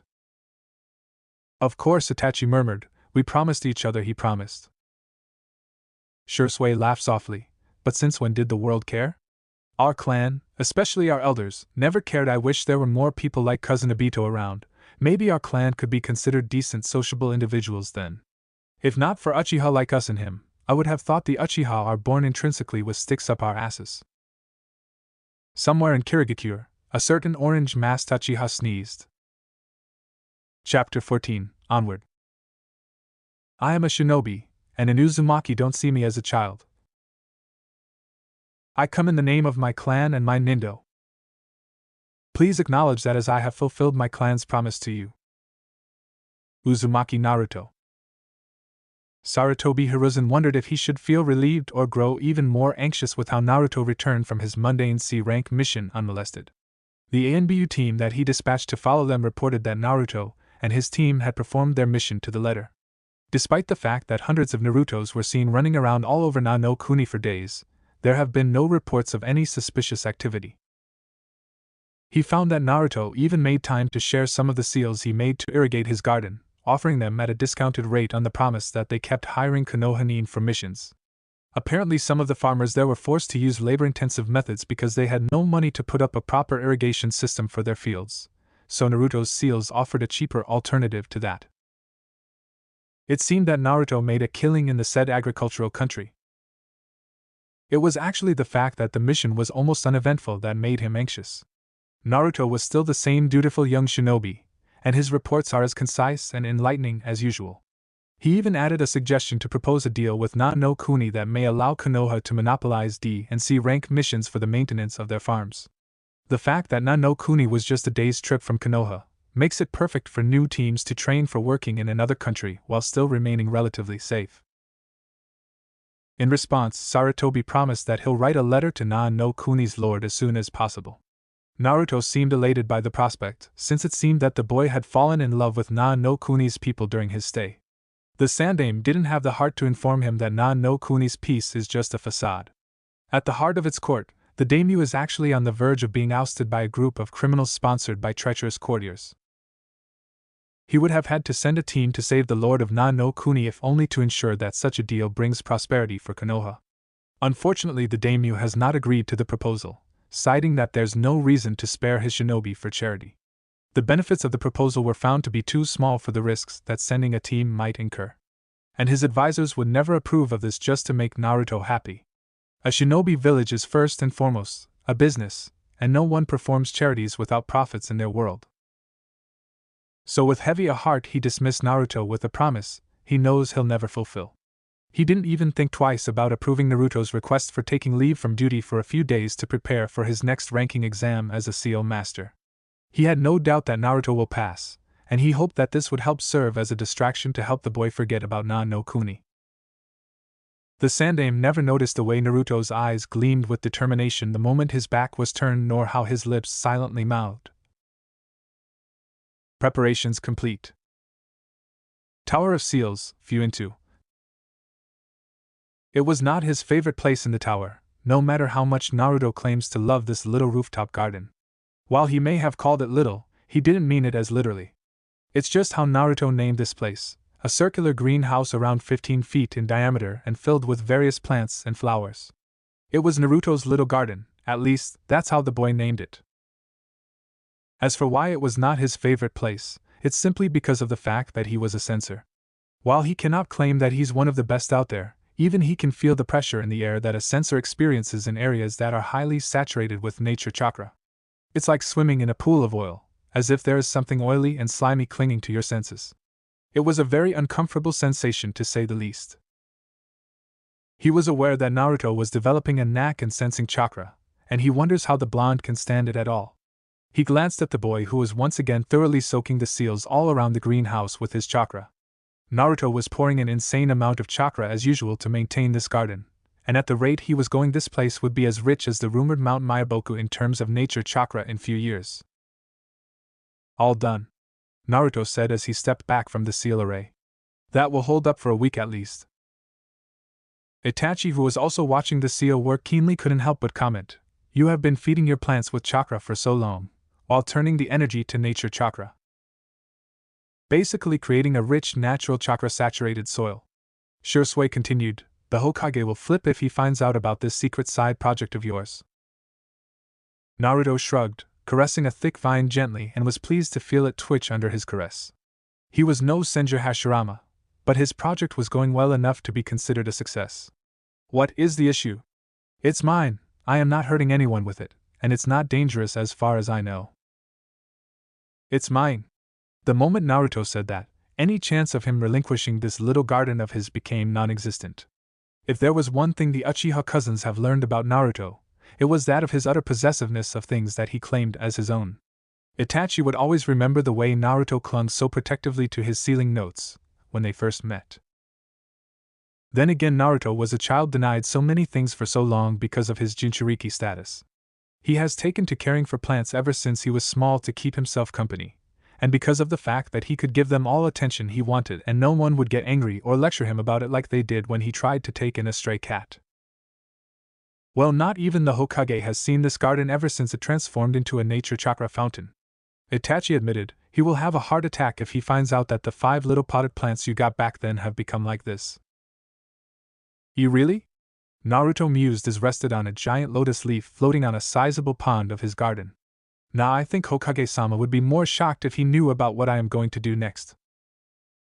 Shisui shuddered. "Is it too late to convince you to change your mind?" "Like hell I will stop now."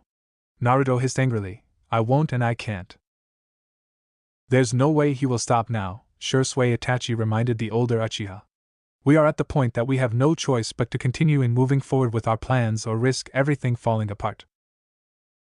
Shisui sighed wearily, "It's always do or die for us, huh? Of course death would be more preferable if ever they fail, since in this case they would not only lose their lives but something worse."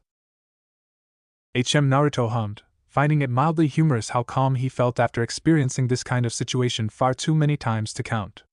"But you see, I couldn't help but feel excited about the things to come," he said as he raised his hand as if to reach out to the sky beyond the glass dome. "Everything will change soon."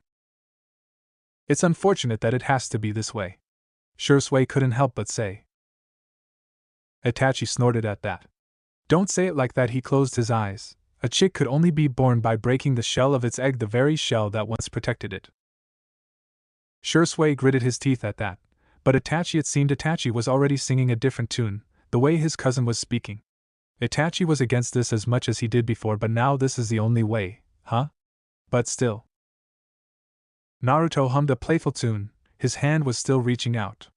From the small gaps between his fingers the sunlight filtered into a thin thread. "Nakarama, do you think changing the world is possible?" "Yeah, remember that the Sage of Six Paths did change the world back then, but I am not confident of the odds that a mere child like you could do it," Kurama said, snickering in the deepest part of his mind. The Uchiha cousins were startled to hear Naruto suddenly laughing from his napping place. It seemed that Kurama said something that amused him again. Sometimes they wished they could hear the two converse, they felt out of the loop sometimes. "A mere child like me can't change the world," Naruto exclaimed as he rolled around on the giant lotus leaf. "True, so true, but you see," he was laying on his stomach, crossing his arms as his eyes locked to his friends. "Together I think we can do it, right guys? With you by my side, we can do everything." Shisui grinned at that, of course. Itachi just sighed before he replied, "True." As he watched Shisui tackle Naruto, leading to both of them sinking the lotus leaf under their weight, he couldn't help but feel content. For so long he was haunted by the shadow of the Third Shinobi War, by the image of blood and tragedy. Ever since he learned of his clan's ambition, their foolish pride that blinds them from the world around them, he almost felt consumed by the fear of another war. He would then be forced to choose between his clan and village. Perhaps he and Shisui would have done something they'd regret if that's what they had to do for. "The water is nice," My pond is not a pool for you to cool down, idiot, Naruto said as he landed a playful punch on Shisui's face. But because of Naruto, it was strange that ever since Naruto entered his life, his despair and doubts were soothed. He could believe that one way or another, if it's Naruto, he would be able to do something to make everything alright. Naruto would be there for them, the same way they would for him. Oh, before I forget, Naruto, who was soaked to the bone, rummaged his pocket sand through something round and black at each of them. That's the thing I was talking about few weeks ago, it's done. Itachi caught the black object, or rather the deep red, almost borderline black stone. Shisui caught his, and was observing the pendant curiously. Not that I'm doubting you or anything, since it's common sense to ask, is this safe? Naruto nodded. It is. I am pretty sure it won't combust on your faces, at least.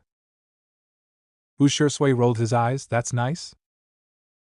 Just trust Naruto in this. Itachi deadpanned as he putting the pendant on. It's one you made especially for us, any? He nodded. I attuned it to your chakras, but as I said, it's just in preparation for things to come. You don't have to worry about using it so soon. Shisui craned his neck. But the problem is not really a problem if we can make it come at us when we want it. According to the information network of the Shiomitsu, it won't be, Naruto assured him. We are as alert as we could be for now. We trust you, Itachi muttered. We always will. Naruto smiled softly. Thank you. That's the reason they're still going through with this risky plan, because they believed in each other. A few days later, no Kuni's forest. His eyes narrowed predatorily at his target, a lean and long-haired man. Ruiga, the water user, he whispered as he unsheathed his blade. Ruiga was a formidable suction user, and he was known to use dowsing to spot for water sources, extracting it from earth and manipulating it airborne to great effect. Though even if he was a formidable as Sudan user, his overall skill as shinobi was another matter entirely. This man could be classified as one of those overspecialized shinobi who relies on their trump skills too much to the detriment of ignoring their development in everything else. It won't be an easy task going against him, but with careful calculations and a swift execution it could be. As easy as turning the back of his hand, his target followed him like a starving predator. All it took was a little goading from his part, and Ruiga left the safety of numbers to pursue his death. Then again, he could not imagine the other two brothers coming for this fool's rescue. Ruiga came to an abrupt halt upon noticing the 4 tags he had placed on the trees in a square formation, laughing haughtily and not even bothering to move from the death trap. You think such a basic trap could kill me? A standard Fubakuhajin? The Fubakuhajin is a trap so called for an array of explosive tags placed around an area that can be detonated with a hand seal, while also being sensitive to the proximity of any who enters the enclosed area. Should the trapped opponent attempt to move, the tags explode. Since the target was unable to move lest he risk being blown to bits, it was a perfect supplementary technique to subdue an opponent. It was, however, a basic technique that almost any shinobi above Chunin level won't be caught dead on, not without having another trap layered on top of it. He could tell what Ruiga had in mind. He could extract water from the earth without moving a muscle and use it as a shield to absorb the blast. However, what Ruiga didn't notice was the tags that were placed far above his line of sight, in the branches above the very same trees. 4 tags with kanji on its seal array center. The moment Ruiga enacted his plan, the seal's sensor arrays, triggered by the presence of dense water-natured chakra in the air, went off and fried the water user shinobi. Ahargarg! Ruiga let out his last scream as high-voltage electricity tore through his body.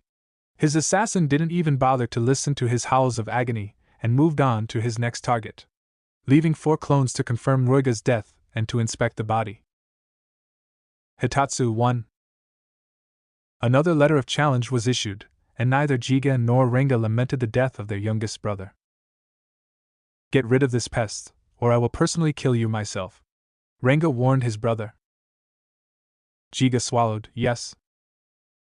They still had to kill those benefactors who had sponsored this coup, and until then they had not completely conquered this country. Jiga had no delusions that Renga alone could conquer this country without him. A smile curved up the assassin's lips as Jiga left Renga and departed into the depths of the forest, just like Ruiga did. Jiga, the user of magnetism, he whispered to no one. The second brother was known for his magnetic abilities in spite of not hailing from a magnet user clan of Kumogakure. According to the intelligence they gathered, the ability came from his consumption of iron from an early age. Jiga made his body adapt with his unique diet that resulted in him gaining control over magnetism. However, forcing his body to do that would give him a glaring weakness. Apparently, he couldn't turn it on and off by will but by slapping his stomach, and he had to turn it off after an extended use or he risks losing control of his ability. It would be easy to exploit this weakness like Ruiga's, but the problem was, unlike Ruiga, Jiga had the physical prowess to back him up and was extremely proficient with his Kusarigama. He was not going to be as easy. With that in mind, the assassin hurled a barrel of exploding kunai towards the magnet user. That won't work, Jiga shouted as he used iron sand to form a shield. We will see. The voice was mischievous, echoing through the dark forest hauntingly. Jiga was not a coward, but the voice was unnervingly playful, as if it was enjoying watching him squirm under relentless explosive attacks. Jiga won't give in and squirm for his attacker. However, under the continuous assault he started to squirm as he had to keep ability for too long, and eventually had to stop. Jiga threw the biggest shield he could make and quickly abandoned his cover after it exploded, turned his ability off, and took out his weapon. If the assassin thought he would stay idle and fall for this meager tactic, the bastard had another thing coming. The attacks were relentless, but so far it had only been coming from one general direction, which meant that it's very likely there's only one assassin. As long as he takes care of the bastard, he wouldn't have to fear an ambush and advance as he liked. Jiga grinned as he spotted a shinobi dressed in a standard uniform, a vest, long-sleeved shirt and pants, and the man was holding a kunai. Jiga was a frontal assault type of fighter, but he could do stealth if he put his mind into it. He threw his Kusarigama to the defenseless shinobi, only for his Kusarigama to turn its target to smoke. Jiga never saw the powerful wind blade coming from behind, and he hollered in pain.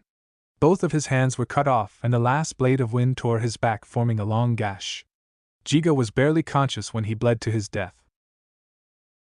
The target's hands were cut off to prevent him from turning on his magnetism, a little overkill but better than sorry. Futatsu, too.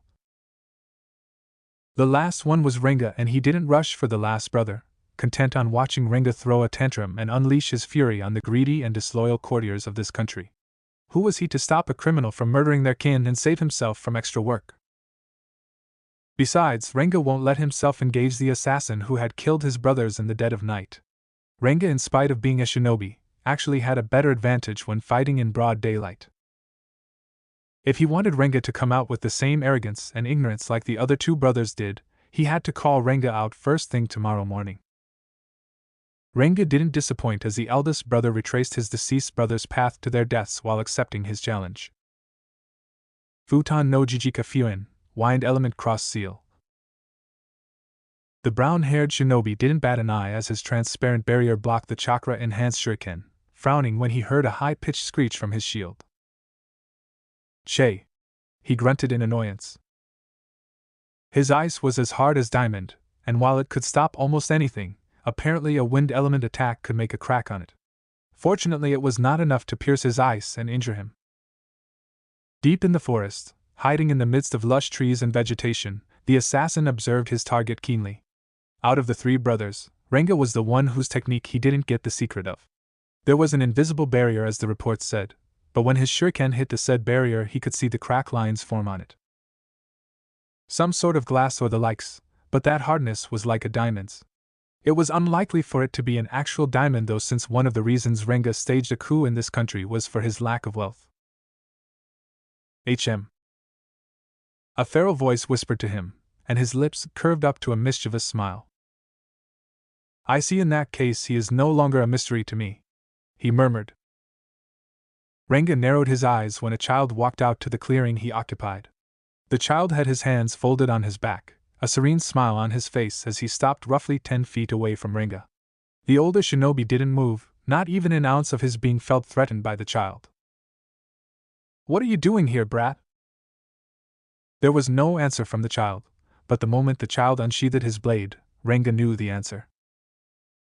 You came to kill me. Once again the child's action was enough of an answer as a giant wind blade tore its path towards him. For the first time, Renga felt threatened as he rushed to raise his ice shield. Just like before, a hairline crack formed on his supposedly indestructible shield. Renga felt his blood rushing to his head, and he wanted nothing but to wring the brat's little neck. On second thought, he'd rather see the brat burn. With that in mind, Renga jumped into the air and landed on a disc he formed. But instead of seeing fear in the boy's eyes, he saw nothing but fascination and curiosity. In fact, the boy was just standing there outright staring at him. Die. He had decency to look sheepish as an invisible beam struck the spot he occupied a few seconds ago, melting the ground. So not the time to be distracted by observing Renga's technique. It was easy to dodge the attack because while Renga had a jounin speed, his attacks rely on nature, therefore so long as he could tell where the missing nin was aiming, the attack could be dodged. If Renga thought he was the only one who could attack, the older shinobi had another thing coming. He faked helplessness as he let himself get a couple of close calls, and Renga, in spite of being superior, didn't bother to go down from his high throne and was content to watch his assassin running around helplessly. So focused on playing with his prey, Renga didn't even bother to look up. He only noticed something was wrong the moment the dot of light on the ground, the focus of his ice lens, suddenly disappeared. He looked around and up as a veil of endless white descended on him. Renga looked around in panic as the ground below was also covered in a veil of mist, and he completely lost sight of his surroundings. Kirigakure no jutsu? He hissed. True, a mischievous voice echoed through the air, and Renga tried to look for the source of the voice, but it sounded as if it came from every direction. While I am no master of this, overloading it with chakra makes the mist become very thick and heavy. Renga gritted his teeth, raising his hand to expand the lens he occupied, but nothing happened. Why? His eyes widened when numerous chains suddenly sprung and tied his body in its iron hold, and he struggled to keep standing on his disc. It's wasting a lot of chakra, but with how dense my chakra is in the air, it's now impossible for you to imbue it with your own to shape that fancy disc of yours, or at least with your chakra capacity you won't be able to overpower mine. The amused voice said, You may be at a jounin level in terms of power, but because of your arrogance you fell into my trap just like your brothers. You! What do you want? Renga gritted out in anger, struggling to get out of his bind. Soten Jinseiun, sky clouded in silver stars. With no means to protect himself, and no way of dodging the incoming attack, Renga could only watch as the endless white mist was torn by a torrent of wind that enveloped him in the embrace of its vortex. He was pulled in, screaming and kicking, and the next thing he knew he was on the ground with cuts and bruises marring his body. He struggled to stand up, but his body didn't obey. The sharp pain on his back told him that his back was bleeding, and his stinging shoulder was a sign of a broken bone. The boy approached him, but Renga couldn't even lift even a finger, as the sharp blade cut through his blue shirt, exposing the device he had carefully hidden beneath. What is this little toy you're hiding, Renga-san? The boy asked as placing a tag on his jugular, and he could feel his whole body numbed. He couldn't even twitch, he was crippled from his neck down. Who are you? He hissed venomously, hurling curses towards the boy. The tip of the gleaming blade on his neck didn't unnerve him at first, but suddenly he could feel the blade heat up and started to pulse like a breathing heartbeat. It was as if he had his neck on the jaw of a vicious beast, not cold steel. Losers don't get to ask Renga-san. The boy knew his name, while he didn't know the boy. From the beginning he was charging blindly to this battle, while the boy did not. Cool, he grunted. Well then, I'd like you to answer a few questions, and depending on your cooperation, perhaps you will not be reuniting with your brothers anytime soon, the boy promised. Renga wanted to scream that he didn't want pity, but he found himself saying in a hoarse voice, A loser doesn't deserve to live. As the strong triumphs over them, ask your questions, and this dying man will answer you honestly with his last breath. I don't need your pity. Kill me as you see fit, as I am a weakling who didn't deserve to live any longer. Is that so? The brat asked, for once there's a tint of sadness in his voice. That's your mind, huh? Renga just grinned as his eyes gleamed in madness. Yes, it's my. Mitsu 3. A few hours later. Wakaba Yanari had been pacing within the safe house nonstop in hopes that he could somewhat lessen his nervousness. Of course it didn't work well, as his mind kept going back to the child and his squad mates who had saved him a few days ago. It was a close call, and his country would have fallen to the hands of those criminals if not for those shinobi. He had written that letter of request to the Tower of Konoha, in hopes that the Uzumaki clan still remembered their debt to Na no Kuni and helped this country. It was his last hope, and frankly he had expected the letter to be returned by Konoha because there's no longer any Uzumaki left in Konoha. He would have asked Konoha, but his poor country couldn't afford hiring their shinobi for this kind of mission. Their money had been taken over by corrupt nobles and the three brothers, so his only hope rests on the Uzumaki clan that would help them in light of their old friendship and debt. Unexpectedly, God hadn't abandoned him, or rather the Uzumaki clan had not. He received a reply that requested him to hire Konoha shinobi for AC rank, which he still could afford with his meager savings. In the letter that was written in code his family learned years ago from the Uzumaki clan, he was instructed to hire Konoha shinobi as a cover mission to infiltrate his country. As expected, those traders didn't even bat an eye as a group of young ninja came to help their farmers to harvest their crops. He had chosen a correct timing too, as during that time those traders were busy counting their earnings collected from the recently raised taxes, and could care less of a squad of shinobi in the country. He was baffled when the youngest shinobi he believed shouldn't even be on the field but in the academy sneaked out of work and came to him. He thought the boy was a messenger, but apparently the boy was the one tasked to rescue him and replace him with a double. He was grateful to be saved from regicide, but he was more worried of what will become of his people in his absence. The shinobi then assured him that as long as he was alive, he could deal with the aftermath and save his country when he retakes his place as their king. He was shocked when the boy introduced himself as the current head of the Uzumaki clan, and apparently the last one in Konoha. I am Uzumaki Naruto, the clan head of the Uzumaki. As our contract decreed, we would never abandon our allies until our last breath. Rest assured, Lord Wakaba, soon we will free your country from their subjugators. He didn't want to entrust something this heavy to a child, because sacrificing another child after what he had done to his Haruna was the last thing he wanted to do. But once again, there's nothing he could do. He didn't have a choice as he accepted that child's hand and sent him to his battle. Today was the promised day, the boy said. Apparently he needed to return first and report about his C-rank mission to Hokage. Last night the boy had returned to Na no Kuni, only to ask for his blessing before running off to his battle. The boy promised to return at the latest this afternoon, but the sun is almost gone and there's no sign of the boy yet. He dreaded the worst and hoped with all his being he had not just sent a child to death. It took all his strength to not stumble the moment he heard 5 rhythmical knocks, a sign that the one on the door was his ally. He opened the door and never felt so relieved when he saw the bright golden hair of Uzumaki Naruto. Lord Wakaba, I have. Wakaba didn't let Naruto finish as the daimyo pulled the stunned boy to his arms. You're alright, I am so glad. What was I thinking about sending a child to those criminals? Naruto gently pulled himself from the gentle hug. Lord Wakaba, Naruto smiled warmly. I am a shinobi, and in Uzumaki don't see me as a child. I come in the name of my clan and my.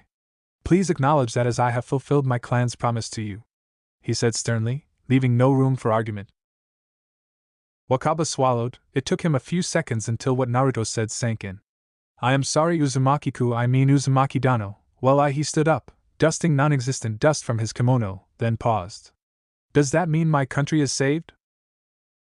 He nodded. Yes, in fact I even paid your palace a visit and did a little sweeping through your military ranks and servants. Naruto explained the reason for his tardiness. They're all loyal to you and regret not being able to help you, my lord, and I ensured it safe to return to your palace. After he warded the palace as secure as possible, of course, it would be a moot point if Wakaba is assassinated after he went through so much trouble saving the lord. Not to mention Wakaba was one of few kind and gentle souls he thought could only be found in fairy tales. Apparently someone like Wakaba did exist. Kindness and foolishness kinda overlaps as a rule in this violent world, but he'd rather have this naive lord to live a long life and be reunited with his daughter. You're getting sentimental. And? It won't hurt me, and to have this kind of man on my side is nice. I don't need to fear him betraying me. Is that so? But you have to dread what the naive lord is going to put himself into for the sake of his country, you know. I can imagine him throwing himself to invaders to save his people. Kurama pointed out. He didn't get the concept that if the king dies, the country is bound to fall sooner or later. Naruto ignored Kurama ranting on his head. Most of the time he would listen to Kurama, but sometimes Kurama's rants had to be tuned out to keep his focus. Besides, he knew the consequences of making someone like Lord Wakaba as his ally. Now all he needed to do was to keep building more connections, and soon it won't be impossible to free Wakaba Haruna. Being a hostage for so long, the princess would have developed a better common sense than her father, and if he played his cards right, he could help no Kuni to prosper and more. It's going to be a win-win situation for both no Kuni and his people. Konoha, 2 days later. To say that the third Hokage was displeased was an understatement. After all, the old Kage didn't give him leave to run off to no Kuni and make a name for himself by single-handedly killing 3 Jounin-level missing nin and saving the whole country. The other 2 elders were unperturbed by the recent development. There's no anger in their body language, just curiosity dosed with skepticism in their expressions. It seemed that they opted to wait and see before deciding their stance in this matter. I am so disappointed in you, Naruto-kun. You lied to me as one of my shinobi. This could count as insubordination to your Hokage. That hurt as expected, but if the Sandaime hoped to guilt-trip him with that, the old Kage had another thing coming. Hokage-sama, Naruto began, stopping Hakurei on his side from exploding in rage. I did not lie to you. I asked for 3 days off, no more no less. Sarutobi sighed. You didn't tell me you're going outside of Konoha, and nothing about hunting missing nin either. Perhaps you didn't lie, but that doesn't excuse you from keeping these kinds of secrets from your superior. As your shinobi, of course. Naruto admitted solemnly, but my actions were not as your shinobi but as an Uzumaki. It's my clan's business with no Kuni and nothing to do with Konoha. Naruto-kun, you are the last Uzumaki of the main family. Hakurei cut Sarutobi off. I recall, when it comes to the clan's internal affairs, that the Hokage has no right to interfere as long as it's not against the well-being of our village. Hakurei reminded me of the old Kage. It's Naruto-kun's duty as the head of Uzumaki clan, and I recall there's been no unwanted casualties in this skirmish, so what else do you want? Hiruzen glared at Hakurei balefully. He is too young. His clan affairs are still under my authority. No, it's not. Naruto replied promptly, startling the old Kage. I am a Chunin. While most consider Genin as an adult, the matter of one's clan could be acted on once the clan member becomes a Chunin. Naruto reminded Sandaime with a stern voice. And I am a 4th Dan Seal Master. I have proven myself perfectly capable in saving one of my clan's allies. If hearsay is not enough proof, I am more than willing to hand over to you the heads of the 3 criminal brothers. I am not interested in their bounties, he said as he placed a red scroll before them, neither of them moving to unseal its contents. Mitokado Hamura narrowed his eyes at the scroll. I'm not interested to see their severed heads, Chunin Uzumaki. Your willingness to present us this is enough proof that you defeated them, and your lack of fear of any investigation attempt in regards to this case. Yurutane Kohara nodded. That aside, while they're medium-sized fish in a pool of missing 9, it didn't change the fact that they were considered Jounin-level opponents. And you're a Chunin, how impressive. Hamura continued, and he could see Hiruzen tensing from the corner of his eyes. I want to say another promotion is in order. But as you pointed out when we promoted you to Chunin, your field experience when it comes to battle is still meager. Kohara sighed wearily. Well, with the missions we assigned to you, it's no wonder. She glanced at her Kage meaningfully. So regretfully we have to say that you're not ready to be a yet. Naruto nodded. That was not what he wanted anyway. Thank you, Kohara-sama. I am well aware I'm not ready to be a. I am still inexperienced. No one missed the way Naruto's voice dropped at the last word. I see, though I have to say I can't ignore the fact that you're capable of taking down 3. Naruto shook his head. 3, one at a time when they're at their weakest, by exploiting their weaknesses and ignorance because of their perceived superiority. It's not a fair fight. He elaborated on the circumstances. In a straightforward fight, the 3 brothers would have beaten him. Of course, with Kurama's help he would have beaten them, but that was not shinobi-like. We're shinobi, we are never fair. Hamura corrected. Naruto nodded in agreement. I concur, honored elder. I merely want to make it clear that my victory over them is the result of carefully planned strategy, and not mere physical strength. He was trying to gain their recognition, and if he had to flaunt himself, so be it.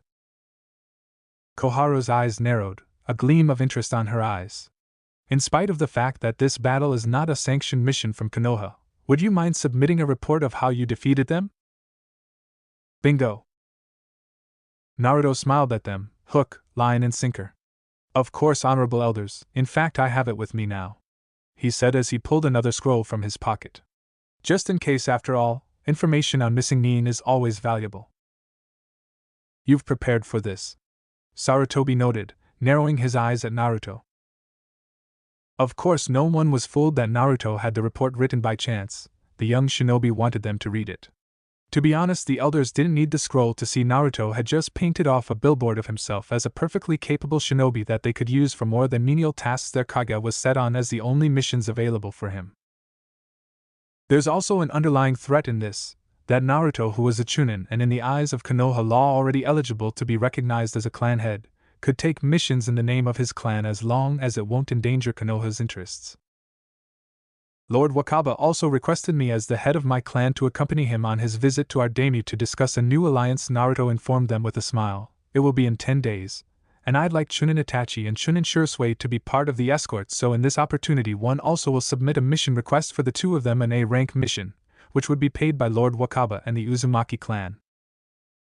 No one in the room noticed how the three veteran shinobi tensed as Naruto innocently informed them of his plan, as if visiting the Lord of High no Kuni for political reasons was just taking another vacation. They would be blind to not see Naruto was starting to build his political influence as the head of Uzumaki clan, and with his uchiha friends tagging along, it would seem that Naruto is just dragging his friends for a trip, while anyone with the insight can see him actually involving the Uchiha clan as well as part of his political campaign.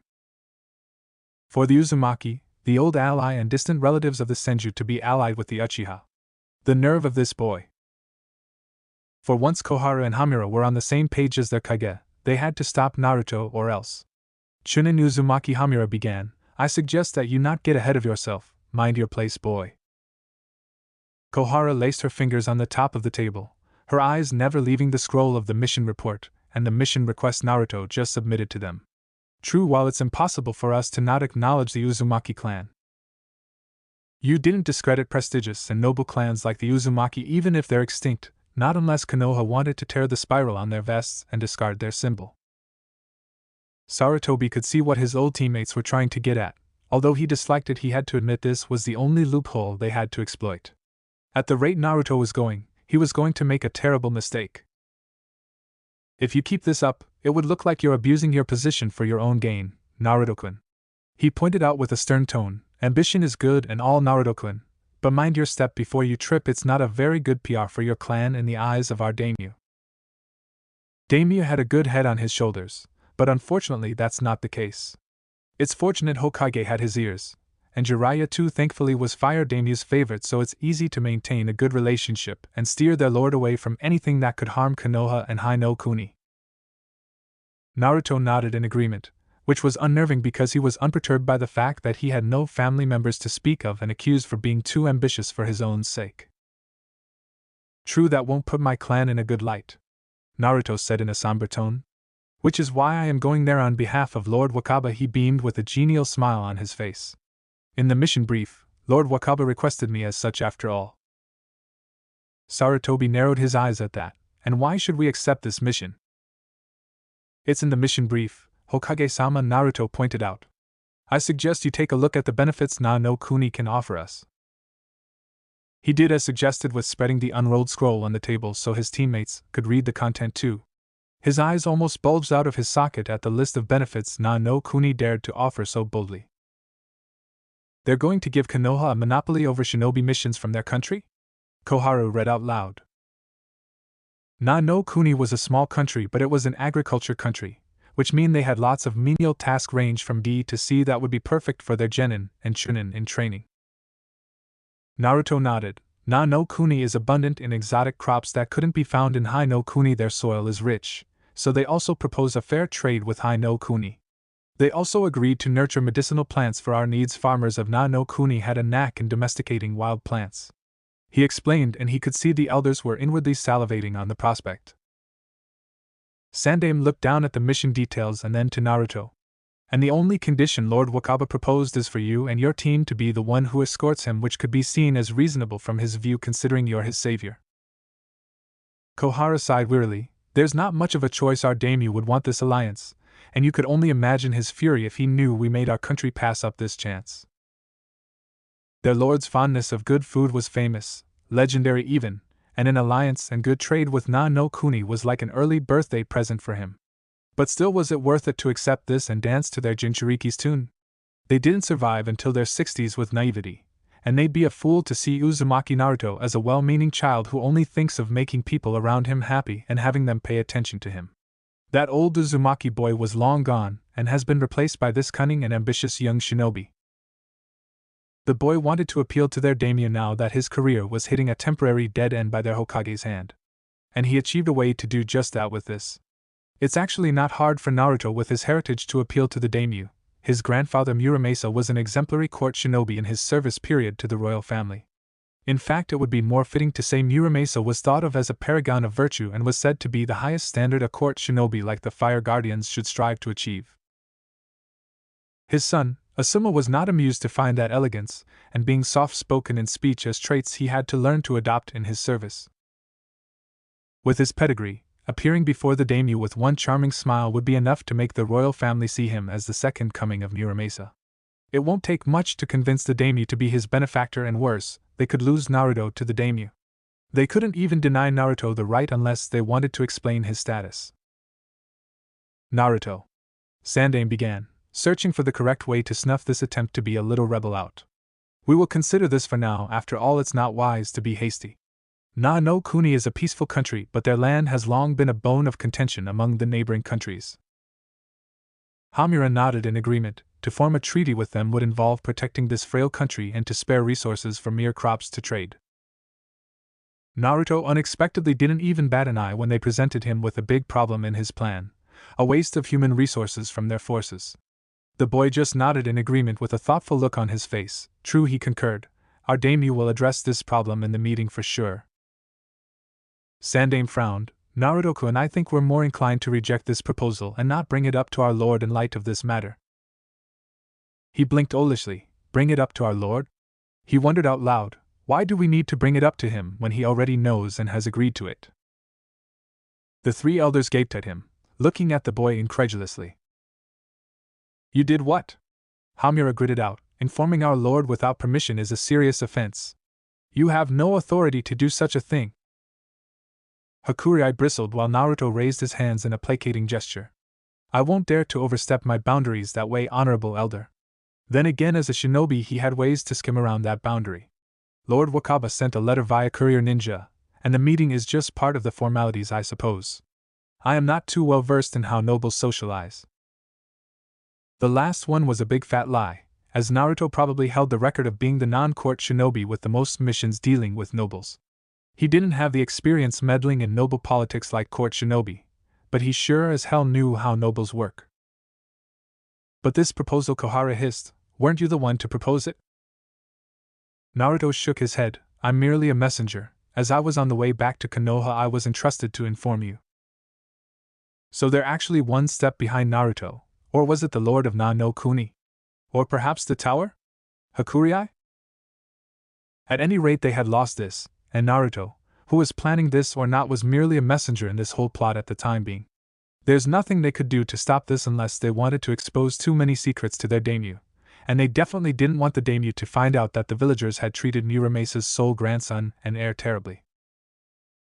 Make sure to prepare well for this mission. He won this round. 10 days later. They're traveling using caravans, and unlike most nobles, it was more practical than lavishly furnished. In fact, Lord Wakaba was resting on the cart with only a tatami-covered floor, a small table, and tea set as luxury. Naruto and his teammates were using the cart behind Wakaba's, and they were sitting on sacks of rice. Thankfully, they're pretty comfortable while leaving guard duty to soldiers and a dozen of clones Naruto left outside. Sai and Shin, on the other hand, were guarding from the front. I can't believe we did this. Shisui grunted. I mean, with Hokage-sama letting us off for doing this on his back. Naruto sighed wearily. It's not like I'm jumping up and down in excitement either. Just to have this wonderful opportunity took weeks for me to plot. He reminded the Shushin expert. And I'm not happy either that I had to call dead on no Kuni for this.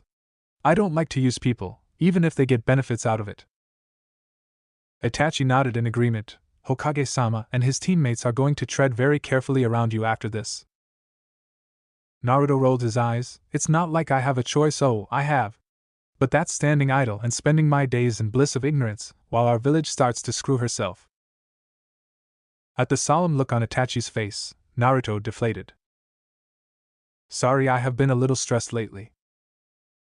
Itachi narrowed his eyes. Naruto, you, it seemed that betraying Sandame's trust was not as easy as turning the back of his hand as Naruto thought. There's no way Naruto didn't feel guilt at all. I haven't done anything that warrants you to fret over me, Naruto said, rubbing his temple. I am not the 12-year-old ANBU here. He glanced at Itachi, then to Shisui, who was decidedly whistling as if nothing was amiss.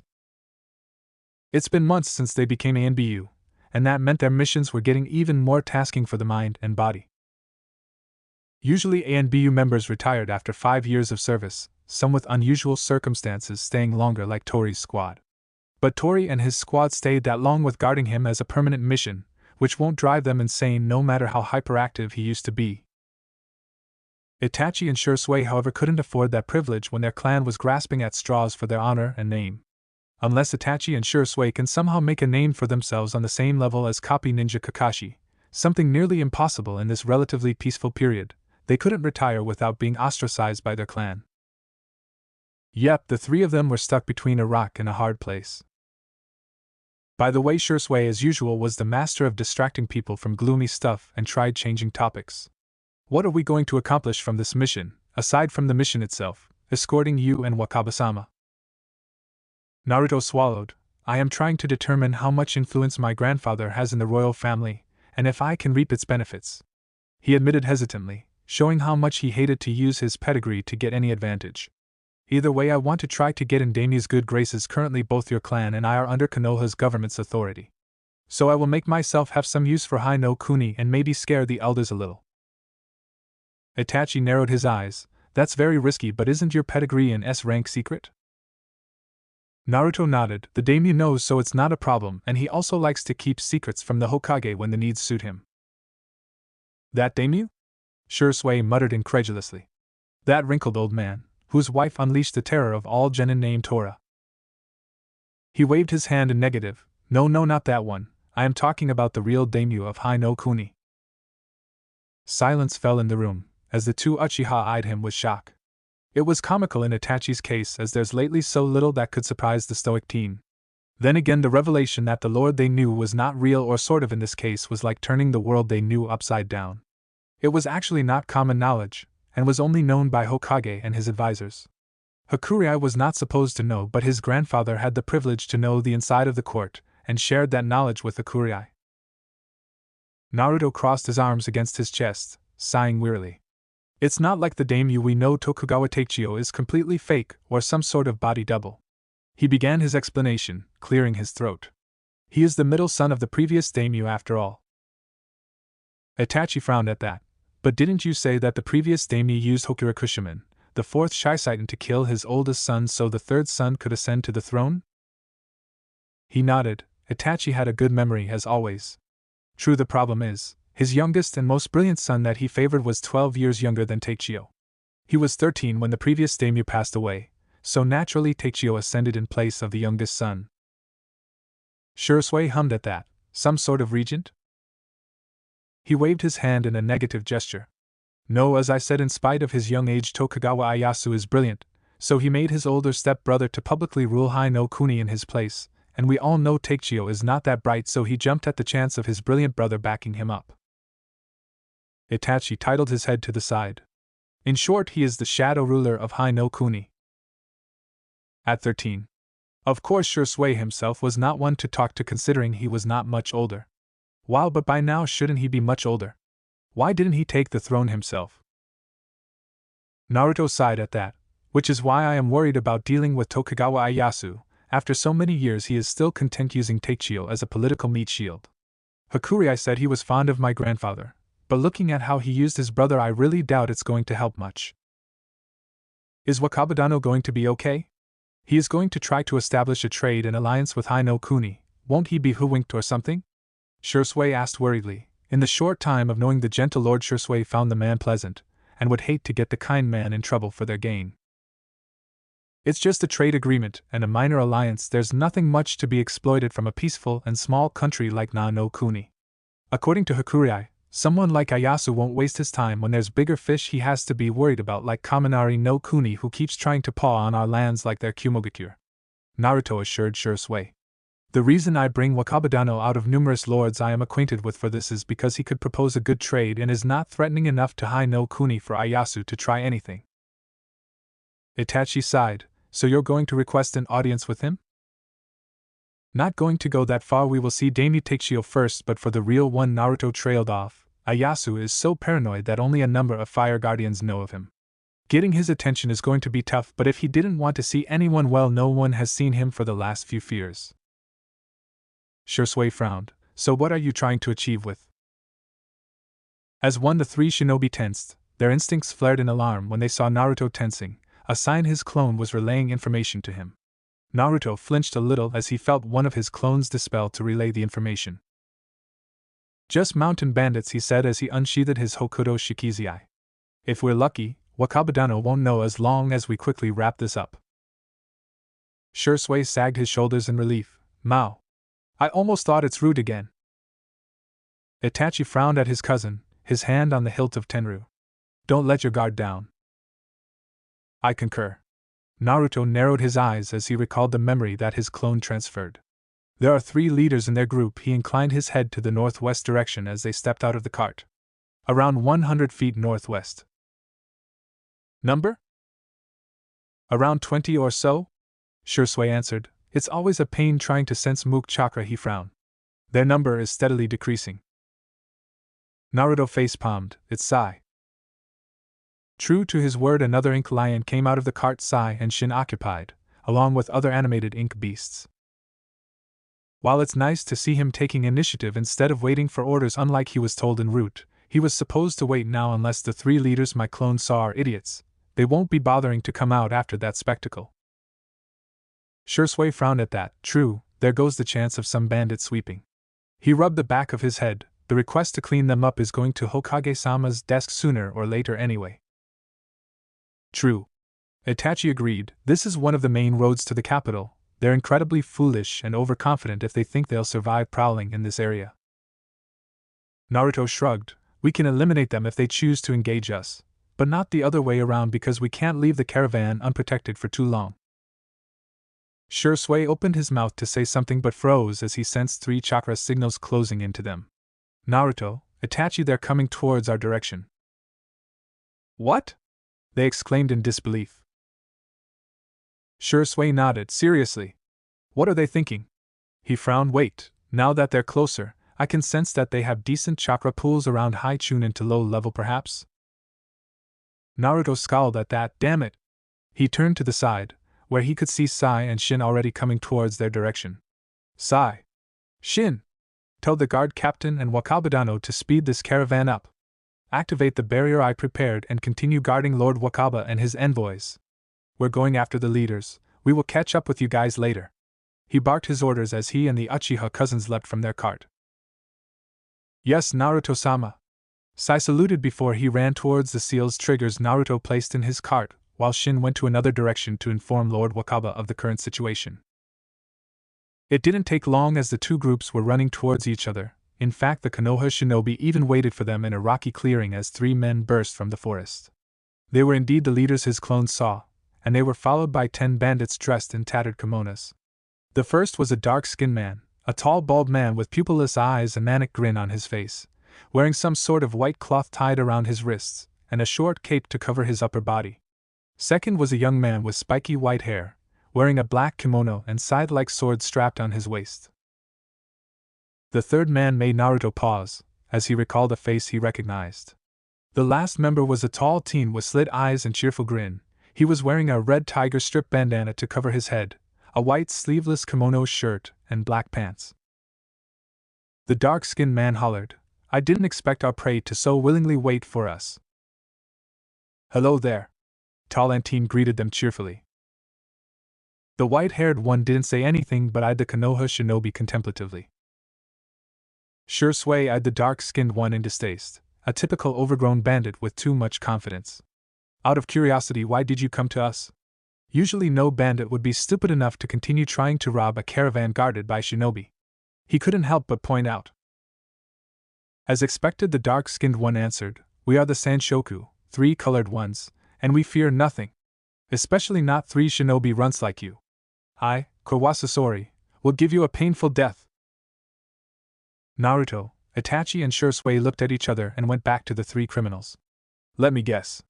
Naruto began, is the guy with white hair Shisui something and the guy with bandana is perhaps Benatora, Red Tiger? The presumed Benatora looked at Naruto in awe. How do you know my name is Benatora? Are you a physicist or something? He asked in shock, then as if in an afterthought he added, the guy on my left is Shiroi Karasa by the way, so that's also right on the dot. Man, you're good. You're the one who told us you're the Sanshoku. Shisui reminded them. Oh right. Benatora grinned. He is an idiot, they decided inwardly. At any rate, is this supposed to mean that you're not going back off if we ask? Naruto asked rhetorically for the heck of it. No. No. Brat. Kurwa spat. I suppose not.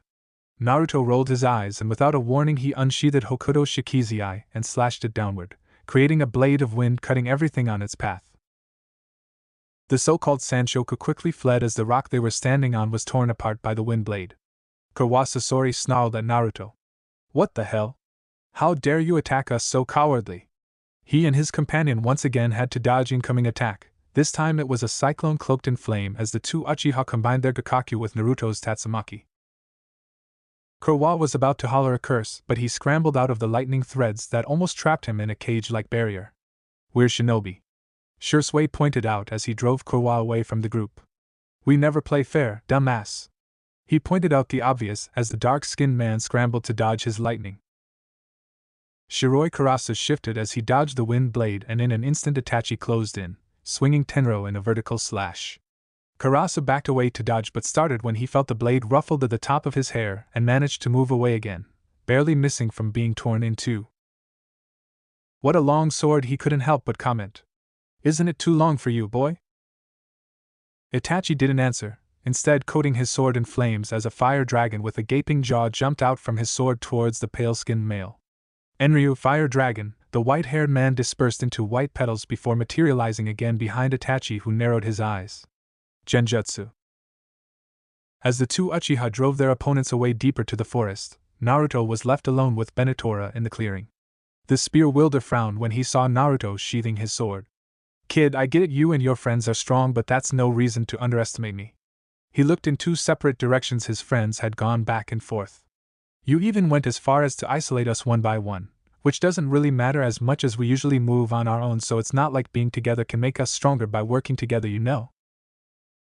Naruto narrowed his eyes as Benatora circled him like a hawk, his fast movements leaving afterimages which stopped moving while he continued to circle around until there were 8 of them.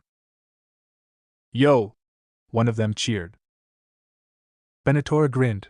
I am the Shadow Master. Hey! Hey! Even if you're a kid, you're a ninja, so I won't hold back, another said. Naruto just smiled at that. Good choice. Quite true. So true. Very true. Benatora's shadows all turned around and saw copies of the shinobi holding kunai that were pointed at all of his copies. This is... Naruto snorted. A pretty neat technique you have there. A variation of our Bushin no Jutsu. One you created without hand seals, perhaps with the constant chakra emissions you were putting out when you were circling me around. That afterimage is not merely an afterimage, but chakra that gradually takes shape to be your clone. A very simple trick, but amazing nonetheless, especially. Benatora shrugged. All of his shadows disappeared in a blink of an eye. Well, as expected of a Konoha shinobi, very observant. When he dismissed them, there wasn't even a puff of chakra. If not for the need to move speedily to create those shadows, this technique would be a better version of the Bushin no Jutsu. Thank you? Naruto muttered, then his eyes narrowed. As for your previous question of why we purposely separated you, just from the way you interacted tells us that you're not really familiar with each other. Eh? You can tell? Seriously? Benatora exclaimed incredulously. Naruto shrugged. We're shinobi of Konoha. Teamwork is one of the core tenets of our strength. That's cool. He complimented me with a wide grin. But why split us up then? You guys are better at fighting in a team than individually like us. He couldn't help but ask curiously. Naruto glanced at Benatora. his blue eyes finding nothing but genuine curiosity. "We're about to, but looking at you changed our mind." He recalled the documents regarding the royal family that Hakurai showed him a day before their departure. "I asked my teammates to drive your comrades away because I am curious about you." Benatora tensed and Naruto knew he had the man. "Well, what are you curious about?" "Ha ha ha, I am not exactly a popular guy, ha ha ha." Naruto crossed his arms, his eyebrows scrunched at the laughing man. "Pray tell me, what is the Crown Prince of Hai no Kuni like you doing here?" "Tokugawa Hidetada-sama?" Benatora froze and stammered, "What are you talking about? I don't know this Hidetada guy. Even though I am as handsome as a prince, I am just—" Naruto cut him off. "Pardon me, but please polish your lying skills before you try to lie to a shinobi, Hidetada-sama," he pointed out. "Your voice is shaking and you're averting your focus from me, you're a terrible liar." Benatora groaned before he sat down and sulked. "Fine. You win." "I am not aware we're having a competition," Naruto said in a confused tone. "Pardon me for being rude, but as a shinobi of Konoha I have to be careful with my conduct in the presence of a member of Hai no Kuni's royal family, thus, it's a must for me to confirm your identity. Rest assured that my teammate isolated both Shiroi Karasu and Kurowaza Sori, so this will not compromise your identity." Tokugawa Hidetada straightened his back, and at once his laid-back look changed to one that befitting of a regal prince. "Well, in Konoha those who are of noble birth probably know how I look and dress like any other shinobi, so I can't tell." "So you're one of a noble shinobi clan?" Naruto frowned at that. "My name is Uzumaki Naruto. My clan is distantly related to the Senju, but we're not considered a noble clan in Konoha. Not officially, at least." The prince blinked at that. Uzumaki, I've heard of your clan. Wasn't your clan the one who designed our security seals? It's really awesome. Those seals are at least 100 years old but are still functioning. Then again, the Uzumaki have been said to be the best seal crafters in history. A surge of pride ran through his very blood, and he suppressed his urge to grin proudly at the young prince. "We're flattered by your kind words, Hidetada-sama." He spoke in his clan's place, giving the prince a respectful bow. Benatora snorted, "Cut the formality. I don't want that when I am outside of the palace." He waved his hand dismissively. "And since you caught me, I'm here for a covert mission from my father." He jerked his thumb to the direction in which Itachi and Shiroi went off. "The Sanshoku is working for a man suspected of plotting a coup against our country. I sneaked in when the man was looking to form an assassination group to work for him." Naruto flinched. "My deepest apologies. We hope we have not compromised your cover." He waved his hand in negative. "Not all of our lackeys went to support Kurowaza and Shiroi, and thanks to you separating us, my cover is still safe, and frankly I didn't need it anymore." He laughed boisterously, and Naruto couldn't help but think Hidetada was not a type who cared about his princely image. "They're here to intercept Wakaba of Na no Kuni in hopes of gaining some leverage against my father and uncle, or so the boss said." He shrugged. "I am done collecting evidence against the suspects. I actually meant to leave them in a few days, and if possible take those two out of the picture." Not one to waste an opportunity, Naruto placed his hand above his heart. "If you don't mind, we will be honored to eliminate the enemies of Hai no Kuni in your stead." Hidetada laughed at that. "I wonder how old you really are? You can't be older than 10, but you're very sly to try to gain my favor. But I really like you, a bit too respectful for my tastes, but you didn't gloss over yourself to get on my good side."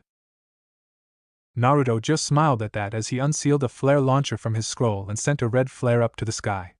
"Well, to be honest, it's a very pleasant surprise to find you here, Hidetada-sama." Well, sometimes luck was on his side, showing up in the most unexpected ways, and he was not complaining about it. Perhaps he didn't have to ask for help from spies Hakurai planted in court after all and risked blowing their cover. He didn't even have to plan anything to draw attention to himself. The next day, "I see," Hidetada said as they're on their last hour of their journey to the capital. "You're on a mission to escort Lord Wakaba to my uncle." Of course, he would be crazy to reveal all of his plans to Hidetada when he just met the man, and he didn't have to do so either to get what he wanted. "Yes." Hidetada suddenly closed in, his face was just inches from theirs. It almost took all of their willpower to not react on instinct and attack the prince who foolishly entered their personal space. Not a very wise thing to do in a shinobi's presence. His usually slit eyes opened. "You're seriously taking that kind old man towards my uncle? There's a tanuki that will eat that man alive." Naruto's sweat dropped. Am I right to assume that you're talking about your father? Hidetada-sama? He nodded. Yeah, I assume you know how my family works, and call me Tora, call me Hidetada after we step on that stuffy palace of ours. As one, they wondered if having this easygoing guy as the crown prince of Hai no Kuni was a good or bad thing for their country. It's rare to have such a good old man in a position of power, and I would be damned if that Tanuki dad of mine exploits him. As one, the three shinobi waved their hands in a negative gesture. No, we don't think so. Na no Kuni is so small, I don't think Ayasu-sama is going to bother to exploit them. Like hell he won't. Hidetada, now dubbed as Tora, exclaimed. That old man has grubby hands like you have never seen before. He is an old bastard who will use anything to get what he wants. Okay, it seemed that they're not so lucky after all if this is how their prince voiced his opinion in regards to his father. In fact, Naruto rolled his eyes to the side. It seems that things are getting even more complicated.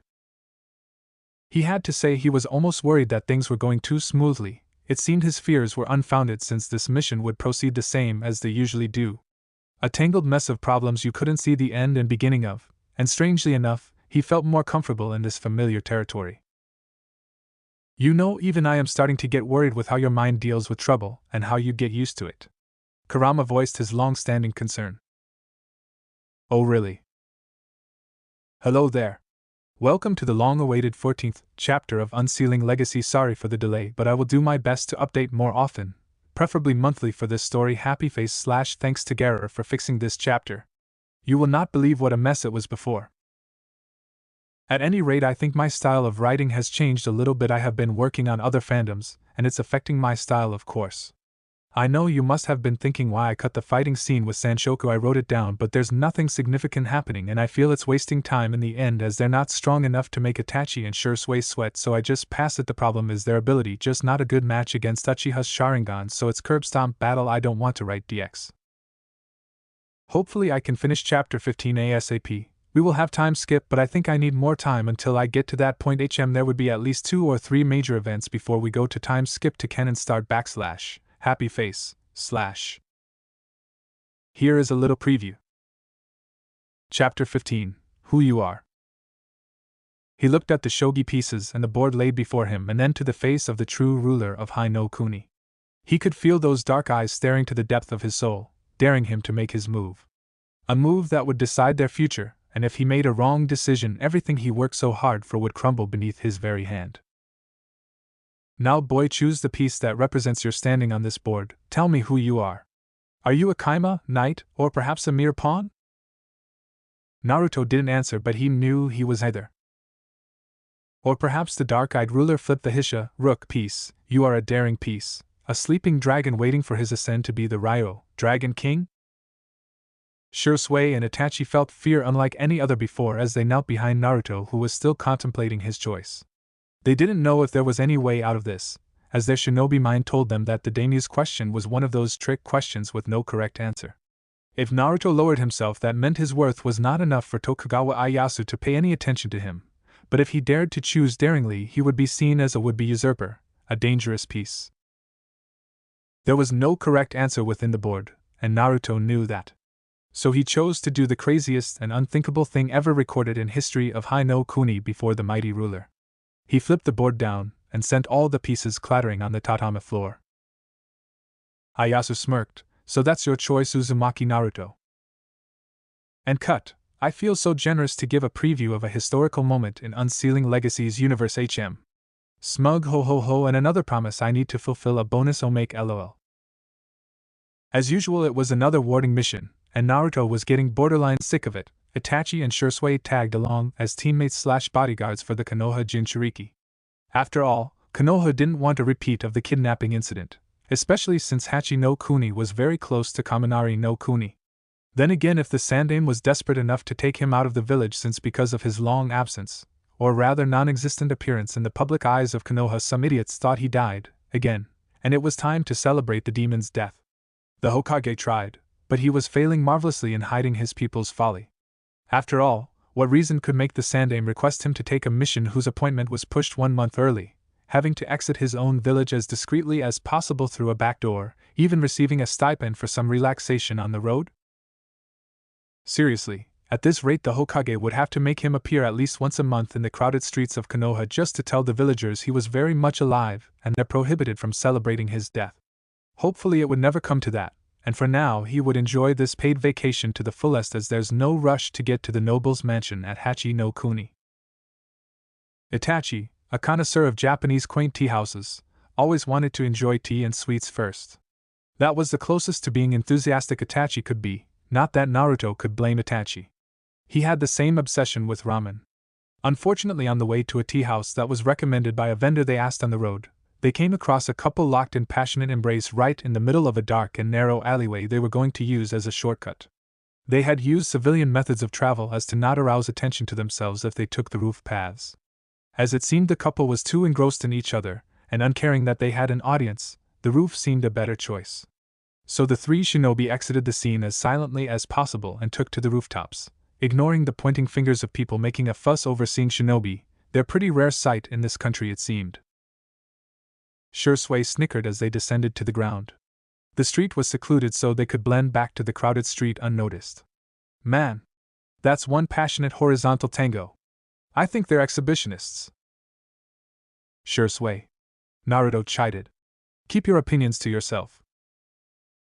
Horizontal tango? Itachi echoed in a confused voice, which made both Naruto and Shisui stop in their stride. Is that what they're doing in such a place? A dance?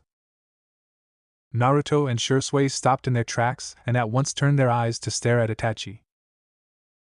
Shisui stared at his cousin in disbelief. Did you say those sentences with a question mark? Did I hear you right? Naruto stared at Itachi in horror. He couldn't be serious. Wasn't Itachi the one who is supposed to ask if he even knows what puberty consists of? Then again, recalling the children of the tower, they could be amazingly aware of the birthing process, and yet have no idea how the baby could get to their mother's womb, or that some men prefer same gender's company and chalked it up as a different taste, like some people like chocolate and other likes vanilla. But this was Itachi they were talking about. He was promoted to ANBU at 11. The thought he didn't even know way I thought that they expected him to know doesn't mean he knows. Itachi, have you ever gotten the talk from your parents? Teachers in the academy? Shisui asked hesitantly. Itachi looked thoughtful for a moment. Mother did mention something about how it's about time for father to tell me something. I believe she said it's a talk, and father looked pretty uncomfortable when she brought it up. So did he?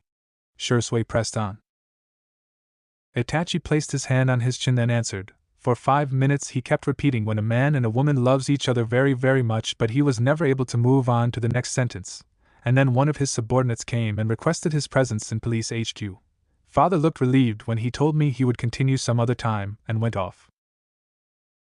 Coward, the same thought echoed in their minds. The academy instructors didn't tell you? Shisui asked again. Naruto shook his head, saving Itachi from trouble answering.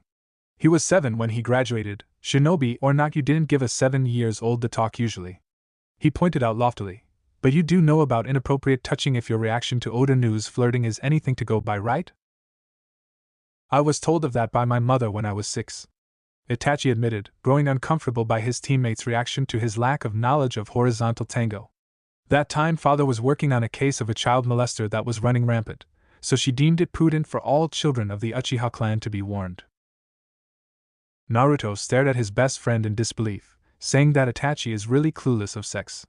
He understood dangers of molestation, rape and the likes, but apparently Uchiha Fugaka had no guts to sit his oldest son down for a short talk about the bird and bees. Shisui gaped, then suddenly he burst to a peal of laughter. Ha ha ha ha ha! I can't believe this! You don't know about sex? I know I am a male. Itachi replied seriously, looking pretty murderous that Shisui ridiculed him. Naruto looked between them back and forth. Shisui is not talking about gender, Itachi.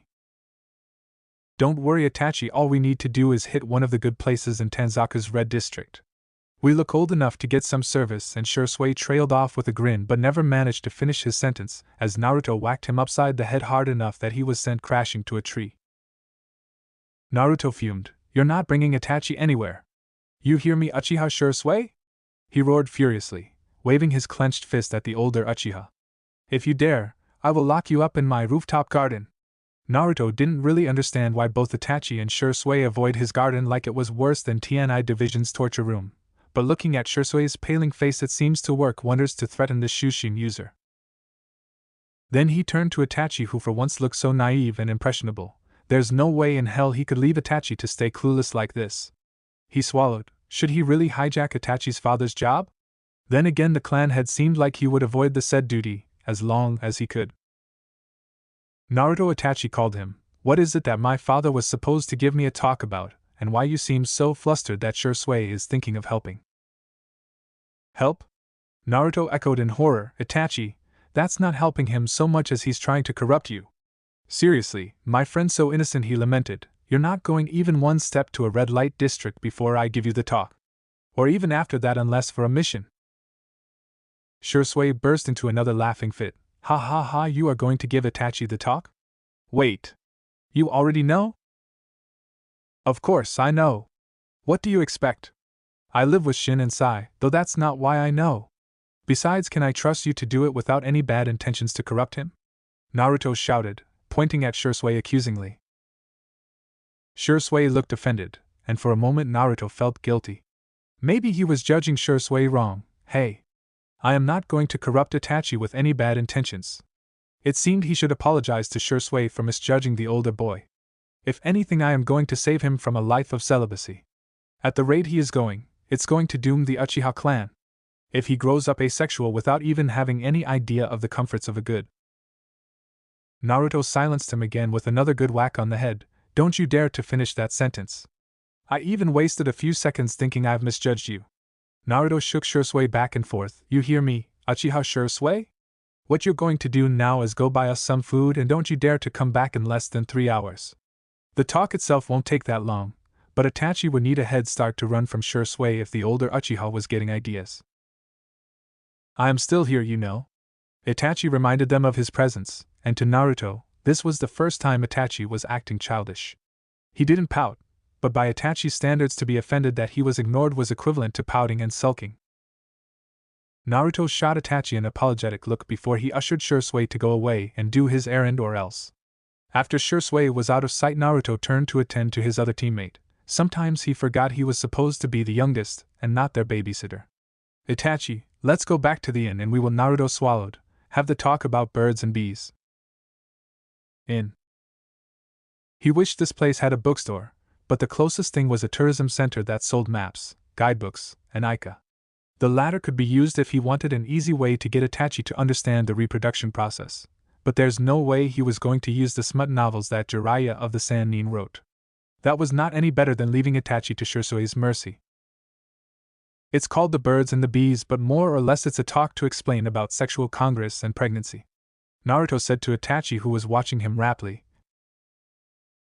You know, maybe once upon a time you might have asked your parents where does the baby come from, and if you're under 10 they might have told you that a stork brings the baby from somewhere. A baby factory, baby heaven, baby primary hidden village, or some shit to parents who were waiting in hospital for their baby. Itachi blinked. How do you know? That's what my father told me when Sasuke was born.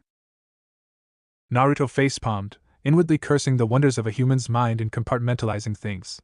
He still couldn't wrap his head around the idea that Itachi understood all about inappropriate touching, puberty, and other sexual crimes, but was clueless of how humans procreate. Probably because it's the one topic any parents would find awkward to explain to their children no matter what era, so much that since the Rikudo Senin's time no one bothered to be more creative in telling the cover story for their children until they're old enough to find the truth. I know it's a cover story. Itachi confessed. I never believed it, because I was sure the baby's weight would have broken the stork's neck. I never said it out loud to my parents though, since it seemed they were trying really hard to make me believe them. The blonde stared at Itachi in bemusement. While I have to compliment the 4-year-old you for being considerate of your parents, on the other hand I can't believe you didn't buy that story because of the fact that a baby's weight would have broken the stork's neck of all things. Naruto said in a deadpan voice, inwardly thinking Itachi was not a handful as a child but was actually a different kind of handful when he was 4. At any rate, I am going to explain to you about, he sighed, the process of baby making, love making, horizontal tango, whatever words humans have creatively invented for sex. Naruto mused. Now you know when boys and girls hit puberty their body starts to change? Itachi nodded at that. Facial hair, change of voice, hormones.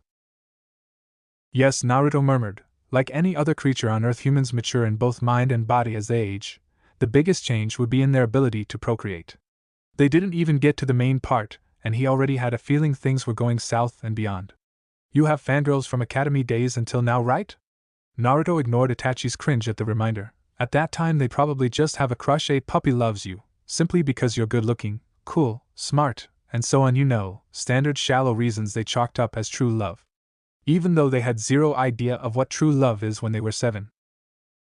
The Uchiha's scion shifted uncomfortably. Could we please not talk about fangirls anymore? I am not comfortable talking about them. Unfortunately, they're the easiest example you can relate to because they've been constant in your life since you're 6. Naruto said with an apologetic tone, moving on if we want to finish before Shisui comes back so we can have a head start running from him. Itachi raised an eyebrow. He was still upset Naruto wanted to keep mentioning fangirls, but he was more curious why they had to run from Shisui. Why? Itachi, Shisui is at the height of puberty now. There's no telling what he is going to do to your impressionable mind. Naruto informed him helpfully. Now that he knows I know and am telling you now, I don't want him getting ideas. I am not impressionable. Itachi said he was offended that Naruto was impressionable. Naruto snorted. Normally you're not. But believe me, the talk does wonders to someone's mind. For a while he sighed wearily. Fortunately or unfortunately, he found out himself from an educational book. Then again, not everyone has a bijou who knows the blow-by-blow account of the night he had been conceived sealed in them. Fortunately, Kurama liked him enough to not traumatize him more than telling him that the knows the details. Unfortunately, the threat was still hanging on his head if he ever displeased Kurama. Now back to your fangirls. He ignored Itachi's subtle flinch. When they hit puberty, I am sure lately they didn't just giggle and blush when you walk past. I have seen them trying to give you a peek, cleavage, legs, and try to touch you too. Itachi's flinch was not so subtle anymore at this point. You see Shisui trying to hit on every pretty girl he sees in hopes that they will give him a good time. As he put it, in a normal relationship usually man and woman go through this courting process to get their desired partner, and then move on to the next level of their relationship. Itachi nodded numbly at that next level. Here comes the dreaded part, but since he was not even in puberty yet, maybe it wasn't going to be that bad. It was like talking about someone else's problems. Yes, sexual intercourse. And I really hope you're aware that a man and a woman have different sets of equipment between their legs. Are you? Naruto waggled his eyebrow. The older boy frowned before he gave a hesitant nod. Yes. Okay, he breathed a sigh of relief that he knew was too early. He closed his eyes in hopes that it would be easier if he didn't see what kind of face Itachi made once he moved on to the next part. Now Naruto droned on. It functions as reproduction equipment. Men and women have different sets. And since I am not going to lecture you about the wonders of biology, I am going to make it much simpler. All men have a penis, which produces sperm, while the women have a vagina, and uterus, which makes the egg. I see. Unexpectedly, it was not that hard to say. Closing his eyes really helps. So the sexual intercourse between a man and woman will involve both partners stimulating each other's sexual desire. He requested Itachi to read a proper book about it later, but explained it was basically inappropriate touching with consent from both partners usually. Moving on, the main thing involves a man inserting his penis into a woman's vagina. Note that for virgin women who never had sex they would have something called hymen, so they will. Naruto started to explain a bit of detail of a woman's body, and somehow along the way the topic went to a woman's monthly period, which made Itachi let out a flustered stutter, making Naruto go back to the main topic. Thrusting in and out for some time his seed, which is the sperm, goes into the woman, fertilizing the egg in her womb. The fertilized egg grows inside the womb and becomes a fetus. Then 9 months later the mother gives birth to the baby. Itachi didn't say a word, and Naruto took that as a cue to keep going. He opened his eyes but did his best to not pay attention to Itachi's face, in the hope that it won't be awkward and a message that he didn't mind what kind of face the Uchiha made. Now, while biologically sex is for reproduction, that's not the only reason for humans to have sex. The other reason, the simplest and also the most complicated, is love. In our age I guess we won't understand the details, but yeah, you love someone so much so you want to do stuff with them. End of the story. Naruto shrugged. The third reason is simply because it's pleasurable, and this is why even without a partner teenagers will start experimenting with their bodies, touching themselves in sensitive areas. He shook his head. If you ever catch Shisui moaning in the privacy of his room, Itachi nodded numbly, and Naruto saw that gesture from the corner of his eyes. That's pretty much what he is doing, Naruto finished, looking up as he listened as a certain 9-tailed fox added his 2 cents. I see, Itachi murmured. Naruto laughed softly. Oh, and Kurama said that humans will have the urge to do it after life-threatening situations, a natural urge to preserve their species, he said. Naruto shook his head exasperatedly. He has advice: if we ever have the urge to have sex after a life-threatening situation. It's a normal thing to feel, so we must get it out of our system, even if it is done with touching yourself rather than risking your life fighting when you're in a need to get laid. Naruto snorted. And be careful of your surroundings so that you won't be caught by your enemies with your pants down. He finished. Now I guess that's the end of our talk. Not so bad, I hope? I see. Naruto blinked owlishly. Itachi, that's the only thing you have said so far in response. Are you all? Naruto trailed off then for the first time since the talk began and turned to see Itachi's face. Itachi had turned an interesting shade of red, and Naruto could almost hear his mind gears cracking. Itachi, are you alright? Itachi opened his mouth, closed it, opened it, closed it, and then stuttered. No, I think the world just turned upside down on me. Now I understood why father avoided giving me the talk that time. How could you explain all that with a straight face? I guess because I am not a teenager with hormones yet? Or in Shisui's case, a horny hormonal teenager. Naruto said nonchalantly as if he was talking about the weather. I'm not going to lie to you, but to me now it's like talking about someone else's problems. Never mind my mental age, but physically I am still 9. HNIC, he murmured with a dazed face. Naruto facepalmed. Would you prefer it's Shisui who? No! Itachi's eyes widened in horror. You have no idea how grateful I am that you saved me from Shisui's talk. He asked incredulously. You're right. He will try to corrupt me. Regardless if he succeeds or not, I am never going to hear the end of it from him. This was the first time Naruto saw Itachi lose his composure when it's not involving shinobi duties, his clan, and family. Then again, knowing Shisui, you're welcome, I guess? The Uchiha's scion swallowed. I am sorry for troubling you with this. I should have known about this. Naruto smiled at that. It's no trouble, Itachi, and don't tell me you should have known it like it's your fault. People around us assume a lot of things because of our status as prodigies. They just expect us to do well in everything. To know everything. He shook his head exasperatedly. But we're just like anyone else, we can't know everything, regardless of what they think of us. True, for as long as he remembered, everyone in his clan and in the academy took his talents for granted, giving higher and higher expectations without care of how much effort he has to put in just to meet their quota. Whenever he succeeded, it was seen as something he was supposed to do, and do nothing less. But whenever he failed, he was subjected to their disappointment that really hurt him as a child. Which was what pushed him to protect himself from the pain, so they would leave him alone. Shisui was subjected to the same treatment, but not as badly as he was not the heir of the Uchiha clan. Shisui was also more carefree and not as easily pressured. Shisui didn't feel pressured by their clan's expectations and took it in stride. He never related to Shisui, simply because Shisui thought Itachi had the same opinions as he was of their clan's expectations, while actually it was not the case. It was not Shisui's fault but his, since he was always careful in hiding his feelings. I can always speak my mind to you without restraint, and you never judged me. Shisui laughed when he found out I don't know about sex. You're surprised, but you didn't say anything judgmental for my lack.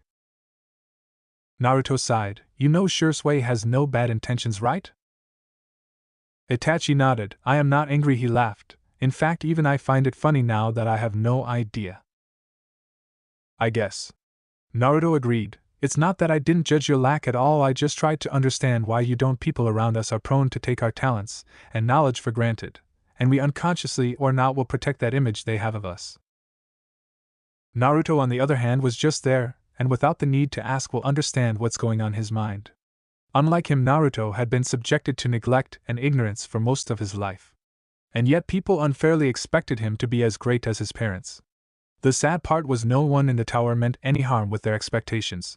Naruto, if anything, encouraged them to do so because he craved for their acknowledgement. He had been ostracized for most of his life, that he accepted their expectations if it's what it takes to get that acknowledgement. It doesn't matter, he knew the Shiomitsu or the tower would be loyal to him even if he failed their expectations. He was so used to conditional acknowledgement that his heart couldn't accept the concept of unconditional respect and acknowledgement. They're not exactly the same, but they understood each other better than anyone else. Itachi took a deep breath. Nevertheless, I owe you, he breathed out. Thank you? You're welcome, Naruto replied. At any rate, I think he is going to come back soon, and we better avoid him for now before he drags you to a red light district for practice or something along that line. No way, Itachi growled. Naruto agreed. There's no way Itachi could face Shisui in this condition. Fine, let's ditch him in this inn and go to another inn, suppress our chakras so he can't find us, and I will keep him away from you on our way back to Konoha.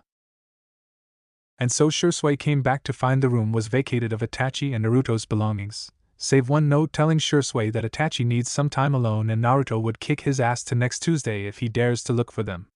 On the way back to Konoha, Shisui pouted like a 5-year-old, moaning about being left out from manly bonding. Naruto informed him that they won't leave him out as long as he keeps what happened yesterday a secret and never mentions it ever again or else. Shisui agreed, but it didn't stop him from pouting. Maybe if he pouted long enough they would tell him more details of the talk, but unfortunately, no such luck. Pouting is so unmanly, Naruto said with a smirk. And of course, a certain blonde brat always knew the right words to make him behave. Damn Uzumaki, he loved the brat platonically as a brother, but it didn't stop him from thinking of strangling the brat sooner or later for being annoying. 15th Legacy, Prelude to Greater Things. I am Uzumaki Naruto, and I am not a piece in the game of life. And in the first place, the world we live in can't be represented within a 9x9 board. I don't move only in specified lines like a piece and as a shinobi, more often than not. I don't play by the rules. Uzumaki Naruto to Tokugawa Ieyasu. The Hai no Kuni capital was the jewel of the nation as a product of its unique landscape and architecture. The civilians' area was structured in the same manner as any other town, merely sprawling outwards further with 3 times the average population density. What made it unique was the presence of the royal palace and the surrounding area for the aristocrats. It was like a fortress with its mountainous landscape, covered in rough terrain littered with stairs cut into the rock leading up to the doorways of exclusive residences perched, terrace-style as the ground rose. The grounds were inundated by trees, sakura and willow and peach, turning the landscape into a sea of pinks and yellows and greens, which left the air heavy with their sweet fragrance. Not that the nobles would eat the fruit. He had learned from other nobles that they planted peach trees to ward off evil and for its scent and beauty throughout the year. As they approached, the sun was setting, bathing the world in purple and silver, the lines of lanterns failing to provide more than a soft, flickering light that only enhanced the surreal and eerie splendor that had been cultivated. If Naruto had just been a practical shinobi, he would scoff at the seemingly mystical area that had no practical function whatsoever. However, as an Uzumaki, he knew better. It was all part of a giant seal crafted by his ancestors that had secured the capital, leaving it standing strong and largely untouched by time after more than a century. This city, it was also a part of his clan's legacy. Ah, you're smiling, Shisui pointed out the quirk on his lips. You look very happy for some reason, Naruto. Naruto blinked owlishly, touching his lips and found his lips forming a smile. I am? It's beautiful, the scenery, Itachi reasoned. Such a simple thing is enough to make people smile. Naruto laughed at the 2 uchiha. They had the wagon all for themselves again after Hidetada decided to go ahead to inform his uncle and father of their arrival. It's partly that, he allowed, but looking at this view reminds me, even if we're now apart, my clan's legacy lives on even in this city. He murmured softly, gazing at the view with longing in his eyes. He needed to get stronger as soon as possible so that he would be able to legally claim his seat as clan head and restart the effort to search for survivors of Yasuzugakure's fall. For his clan, his family. Then, suddenly, a flash of red appeared on the corner of his eyes, disappearing as quickly as it appeared behind the lush willow trees. Just now. Naruto? Itachi called him out. Shisui looked anxious. Don't poke your head out so suddenly like that. You startled me. The Uzumaki looked like he had just seen a ghost, and it worried his teammates. Naruto? Did you see something that bothers you? Itachi guessed. The query snapped him out of his daze and Naruto quickly returned to his original position. A sheepish expression colored his face. No, I thought I saw something but I was probably just imagining it. It was already pretty dark outside and the red lantern dyed the scenery in a red tint so. It couldn't be right? No, Shiro. Naruto had, to be honest, expected some pomp and ceremony or something along the line of theatrics nobles tended towards. Tokugawa Iemitsu, however, certainly did not share that common taste for theatrics, considering, the moment they stepped inside the palace, Wakabadano was escorted to see their official daimyo, while he and his team was halted by someone who looked disturbingly like a young sandame dressed as one of the 12 guardians.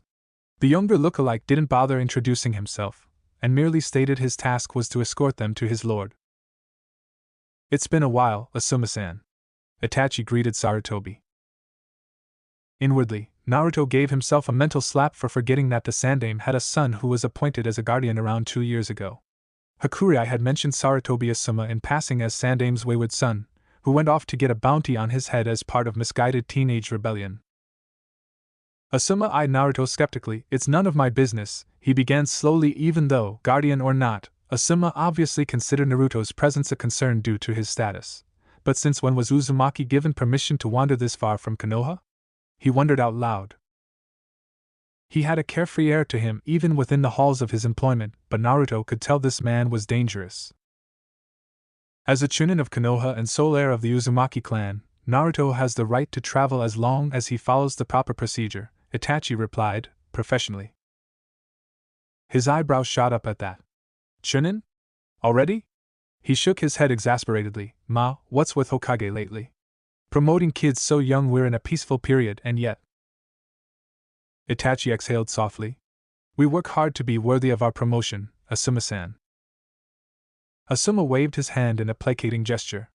"I am sure you all do, but be kids when you have the chance. We're not at war now. On the surface, at least." Still, for Uzumaki to be escorted to the capital by the 2 famous prodigies of the Uchiha clan, no less, his eyes narrowed at them. Inwardly, Naruto hoped Sandame's son was not suspecting Itachi and Shisui had kidnapped him. "Naruto is our friend," Shisui answered, lightheartedly. "Still, you guys are an unusual combination for a team." "Right, an Uzumaki / plus Uchiha. What are you guys up to?" From his tone, it was obvious that he had no expectation of being answered. Instead, he was voicing his suspicion of them out loud. It was a warning. "I doubt the Hokage allows this boy to wander as he pleases." This time Naruto didn't let Itachi answer for him. "When it is a product of clan business, not even Hokage-sama has authority over me so long as said business is not a threat to Konoha." Asuma looked shocked, obviously not expecting such an eloquent answer from Naruto. Who this was not the adorable toddler he saw last time, playing around his father's office. And what clan business are we talking about here? Especially considering who you want to meet and who got you this appointment. "Asuma-san, is this an inquiry out of curiosity, or an interrogation?" Shisui returned, eyes narrowing at the Sarutobi. Asuma didn't expect one of the Uchiha to feel offended on Naruto's behalf, let alone both of them. Yar, Tusan, how the heck have you gotten these 2 Uchiha elites to be our Jinchuriki's protective teammates? They didn't even belong to the same generation." Shisui, the youngest shinobi in the group, called out, "It's fine." For a moment, his eyes flashed red but quickly darkened back to their normal, ebony orbs. "HN. So the one who calls the shots in this team is the squirt?" Asuma thought in bewilderment. "My business is with Tokugawa-sama. Should he allow you to remain, I'm sure you'll know all about it. In short, quit asking. If your lord thinks you're allowed to know, you will." How old was this brat again? Around 8 or 9, and he already had a silver tongue. Asuma swore, back at the academy, even Kakashi was not like this brat. Mature? Yes, but this brat was like a de-aged adult. Naruto looked around, eyes flickering, but his head was held still.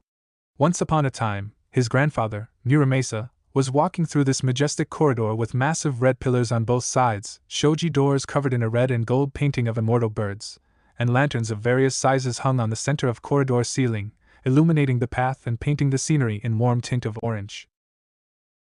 Then, by the end of the corridor, he saw it, a row of massive and elaborate shoji doors guarded by 2 soldiers dressed in black and red armor.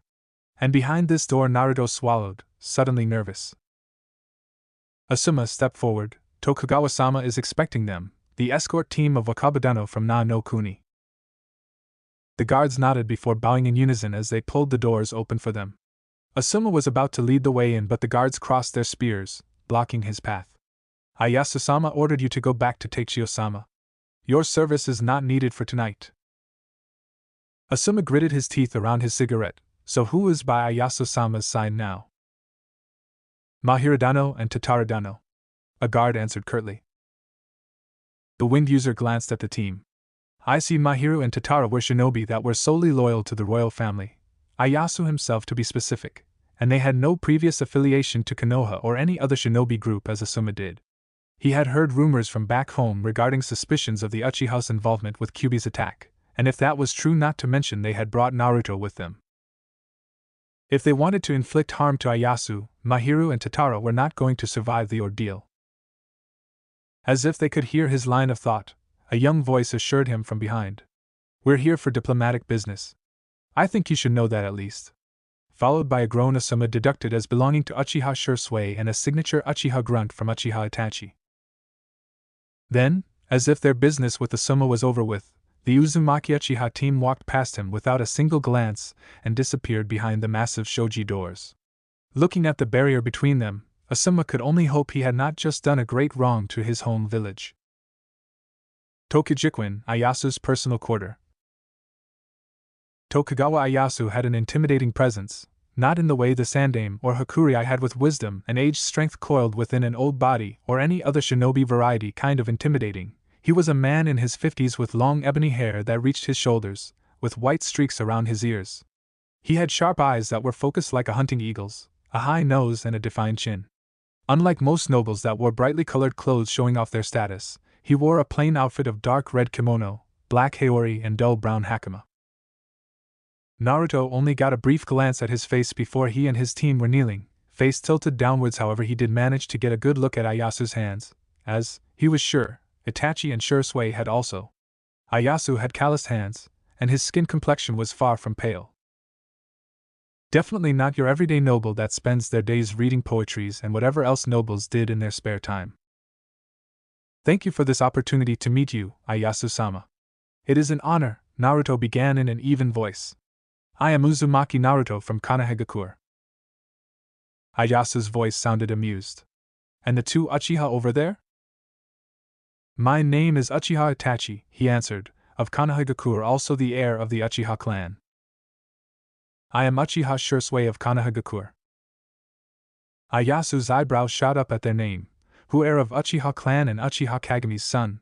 What a line we have here. He glanced at Naruto. You, however, I have never seen an Uzumaki with that hair color. Though I do recall an old acquaintance of mine with that kind of hair. He was not going to entertain anything less than blunt regarding Naruto's not-so-secret pedigree, it seemed. I am indeed my grandfather's grandson, he answered vaguely. So, Uzumaki? Yes. Ayasu crossed his arms with a cocked brow. His strong hands disappeared beneath his wide sleeves. What are your intentions in revealing yourself here, Uzumaki Naruto? Calling for an old debt of mine to a family whose name you don't even bear. Naruto swallowed heavily. That was a sore topic even for him. No, I am not here to call out an old favor. I don't deserve it. So what is it you want from me, boy? His grandson or not, I don't have all day for a shinobi with no interest in serving me. Then I shall be direct, Ayasu-dano. Naruto steeled his resolve. What I want is political backing from the royal family of Hai no Kuni. A heavy silence fell before it was broken by a low growl from the kunoichi who was standing guard on Ayasu's left. The shinobi on his right looked amused, while Ayasu himself merely seemed thoughtful. Ayasu narrowed his eyes. But what can you offer me and my family in return, boy? Everything I can offer as future head of Uzumaki clan, Naruto answered firmly, keeping the possibility wide open. Not the wisest thing to promise to a man like Tokugawa Ayasu, but Naruto was desperate. Within reason, of course, Naruto added as an afterthought, his inexperience showing. He snorted. Future head of Uzumaki clan, huh? Officially, Naruto elaborated. But in practice, I already hold the authority as the clan head, within the boundaries of the Tower of Sealing. He exhaled softly before adding. It shouldn't be long before I inherit full authority, officially. He could, even now, because, as he had told Asuma himself, Hokage-sama had no power over clan business as long as it didn't harm Konoha. The only thing stopping him from doing so was simply because it was more trouble than it was worth at the present time due to his position. However, As long as he had strong backing from an outsider who still had affiliation with Konoha, namely Ieyasu, their path would be smoother. Why is a young shinobi like you playing the game of politics already? For the first time, the shinobi who was standing in the background spoke out, and, much to Naruto's surprise, Ieyasu didn't reprimand him for speaking out of turn. Sensing Naruto's curious look on him, he added, I am Tatsuka Tatara. Nice to meet you, Naruto-kun. He was a slim young man with short, neatly combed, light brown hair and brown eyes. He was wearing a simple brown kimono top that was slightly open, exposing the black inner shirt and elaborate flame tattoo. A more elaborate-looking ANBU tattoo with more tongues of flame. Hamura Ieyasu's very own personal guardians.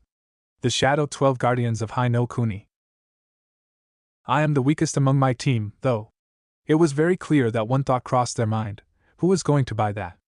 Even though Tatsuka Tatara, with his gentle smile, handsome face and lithe build, fit the description of weak-looking to AT. It's true, Ieyasu confirmed with an amused look on his face. Though I believe I don't keep useless people around me. I am flattered, my lord, Tatsuka Tatara chimed in before turning his attention back to Naruto or, to be precise, the Uchiha cousins who were kneeling a few steps behind him. I suppose it has something to do with your Uchiha friends. Their clan has not been in a favorable position for the last few years, after all. Naruto forced back his bodily reactions to not give away his shock. He should have expected that Ieyasu was not ignorant of Konoha's politics.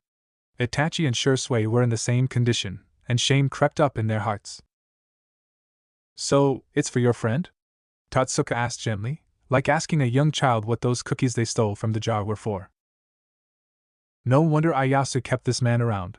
With just a few well-placed words he was making a fool out of them. Naruto looked up for the first time, really looking at Tatsuka Tatara. And there were no negative emotions from this man at all. He could tell that much from Kurama's side effects. Unlike the other, Kurama didn't grant him some unique elemental power, instead providing something subtler. It was the ability to sense ill intent, and it was very useful once he let go of his rose-tinted worldview. Although back then, it was probably a good thing Naruto was oblivious. He would have been driven insane had he noticed all of the rotten thoughts from the villagers who hated him. This person, however, Naruto looked up at Tatara. His eyes narrowed. This man was really treating Naruto and his teammates as children with no ill intention whatsoever. Shinobi were used to deceit and lies, so sincerity and open honesty more often than not threw them off of their tune. Naruto knew this very well. After all, he was usually the one on the giving end, not receiving. It's for Konoha, he answered firmly, and his friends were part of Konoha, so it was not just about a small part of his beloved village. Even if the large part of its populace were oblivious and ungrateful fools. An idealist, HM? Ieyasu smirked. To protect your village in the name of your will of fire? Naruto stilled, holding his tongue from denying that remark recklessly. He inhaled deeply and said, I don't see myself as such as a shinobi of Konoha. I do believe in the will of fire. However, his voice hardened, losing all trace of his childish traits. I am not so foolish as to think of my village as they might be depicted in the will of fire. I am not so blind as to not see how they are rather than how they choose to present themselves. Ieyasu uncrossed his arms, his pose relaxed. So? What is Konoha? A shinobi village, Naruto answered in a matter-of-fact tone. Konoha was born of Senju Hashirama's and Uchiha Madara's dream, their ideology. But a child never grows to be the perfect image their parents idealized, and neither did Konoha. So, unlike most of your fellow Konoha shinobi, you don't place your village on a higher pedestal than other villages. He sounded amused. Not even in morality? Naruto shook his head. It's a matter of perspective. Perhaps we're just better at hiding our skeletons. Regardless of what kind of image we sell to our clients, we still took part in 3 great wars and we killed our enemies as much if not more so than other villages in the end. We are shinobi. You speak as if you have seen war, Ieyasu pointed out in a skeptical tone. He had seen it, through the eyes of his parents at least. I believe you're aware of what I am, Ieyasu-dano. The Lord narrowed his eyes at that statement. We exist as a deterrent of war, but at the same time, we're also the greatest weapons available. I have been in this position since I was born. Do I have to see war to fear and hate it? So you will refuse to aim your power at Konoha's foe?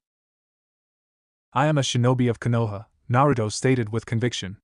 I would do what I believe is the best for my village. Ieyasu let out a booming laugh in response, surprising them as the sounds escaped the notorious lord's lips, uncensored. Ha ha ha ha, as expected of Muramesa's grandson. You haven't even ever met him, and yet you have the same resolve as a shinobi. In Ieyasu's mind, Muramesa was always a man with a gentle soul, and yet his hands were ever forging steel to protect his country. Once, in his youth, Ieyasu had asked Muramesa why the man became a shinobi and stayed loyal to Hai no Kuni and Konoha even though he had seen the dark side of his homeland. Instead of some complex justification, he had simply replied that it was because Konoha and Hai no Kuni were his home. And he loved his home, so he would do the best he could do for them. No convoluted words, no complicated motives. Muramesa was a simple man. However, at the same time, I don't think you're him. You are not the same as Muramesa, Ieyasu drawled after he regained his composure. So I wonder what it is that makes you different. I have met your father, too, and I have to say, you are not him either. His eyes narrowed. If I have to compare Muramesa and Minato, it becomes obvious that they both had a gentle soul as a person while simultaneously possessing the heart of steel as a shinobi, and the father and son certainly weren't identical in personality. But, at their core, they were the same. Uzumaki Naruto, however, was not cut from the same fabric as his father and grandfather. So show me, Ieyasu ordered in an authoritative tone that left no room for refusal. Show me who you are, Uzumaki Naruto. Naruto looked up, and for the first time since he met Ieyasu, the shinobi met Ieyasu's eyes with a firm gaze. How would you like me to show you? He asked in an even tone. In answer, Ieyasu ordered Tatsuka to bring an object forward, and Naruto cursed inwardly. 10 minutes later. He sorely regretted leaving the choice to Ieyasu. He expected something along the lines of a mission or a riddle. Board games were a traditional method for nobles to measure someone's skill, and even their personality, so it didn't surprise Naruto that Ieyasu pulled out an elaborate-looking shogi board and asked for a game. Expecting it or not, however, Naruto didn't like playing strategy games like shogi. While he played shogi, go, riichi and other games just fine, he was not a master. For all that, he was a good enough player. It was part of his education as heir of the Uzumaki clan, after all. Nevertheless, Naruto disliked exercising strategy in the confines of a board. Real-life battle didn't work like a game. He didn't feel like he could show Ieyasu who he is through a board game. Clack. As of now they were about even, but Naruto had no delusions that it was because he had sufficiently held his own against Ieyasu. The ebony-haired lord was taking this slow, probing his defenses, and waiting for Naruto's response to his attack. Regardless, Naruto would like to believe he was playing reasonably well for someone with less than 1 year experience under his belt. Clack. That move just now was the equivalent of chopping off one of his limbs in battle by kicking his off the board and preventing his gold general from escaping. Naruto fought his hardest against the following onslaught, but in the end, he was just stalling the game to go on as long as possible while looking for a chance for counterattack. So far, he saw none. Ieyasu definitely didn't care about playing it easy against someone with lesser experience. He didn't hold back at all. At this rate, all Ieyasu could see was what kind of player and how much experience he had. How informative was that? Some illogical part of him just wanted to win the game just to prove Ieyasu wrong so that he could get an easy win from Naruto, while the logical part reminded him that he was not playing to win, he was here to get acknowledgement from this man. However, when he saw a chance to counterattack, a way to win the game, Naruto's hand moved his piece with a resounding clack against the board. He sweated heavily as he read the board, ascertaining for himself that the opening was not a trap. It wasn't then Naruto realized it was only an opening simply because no one but he would be crazy enough to do this kind of maneuver just to get an even ground at the risk of his king piece. He had just sent a message to Ieyasu that he was a risk-taker who jumped at the smallest opening even at the cost of the game. Definitely not what he wanted Ieyasu to think of him. It was not. We're even now. Ieyasu stated the matter factually. Huh. He didn't even notice they were in a stalemate now. A small part of him was delighted with the situation, even though this draw was hardly skillful. Instead, it was partially luck, partially the unpredictability of suicidal maneuvers, and stubbornness. But now what I wonder, Ieyasu said, and for the first time he sounded unsure to Naruto's ears. You're not the kind of person who can reflect fully on the board. Apparently, this game is not enough to know you as much as I like. His heart began to pound, partially relieved that Ieyasu was aware of this, and partially dreading what the Lord was going to throw at him next. Well then, let's cut the chase, shall we? Instead of some complicated game of wits and skill, why don't you just tell me, Uzumaki-kun? Tell you what? He wanted to say, but he stayed still and waited for Ieyasu to finish. The ebony-haired man smirked at him, and Naruto realized, whatever Ieyasu was going to say next, Hidetada's father was definitely playing another mind game his son hated so much. His hand swept over the unfinished game, and he continued. Which side are you on this board? What are you representing in this world, Uzumaki-kun? You must be fucking kidding me. Naruto cried mentally in shock. That was too vague. It's a simple question, Ieyasu stated smugly. Don't you think so? The sarcasm was so thick and a small part of him was vengeful enough to wish for Ieyasu to choke on it. He looked at the shogi pieces and the board laid before him and then to the face of the true ruler of Hai no Kuni. He could feel those dark eyes staring into the depth of his soul, daring him to make his move. A move that would decide their future, and, if he made a wrong decision, everything he had worked so hard for would crumble beneath his very hand. Naruto stammered. Now, boy. Choose the piece that represents your standing on this board. Tell me who you are. Are you a knight, or perhaps a mere pawn? Naruto didn't answer, but he knew he was either. Or perhaps the dark-eyed ruler flipped the Hisha, rook piece. You are a daring piece, a sleeping dragon waiting for his chance to ascend to be the Ryo, Dragon King? Shisui and Itachi felt a fear unlike any other they'd experienced before as they knelt behind Naruto, who was still contemplating his choice. They didn't know if there was any way out of this, as their trained minds told them that the daimyo's question was one of those trick questions with no correct answer. If Naruto lowered himself, that meant his worth was not enough for Tokugawa Ieyasu to pay any attention to him, but if he dared to choose ambitiously, he would be seen as a would-be usurper, a dangerous piece. There was no correct answer within the board, and Naruto, too, knew that. So he chose to do the craziest and unthinkable thing ever recorded in the history of Hai no Kuni before the mighty ruler. He flipped the board down, and sent all the pieces clattering onto the tatami floor. Ieyasu smirked. So that's your choice, Uzumaki Naruto? Yes. Naruto barely acknowledged the sound of restless shifting behind him. No doubt both Itachi and Shisui were doing their best to not jump between him and Ieyasu. All Uchiha had ironclad control of themselves, and that impressive control was on the verge of breaking in fear of his recklessness. He wanted to assure his friends that he knew what he was doing, but that would be a lie because Naruto was operating on what felt right, not what he knew was right, now. I am Uzumaki Naruto, and I am not a piece in the game of life, and in the first place, the world we live in can't be represented within a 9x9 board. I don't move only in specified lines like a piece, and as a shinobi, more often than not, I don't play by the rules. He stated, a matter-of-factly. Ieyasu's eyes narrowed, piercing his own. You are a child, and yet you're saying you're a player, not a piece. Naruto inhaled deeply and continued. If I am a player, I should abide by the rules. I am not. I will not.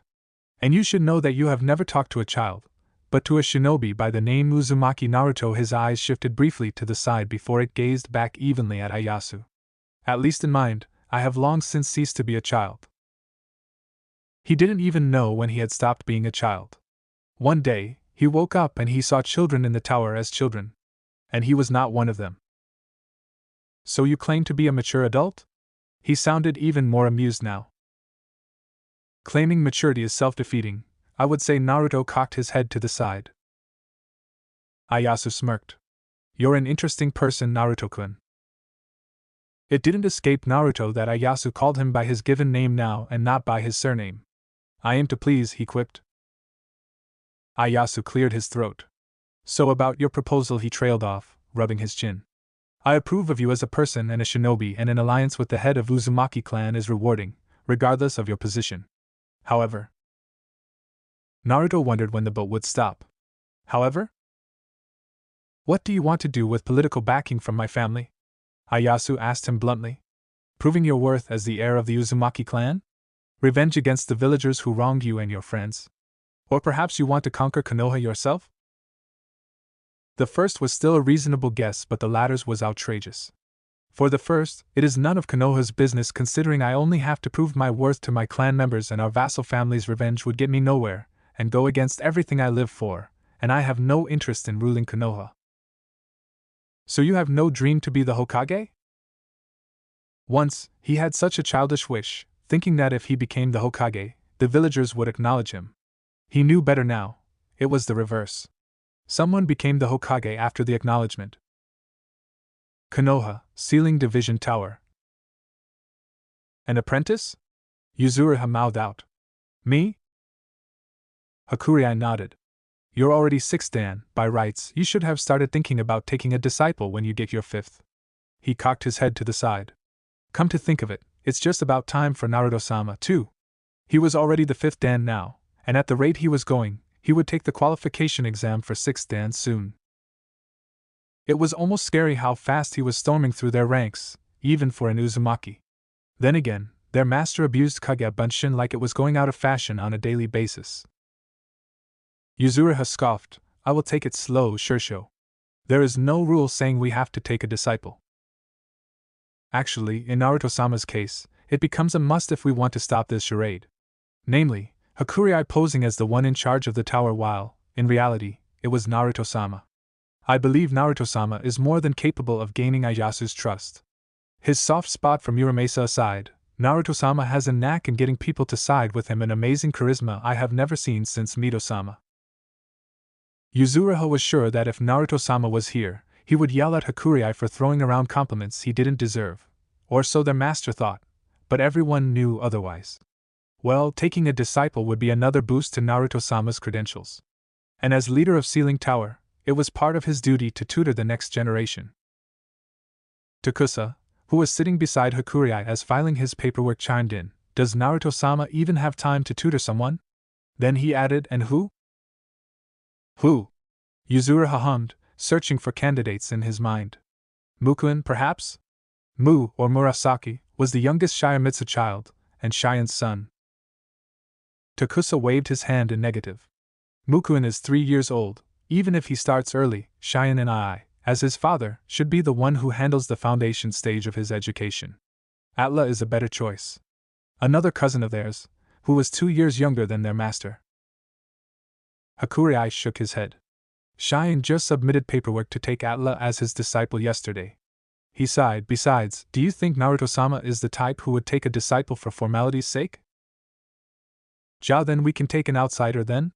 Naruto-sama would love to promote our openness to Konoha by taking disciples from outside. Yuzuriha exclaimed. Shion, the eldest disciple of Hakurei, came in just in time to hear what Yuzuriha said. And that would be another political nightmare, don't you think? It's not like our sealing arts get famous overnight. Requests for tutoring might be trickling in, but we're not the most fashionable art after the main Nin Taijin, Yuzuriha pointed out to her cousin. Shion sighed at that.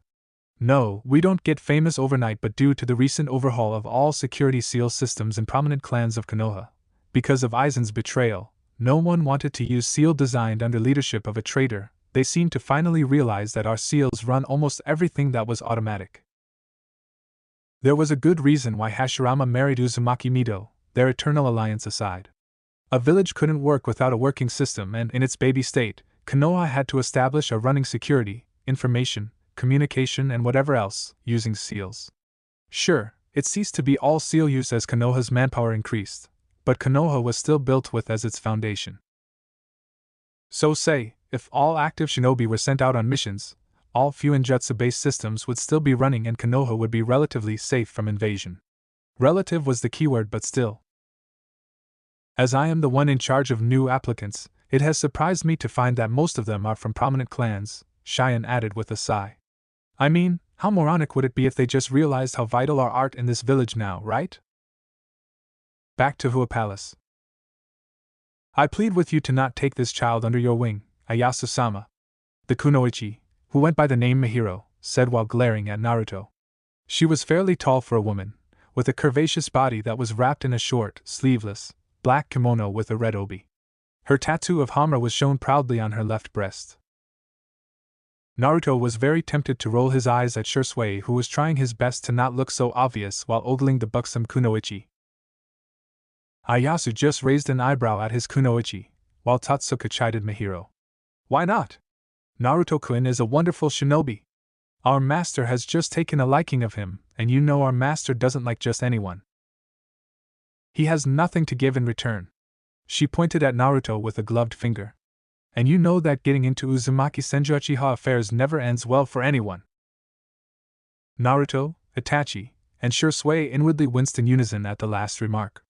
They couldn't blame her for thinking that getting involved with them was a bad idea. Which is why there is the concept of investing, Mahiro-chan, and as for their family history, I believe, in the end, it's their business not ours, Totsuka assured her. Besides, our country and kingdom are still standing today even though we got a new valley. There is a good reason why none from the Senju and Uchiha clans managed to attain guardian rank, Mahiro pointed out with a hiss.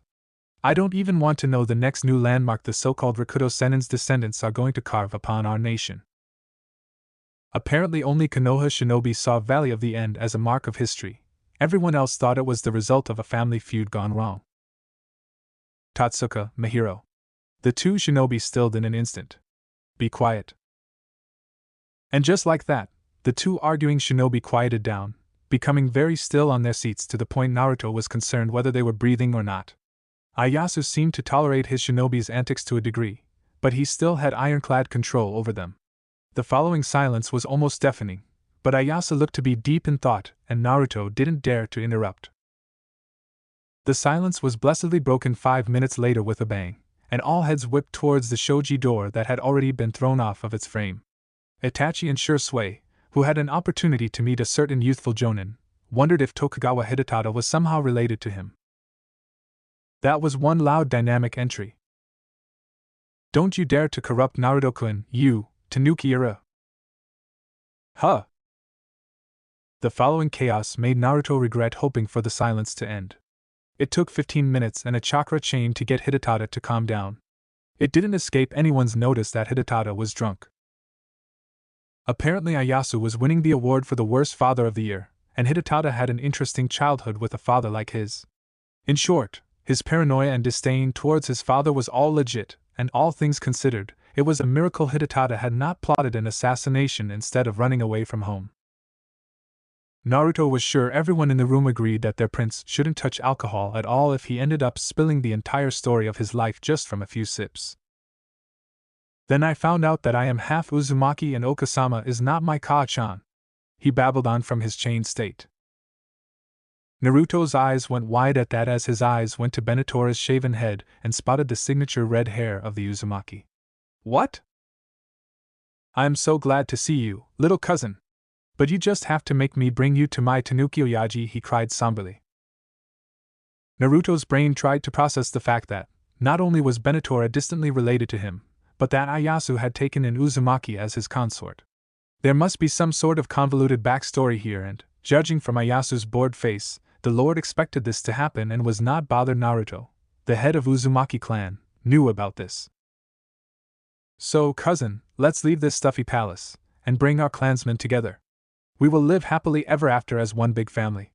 Away from the Tanuki bastard. Hidetada babbled on. Naruto promptly grabbed Hidetada's forehead and said, Okay, that's enough. Benitora yelped. Hot. Jaya. Channeling Uzumaki chakra mixed with a small dose of Kurama's potent yuki, he detoxed Benitora's body from alcohol. It was a nifty trick he had learned when, out of curiosity, he had asked Kurama whether or not it was possible to use a Biju's chakra to detox toxins and the likes from non-Jinchuriki bodies.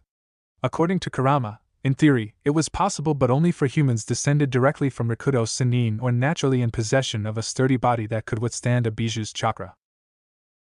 Like Kinkaku and Ginkaku. Shisui and Itachi had volunteered as test subjects before and it had worked, but it was definitely not the most pleasant experience for them. The good news there was that no damage to their body occurred as long as Naruto mixed the chakra with some of his to neutralize the corrosive nature. Ga! What the?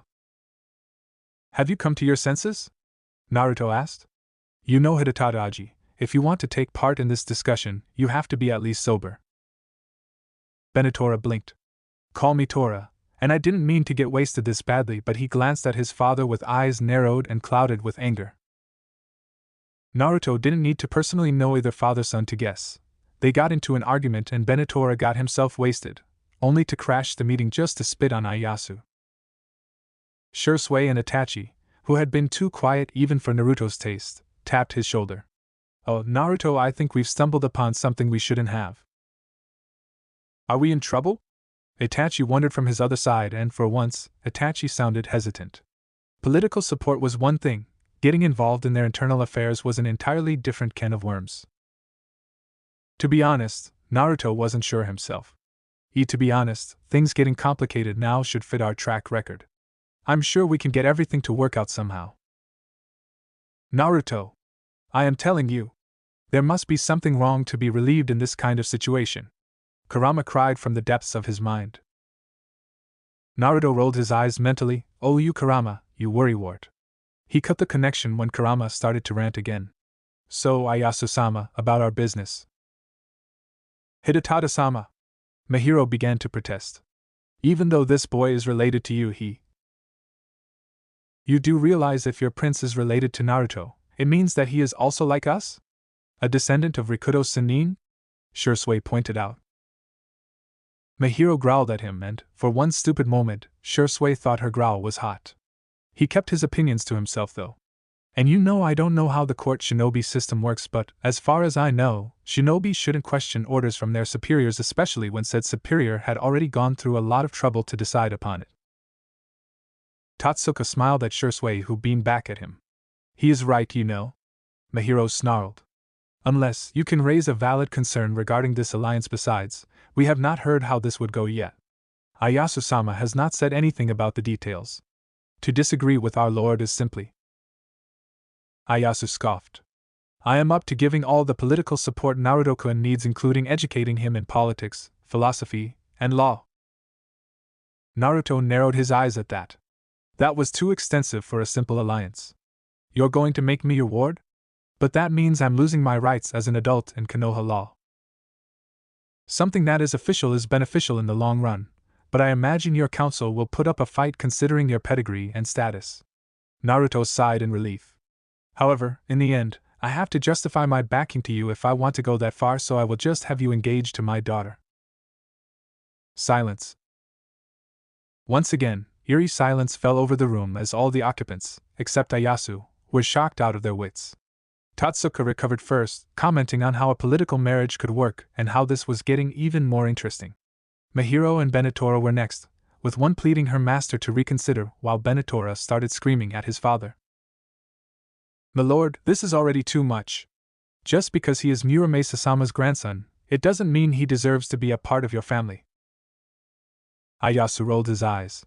I am not looking at the second coming of Muramasa, and surely I know better on who deserves that right. Mahiro shrunk in shame at the reprimand. He is 9, you sick tanuki. My sister is 13. There is no age limit for engagements, my wayward son, and no one said I was marrying them now. As for the age difference, do you have something to say to Lady Go, who is 8 years older than you? Hidetada flushed red for, while they were engaged for political purposes, he liked his fiancée a lot even though they were 8 years apart. He was not going to bring up the topic, unless he wanted to get kicked 6 ways to Sunday by his fiancée. Political marriage was not a foreign concept to Naruto, but his vassals didn't teach him this. They were afraid that mentioning the unpleasant part of his duty as the clan heir would upset him. It was something he expected to be part of being the heir of a prominent clan. While his parents married for love, it didn't escape Naruto's notice that his father married his mother after he had gained both his reputation and title. It was not much of a stretch of imagination that Hakurei and Sanjetsu had set a condition for their marriage.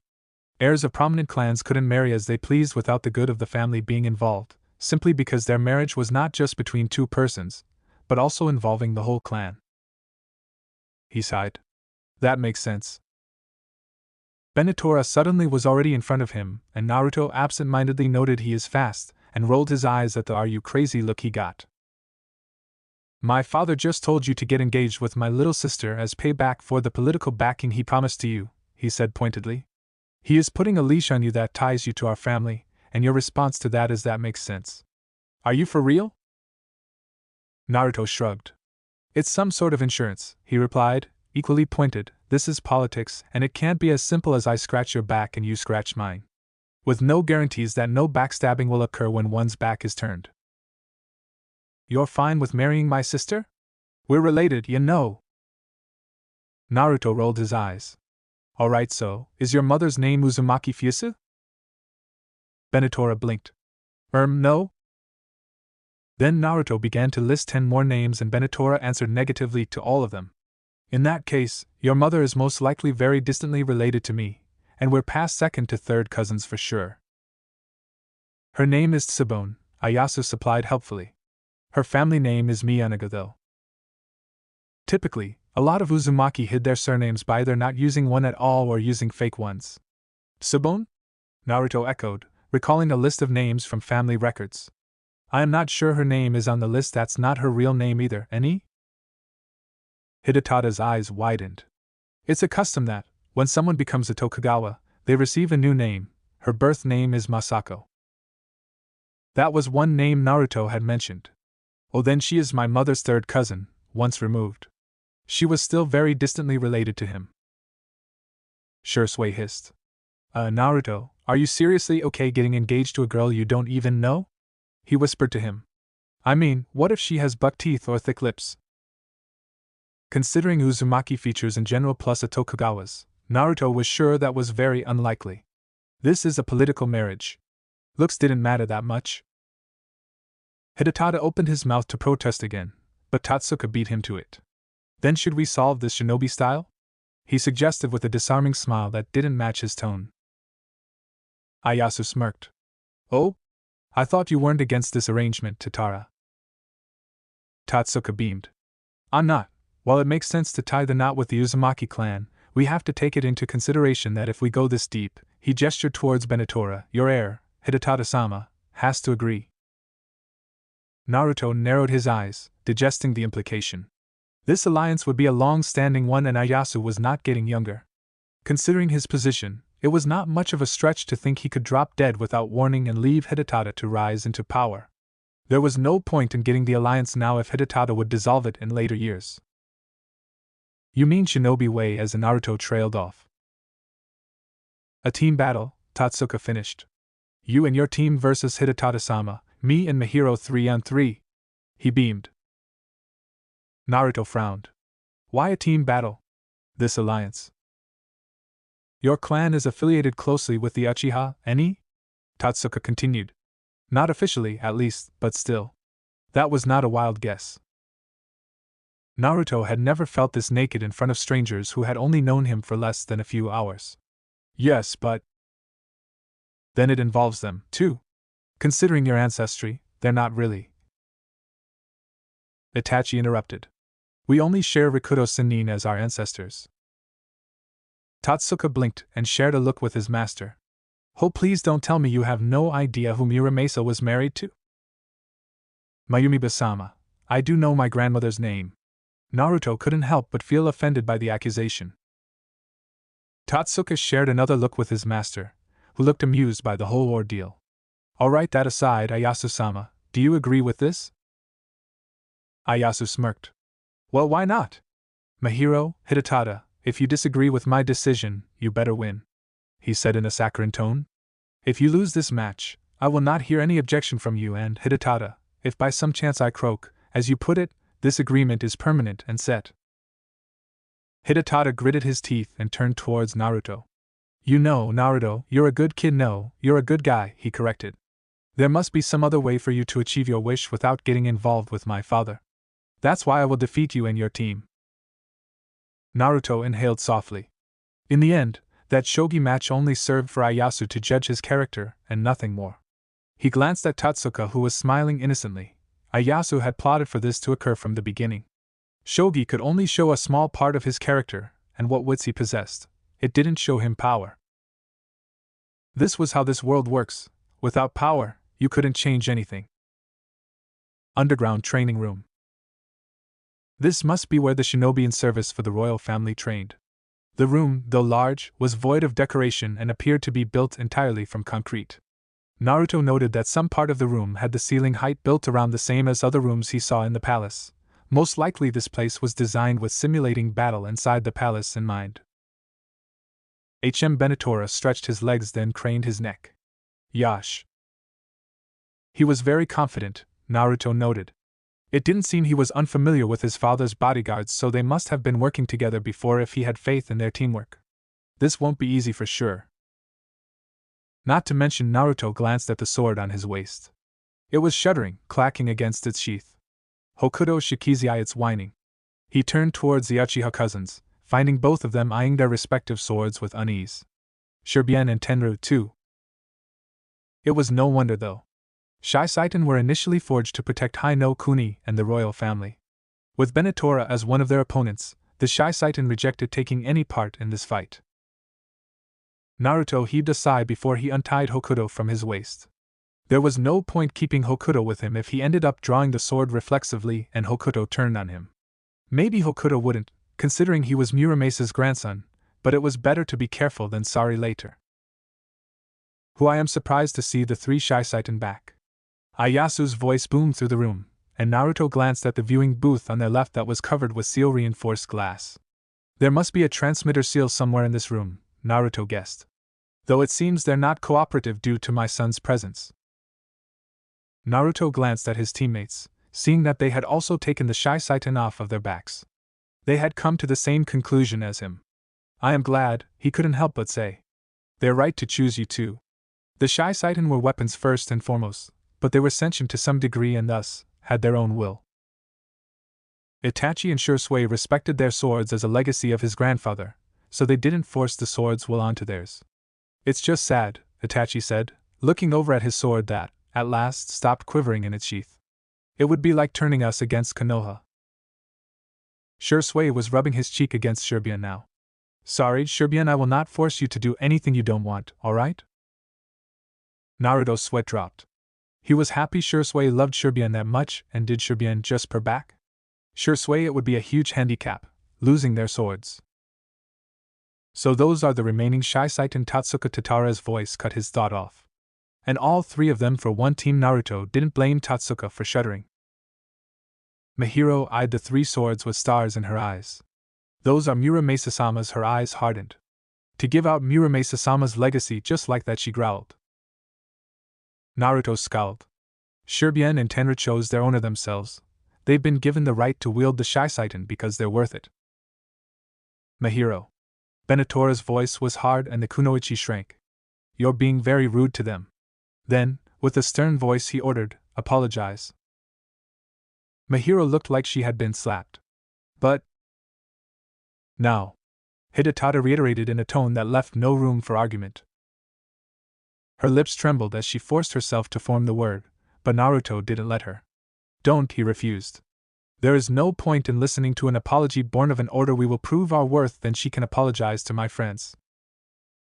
With their Shisui safely stored inside storage scrolls, Naruto, Itachi and Shisui stepped into the arena. Standing in a line across the west side of the room which Benatora's team occupied. All of them formed the seal of confrontation, a seal that looked like half-ram used as a universal sign of engagement between shinobi. Hajime. As soon as the signal was given, Naruto moved first, speeding using his Hiko no Fuin and passing through between Totsuka and Benatora. The Uzumaki didn't attack them? With a poof of smoke, two shuriken appeared on his hand, and Naruto threw it in their direction. Totsuka didn't miss Itachi doing the same from the opposite end. Two shuriken from two directions against a three-man cell? Something is wrong. Mahiro pulled out her own weapon from her waist, a pair of short swords with curved blades that resembled a spider's claw. Don't under. Totsuka didn't let her finish as he pulled her hand and jumped to the side with Benatora following closely on his heels. Then a tornado of flame exploded as soon as the two shuriken were within close distance. Benatora and his team had to outright run from the whirlpool of flame before it engulfed them. It died down after 3 seconds, and as soon as their back was turned, all of them were locking blades with their respective opponent. Tatara with Itachi, Mahiro with Shisui, and Benatora with Naruto. Mahiro had to withdraw from the close contact, the right decision as, At that moment, Shisui activated his Sharingan. Tatara, on the other hand, chose to avoid eye contact by blowing a seal-less Gakakyu at Itachi. Itachi was shocked to see his clan's signature used so skillfully by Tatsuka. It was only a small fireball around the size of an adult's head, but it said a lot regarding Tatsuka's chakra control. How? Tatsuka had his eyes closed. The older shinobi apparently was capable of fighting blind. How did I know your shuriken was bad news? He quipped. Simple, it was intuition. Their weapons clashed, sparks of fire erupting from the friction. Despite his young age, Naruto-kun is no ordinary shinobi. He has the good instincts of a veteran. This man was seriously basing his actions on mere intuition. The basis of Jujika no Fuin Shuriken's versatility was neither a product of the lack of hand seals nor the speed of, typically slow, nature manipulation that the seal provided.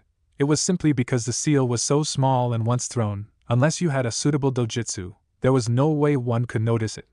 The shuriken would then burst into an elemental conflagration without warning while initially appearing as a normal shuriken attack. It was very obviously an attack of Naruto's design, holding all the favored elements of speed, power, and unpredictability. You don't believe me, Itachi-kun? Itachi frowned. His hands went over a series of seals. Katan, Hozenka no Jutsu. Tatsuka pulled a weapon from a hidden pouch on his sleeve, a Kuzurigama. He spun his body clockwise and the bladed chain soared to kick the flame-coated shuriken off his tail. And also, your side is already side for information. Being a part of a prominent shinobi clan means you don't have the luxury of obscurity. It's common knowledge that an uchiha is generally an all-rounder shinobi, fire-natured and last but certainly not the least, possessed a notorious dojutsu called the Sharingan. Then he cocked his head towards Naruto, who was locked in his own battle with Benatora. Naruto-kun is a bit tricky though. His mixed ancestry leaves us a broad range of skills he could have inherited, but he is undoubtedly a seal master, and just now, he confirmed our suspicion of his wind affinity. Considering his father's surname, the wind affinity was most likely hereditary. But back to your lack of information on us, it means you will try to get us off guard as soon as possible, and now, you go as far as engaging us in one-on-one battles because of Konoha's traditions. A team battle would be far more conventional. Correct, Itachi admitted. You're a very resourceful shinobi, Tatsuka-san. As expected of a shinobi, the shadow ruler kept by his side. Thank you for the compliment. Naruto eyed Benatora's weapon. It was a spear and a traditional weapon of choice for the Tokugawa clan. It was not Hokurakushiman though, which was a relief. Naruto had attempted to run a number of scenarios in his head on how this battle would go, but he'd come up with nothing because they had a grand total of no information on Benatora's team. So they decided to engage in one-on-one to gain some intel. Not much so far, but better than nothing. First was Tatsuka Tatara, obviously the most experienced among the three.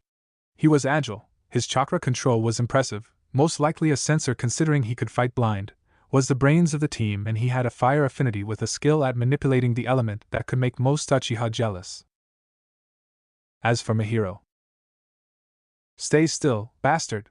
Mahiro roared at Shisui, who shined away from the barrage of shuriken the kunoichi threw at him. Shisui was laughing. No one is going to listen to that kind of order, even from a pretty lady. Die, uchiha! Mahiro hissed, biting her thumb to draw blood, forming a series of hand seals before slamming her open palm forward. A seal formula sprung and a portal to another dimension opened. Kuchios, Kumosuso!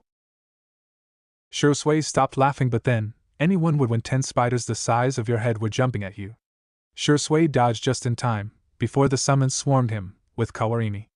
The spiders swarmed the training log Shisui used as a replacement, their fangs crushing the wood into splinters. There was no doubt if it bit a human, the immediate concern wouldn't be poisoning. Clearly, she was very skilled with shuriken, and she also had a summoning contract. Katan, Gakakyu no Jutsu. It figures that Shisui would resort to the old kill it with fire trick uchiha were famed for. Unfortunately, it didn't work as well as he thought it would, as the 10 spiders stormed through the massive fireball and straight towards him. Now, Shisui had 10 flaming spiders on his heels. Gah! Insects should die when they're on fire. Shisui protested as he threw kunai to pin the spiders to the ground.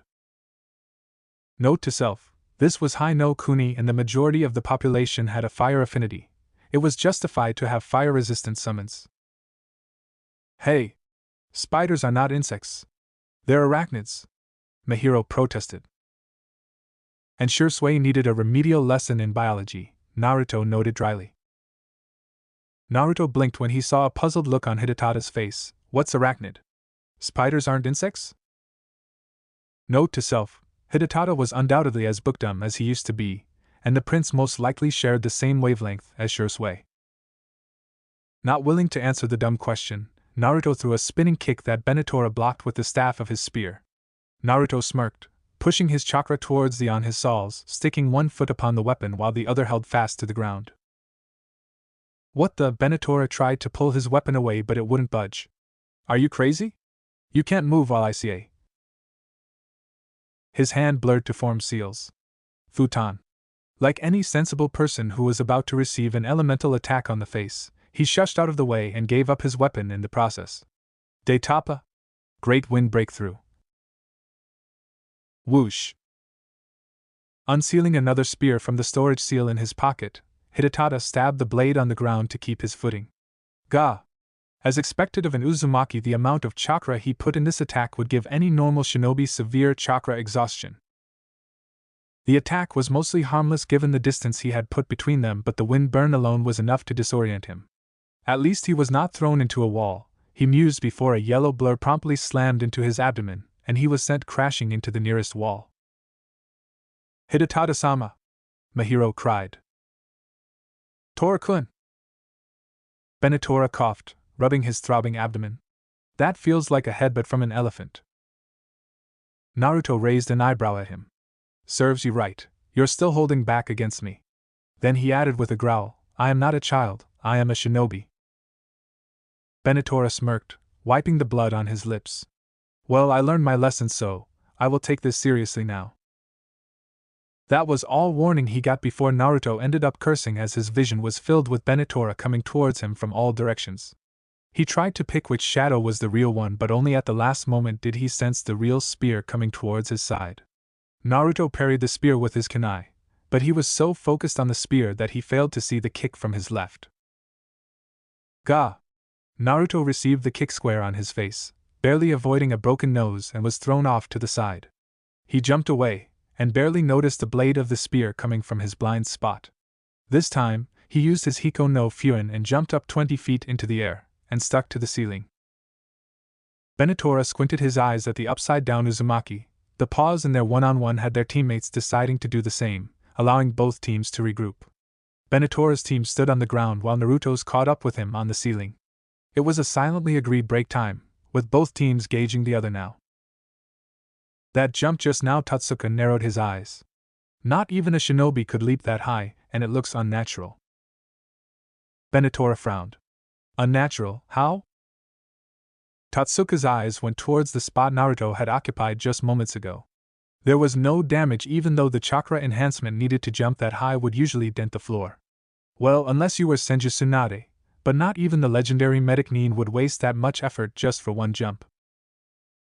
Not to mention, Naruto was an Uzumaki with a massive chakra capacity, thus, no matter how talented, natural chakra control on a medic Nin's caliber was impossible for him.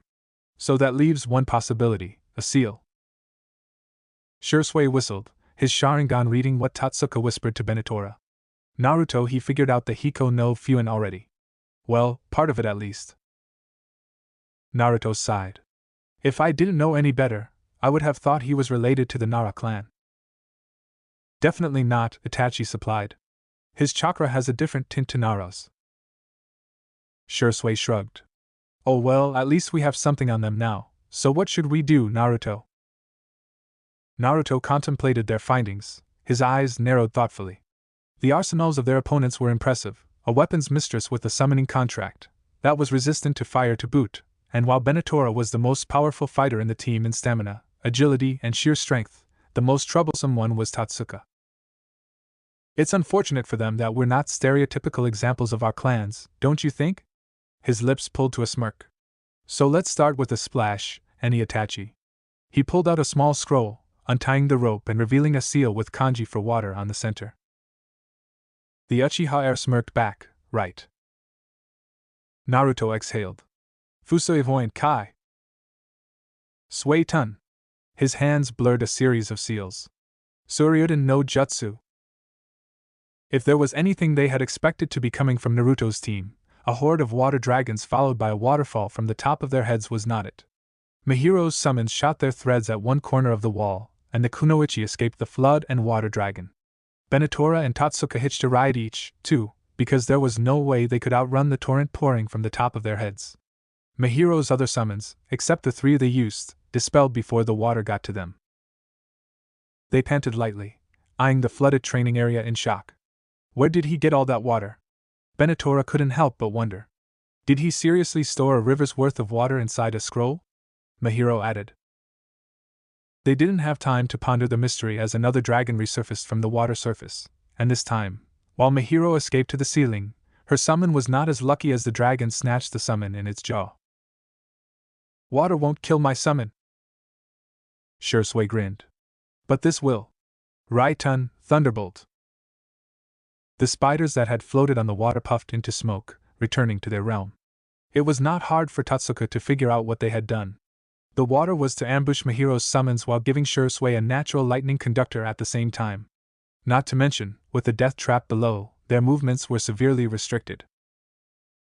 This move also eliminated his and Mihiro's katan. Neither of them had a large chakra capacity, so they couldn't win in an elemental battle, not with all the water below. Still, Tatsuka glanced to the left and grinned. Torikun. Hidetada was his master, but calling the prince by the nickname made him more agreeable. Make a hole on that wall. Got it. Benatora ran on the ceiling towards the mentioned wall. Naruto frowned. What is he? Hiya! Benatora roared as he rammed his spear into the concrete, creating a large hole, allowing the water to flow out. The scowled. So that wall leads outside. And most likely to the nearest waterway, too. Itachi narrowed his eyes at the older shinobi. They almost forgot they had one more disadvantage. The opposing team held the advantage of home ground as a guardian. Tatsuka knew the layout of this palace better than anyone else. Let's just try the good old trick, Shisui suggested, forming a Tora seal. Naruto groaned in response. Oh, come on! Naruto cracked one eye open at Itachi, who also did the same. Uchiha! He snorted. Hi, he clasped his hands together. Futon! Katan! Then, in unison, they exclaimed, Nenshoha no Jutsu, blazing wave. A torrent of flames shot towards them like a tsunami, and Mihiro cursed. These kids! Are they trying to kill us? Mihiro slammed her hands to the ground. Dotun, Mogirigaku no Jutsu. The ground beneath them turned into fine sand, and the trio escaped the wave of flames. Shisui and Itachi exhaled the last of their fire, surveying the damage. Itachi blinked when he noticed a wire, a thread thinner than shinobi wire with chakra running through it coming from underground and connected to Shisui. Your hand! The Shushin expert looked at his hand, his eyes widening at the almost invisible thread coiled around his wrist. What the? He was cut off when the thread tugged at his wrist, and, as he pulled back, the thread dug into his flesh, drawing blood. Damn it! Shisui tried to cut the thread with a kunai, but it wouldn't budge. Mihiro resurfaced, followed by her teammates. You first, Uchiha! Shisui, stay still! Naruto channeled his wind chakra through his own kunai, but the thread remained resistant to imperfect wind blades. Naruto narrowed his eyes as he concentrated. The wind blade thinned and sharpened. It was just 1 second, but the thread, at last, broke. He had no time to relax as hundreds of summoned spiders were thrown at them. Itachi and Shisui grabbed his arms, and they jumped back to dodge the assault. To their Sharingan, it was like a river of spider thread, flowing from Mihiro's body to her summons. If we get caught by that, we're doomed, Shisui hissed as they landed on the ground. They're still summoning animals, not to mention they're small, it should be easy to force them to dispel, Itachi pointed out. In that case. His fingers clasped together, ox dragon horse dog bird. Futon, Shigekiya no Jutsu. The shockwave of the wind elemental attack stormed through the horde of spiders, dispelling their summoning. While a spider could ride wind, air pressure was another matter entirely. Naruto perked up. He is coming, he crossed his hands, Kage Bunshin no Jutsu. Chakra smoke burst into existence, and as it dissipated 10 replicas of Naruto appeared. Roger. Itachi and Shisui darted in the opposite direction, away from Naruto. He raised his blade, and steel met steel. Benatora pushed the blade of his spear forward, but Naruto didn't budge. You're really not holding back. If not for your agreement with my Tanuki father, I would have thought. You're really trying to kill me. His lips tugged upward slightly. Please don't underestimate us. If we wanted you dead, you'd already be. So he trailed off. We despise violence and bloodshed, which is why we go this far. Something is off, Benatora suspected. He could feel it in his gut. Wait, just now A few seconds later, an explosion startled Tatsuka and Mihiro from their stalemate with the Uchiha cousins and another dozen of Naruto's clones. Tora-kun! Tatsuka cried. Benatora burst from the cloud of smoke, a little singed but mostly fine. I'm fine. Naruto, on the other hand, not so much. Ugh, as the smoke dissipated, they could see where the Jinchuriki's prone form was. Naruto! Their shocked voice was dampened by the burst of chakra smoke around them, as Naruto's were dispelled after the user was knocked out cold. Mihiro smirked. It's our win then. Do. Mihiro, Tatsuka began, but he never managed to finish as the world suddenly twisted beneath him, and Benatora, who was standing beside him, smirked. There was another burst of chakra, bright and warm like the sun to his senses. It wrapped itself around his torso at an unbelievable speed before he could react and slithered down his body to immobilize his limbs. Mihiro yelped in shock as their vision twisted into a surreal world of black and red. The 2 Uchiha before them exploded into a flock of crows. Kai! Tatsuka quickly returned himself and his team to reality, as he utilized his masterful chakra control to dispel the without the assistance of a hand seal. However, both he and Mihiro were still bound in golden chains made of shining chakra, and the Uchiha cousins were each holding a kunai against their neck with Sharingan blazing. This is it, the young voice of Uzumaki Naruto announced to them from behind, confirming Tatsuka's suspicion that the chakra chain was his. Yield, Tatsuka-san, Mihiro-san, please. He swallowed. Tora-kun? It was Itachi who answered him. Over there, he is fine mostly. Tatsuka's eyes turned to where he had thought Naruto was knocked out cold. The was dispelled now, though, revealing the squirming Benatora who had the same chakra chains tying his whole body to the ground. The chain wrapped around their prince and went down into a small hole on the concrete floor. Tatsuka could guess where the chain was connected to. Mihiro's eyes were closed, biting her lower lip in a frustrated gesture. Tatsuka could tell that Kunoichi was frustrated and ashamed beyond words. All right, we yield. It's your win, Naruto-kun, Itachi-kun, Shisui-kun. They deserve this. 10 minutes later. Benatora's team marveled at the fact that, after such an intense fight they had lost, they had ended up only suffering minor injuries which mostly consisted of bruises and shallow cuts. I know this will sound dumb, the prince gritted out. But I still didn't get how we lost. At Naruto's raised eyebrow, he elaborated. I mean, alright, we lost the fight, but I still don't get how that happened. Ieyasu, who had been watching the fight with an amused look, interjected. Yes, do enlighten my idiotic son. Benatora opened his mouth to retort, but Mihiro beat him to it. You win. But I can't accept you coming at our prince with intent to kill. Shisui rolled his eyes. No one wants to kill anybody, we just made you think so. Heh? Tatsuka, who was sitting on the ground cleaning the soot on his arm, sighed loudly. Tora-kun, we have been hoodwinked since the very beginning. He clarified, then waved his hand towards their surroundings. Tell me, does this place look like it just suffered from a massive fire wind enhanced? There were a number of scorched spots, but nothing that indicated they had a fire jutsu festival. The most glaring evidence was the wall his team had occupied only had 6 feet wide blackened surface. The fire Naruto's team had used was at least 5 times that. So all those massive fireballs. Most of them were fakes. Shisui began to explain, there was a fireball attack we threw at you. He glanced at the scorched wall. But even the combined size was not that big, we wrapped it and so it appeared bigger. Tatsuka's eyes narrowed. shrouding a real attack, and that's like doing two things at the same time. Which is why Itachi trailed off before continuing. While I supplied the real Gakakyu, Shisui was the one who worked on the illusion, while Naruto used a futon so a fireball of that size could reach all the way to another side of the room. A smaller fireball meant a shorter reach, so it needed a boost of wind. Tatsuka shook his head mirthfully. You guys are really a good team. Still, Mahiro had calmed a great deal after explaining that Benatora was never in danger of assassination. I can't believe you fooled Tatsuka that easily. Oh, it's very hard even for masters like Itachi and me, Shisui admitted with a sage nod. But since we're uchiha, you expected through eye contact, so you didn't notice through skin contact.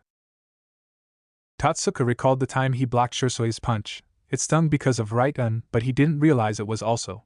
Which is why I didn't notice Itachi-kun switching places with Naruto-kun to fight Tora-kun. The had messed up with his senses. Actually, I realized that Naruto was Itachi at the last moment. Benatora felt the need to defend his intelligence. He still grunted like an uchiha. Itachi blinked and Naruto groaned, that of all things? Still didn't save me from that sneak attack. The smoke bomb went off and then the chakra chain grabbed his leg. Oh, don't think I forgot. Mahiro apparently was not finished. You dumped a river's worth of water on us. She pointed accusingly at Naruto. Who keeps a river inside his storage scroll? We passed by a flooded village on our way back from a mission, so Naruto trailed off. Unless Itachi is going to turn into Nidame's second coming soon, it's handy to keep the water source around. He explained his logic on why he had a river on a storage scroll. Besides, while throwing so much destruction around Uzumaki style, no one would look hard for. Tatsuka had to admit, after that flood over his head, he let his guard down on and watched out for another disaster the team would throw at them instead. That was masterful deception at its finest, concocted by a group of young shinobi no less. Your teamwork is flawless, Tatsuka couldn't help but comment. No, they're full of flaws, Ieyasu corrected, startling all shinobi around him. He had been pretty quiet as both teams were reviewing their performance. Your strategy in this fight came with high risks, especially the last move. If Uchiha Itachi failed to keep Hidetada occupied until the right time, if Tatsuka noticed Naruto's chakra in spite of all the distraction Uchiha Shisui provided, he listened. What would you do if you failed? Naruto just smiled at that. We didn't fail in the end, and while I agree our plan was risky and more likely to fail in your opinion, he tilted his head to the side, I trust Itachi and Shisui with my life. Don't you think trusting them to make my crazy plan work is nothing in comparison? He said it as if it was the simplest thing in the world, typical of Naruto. Itachi and Shisui couldn't stop themselves from laughing, though in Itachi's case it was nothing more than a string of chuckles. Shisui outright guffawed until his sides hurt. What? It's simple logic, Naruto said, pouting at his teammates and best friends. No, Shisui coughed. Only you would answer like that when someone is questioning your sanity. He coughed again, poorly hiding his laughing fit. It's so you, though. What's that, Wah? Naruto yelped when a callous hand landed on top of his head. He was still recovering from his use of chakra chains, which he shouldn't use so much, and Kurama was still screaming inside his mind about healing his chakra coils again. So he was in no condition to dodge. Ieyasu ruffled Naruto's blonde locks. Really, I have asked so many shinobi the same question when I pointed out flaws in their teamwork, strategy, and tactics, but, he exhaled softly. Only you and your grandfather answered it, not with a logical answer or excuse, but with the simple fact that they had absolute trust in their comrades. No other reason was needed. Then suddenly, Ieyasu turned his attention to his teammates, giving them a look that alarmed Naruto. It was not fear and suspicion like what he saw from villagers of Konoha, but it was sympathy. Ieyasu then knelt beside him so he was on the same eye level as Naruto, who was sitting on the floor. Naruto-kun. His hand was still on the top of Naruto's head. Then Naruto heard it, a whisper that rang through his mind. It was not Kurama's voice, but Ieyasu's. We need to talk about Naruto-kun. About you. Your family, the Namikaze. And the Uchiha clan. Those words heralded the second time his world shattered since the day he learned about his status and its associated, classified information. Apparently he had not discovered enough dark secrets. the legacy of his family. Author's note: on new characters, and everything else skip and forever clueless if you feel like it. However, that means I will not answer questions on review that have already been answered here. Technique and tools and places. Kumo's Soso, a variant of Sabaka but with spider summon. In short, you get swarmed by spiders. Worst kind of attack I ever put in this fanfic in my opinion. Genjutsu plus ninjutsu, a combo of technique inspired by KHR, reality within illusion by Rokudo Mukuro. Hokurakushimen, the last Shisaitan under Tokugawa clan's control, and the only one that did not have a sword. Jujika Shuriken, as explained in the story, some people would wonder what's the point of flaming shuriken when uchiha have Housenka no Jutsu. You get your answer here, it's more subtle and faster. Tokijikwin, Timeless Palace in literal translation, name taken from K-Project simply because it's hard to come up with a Japanese name when I don't know Japanese. It's Iyasu's personal quarter. Houou or Phoenix is the name of the whole palace. So the theme for places in the capital is Phoenix immortality. The capital itself, maybe it will be mentioned later. People and group. Uzumaki Masako / Miyanaga Tsubone, basically Seiga no Tsubone, the first consort of historical Tokugawa Ieyasu. Said to be the only one he really loves? Said to be Sengoku Jidai's Cinderella? Tatsuka Tatara, taken from K-Project, skilled user, censor, and user of Kuzurigama. He is also the closest aide of Ieyasu, who also has Hidetada / Benetora's trust. He is arguably the weakest but the most skilled at flame manipulation. Mahiro, from Samurai Deeper Kyo, a kunoichi under Ieyasu. Very devoted and idolized her masters. She is a summoner of spiders and a skilled weapon mistress. Hamra, based on K's Redkin, Shadow 12 Guardians of Hai no Kuni, unlike 12 Guardians bearing cloth with their tattooed with the more elaborate looking A and Bu tattoo. All of them descend from the original 12 Guardians with no affiliation to anyone but the Tokugawa family. The true shinobi group in service to the Tokugawa clan. All of them are Katan users. Thanks for watching. I hope you had as much fun as I did putting this epic what if together. Make sure to smash that like button, subscribe, and hit the bell icon so you never miss a single twist in the story. Drop your thoughts, theories, or even wild ideas in the comments. I read every single one. And hey, if you're craving more awesome Naruto content, go check out the other videos on the channel. I've got plenty of heat waiting for you. Until next time, stay sharp, stay awesome, and remember, even a shadow clone needs love.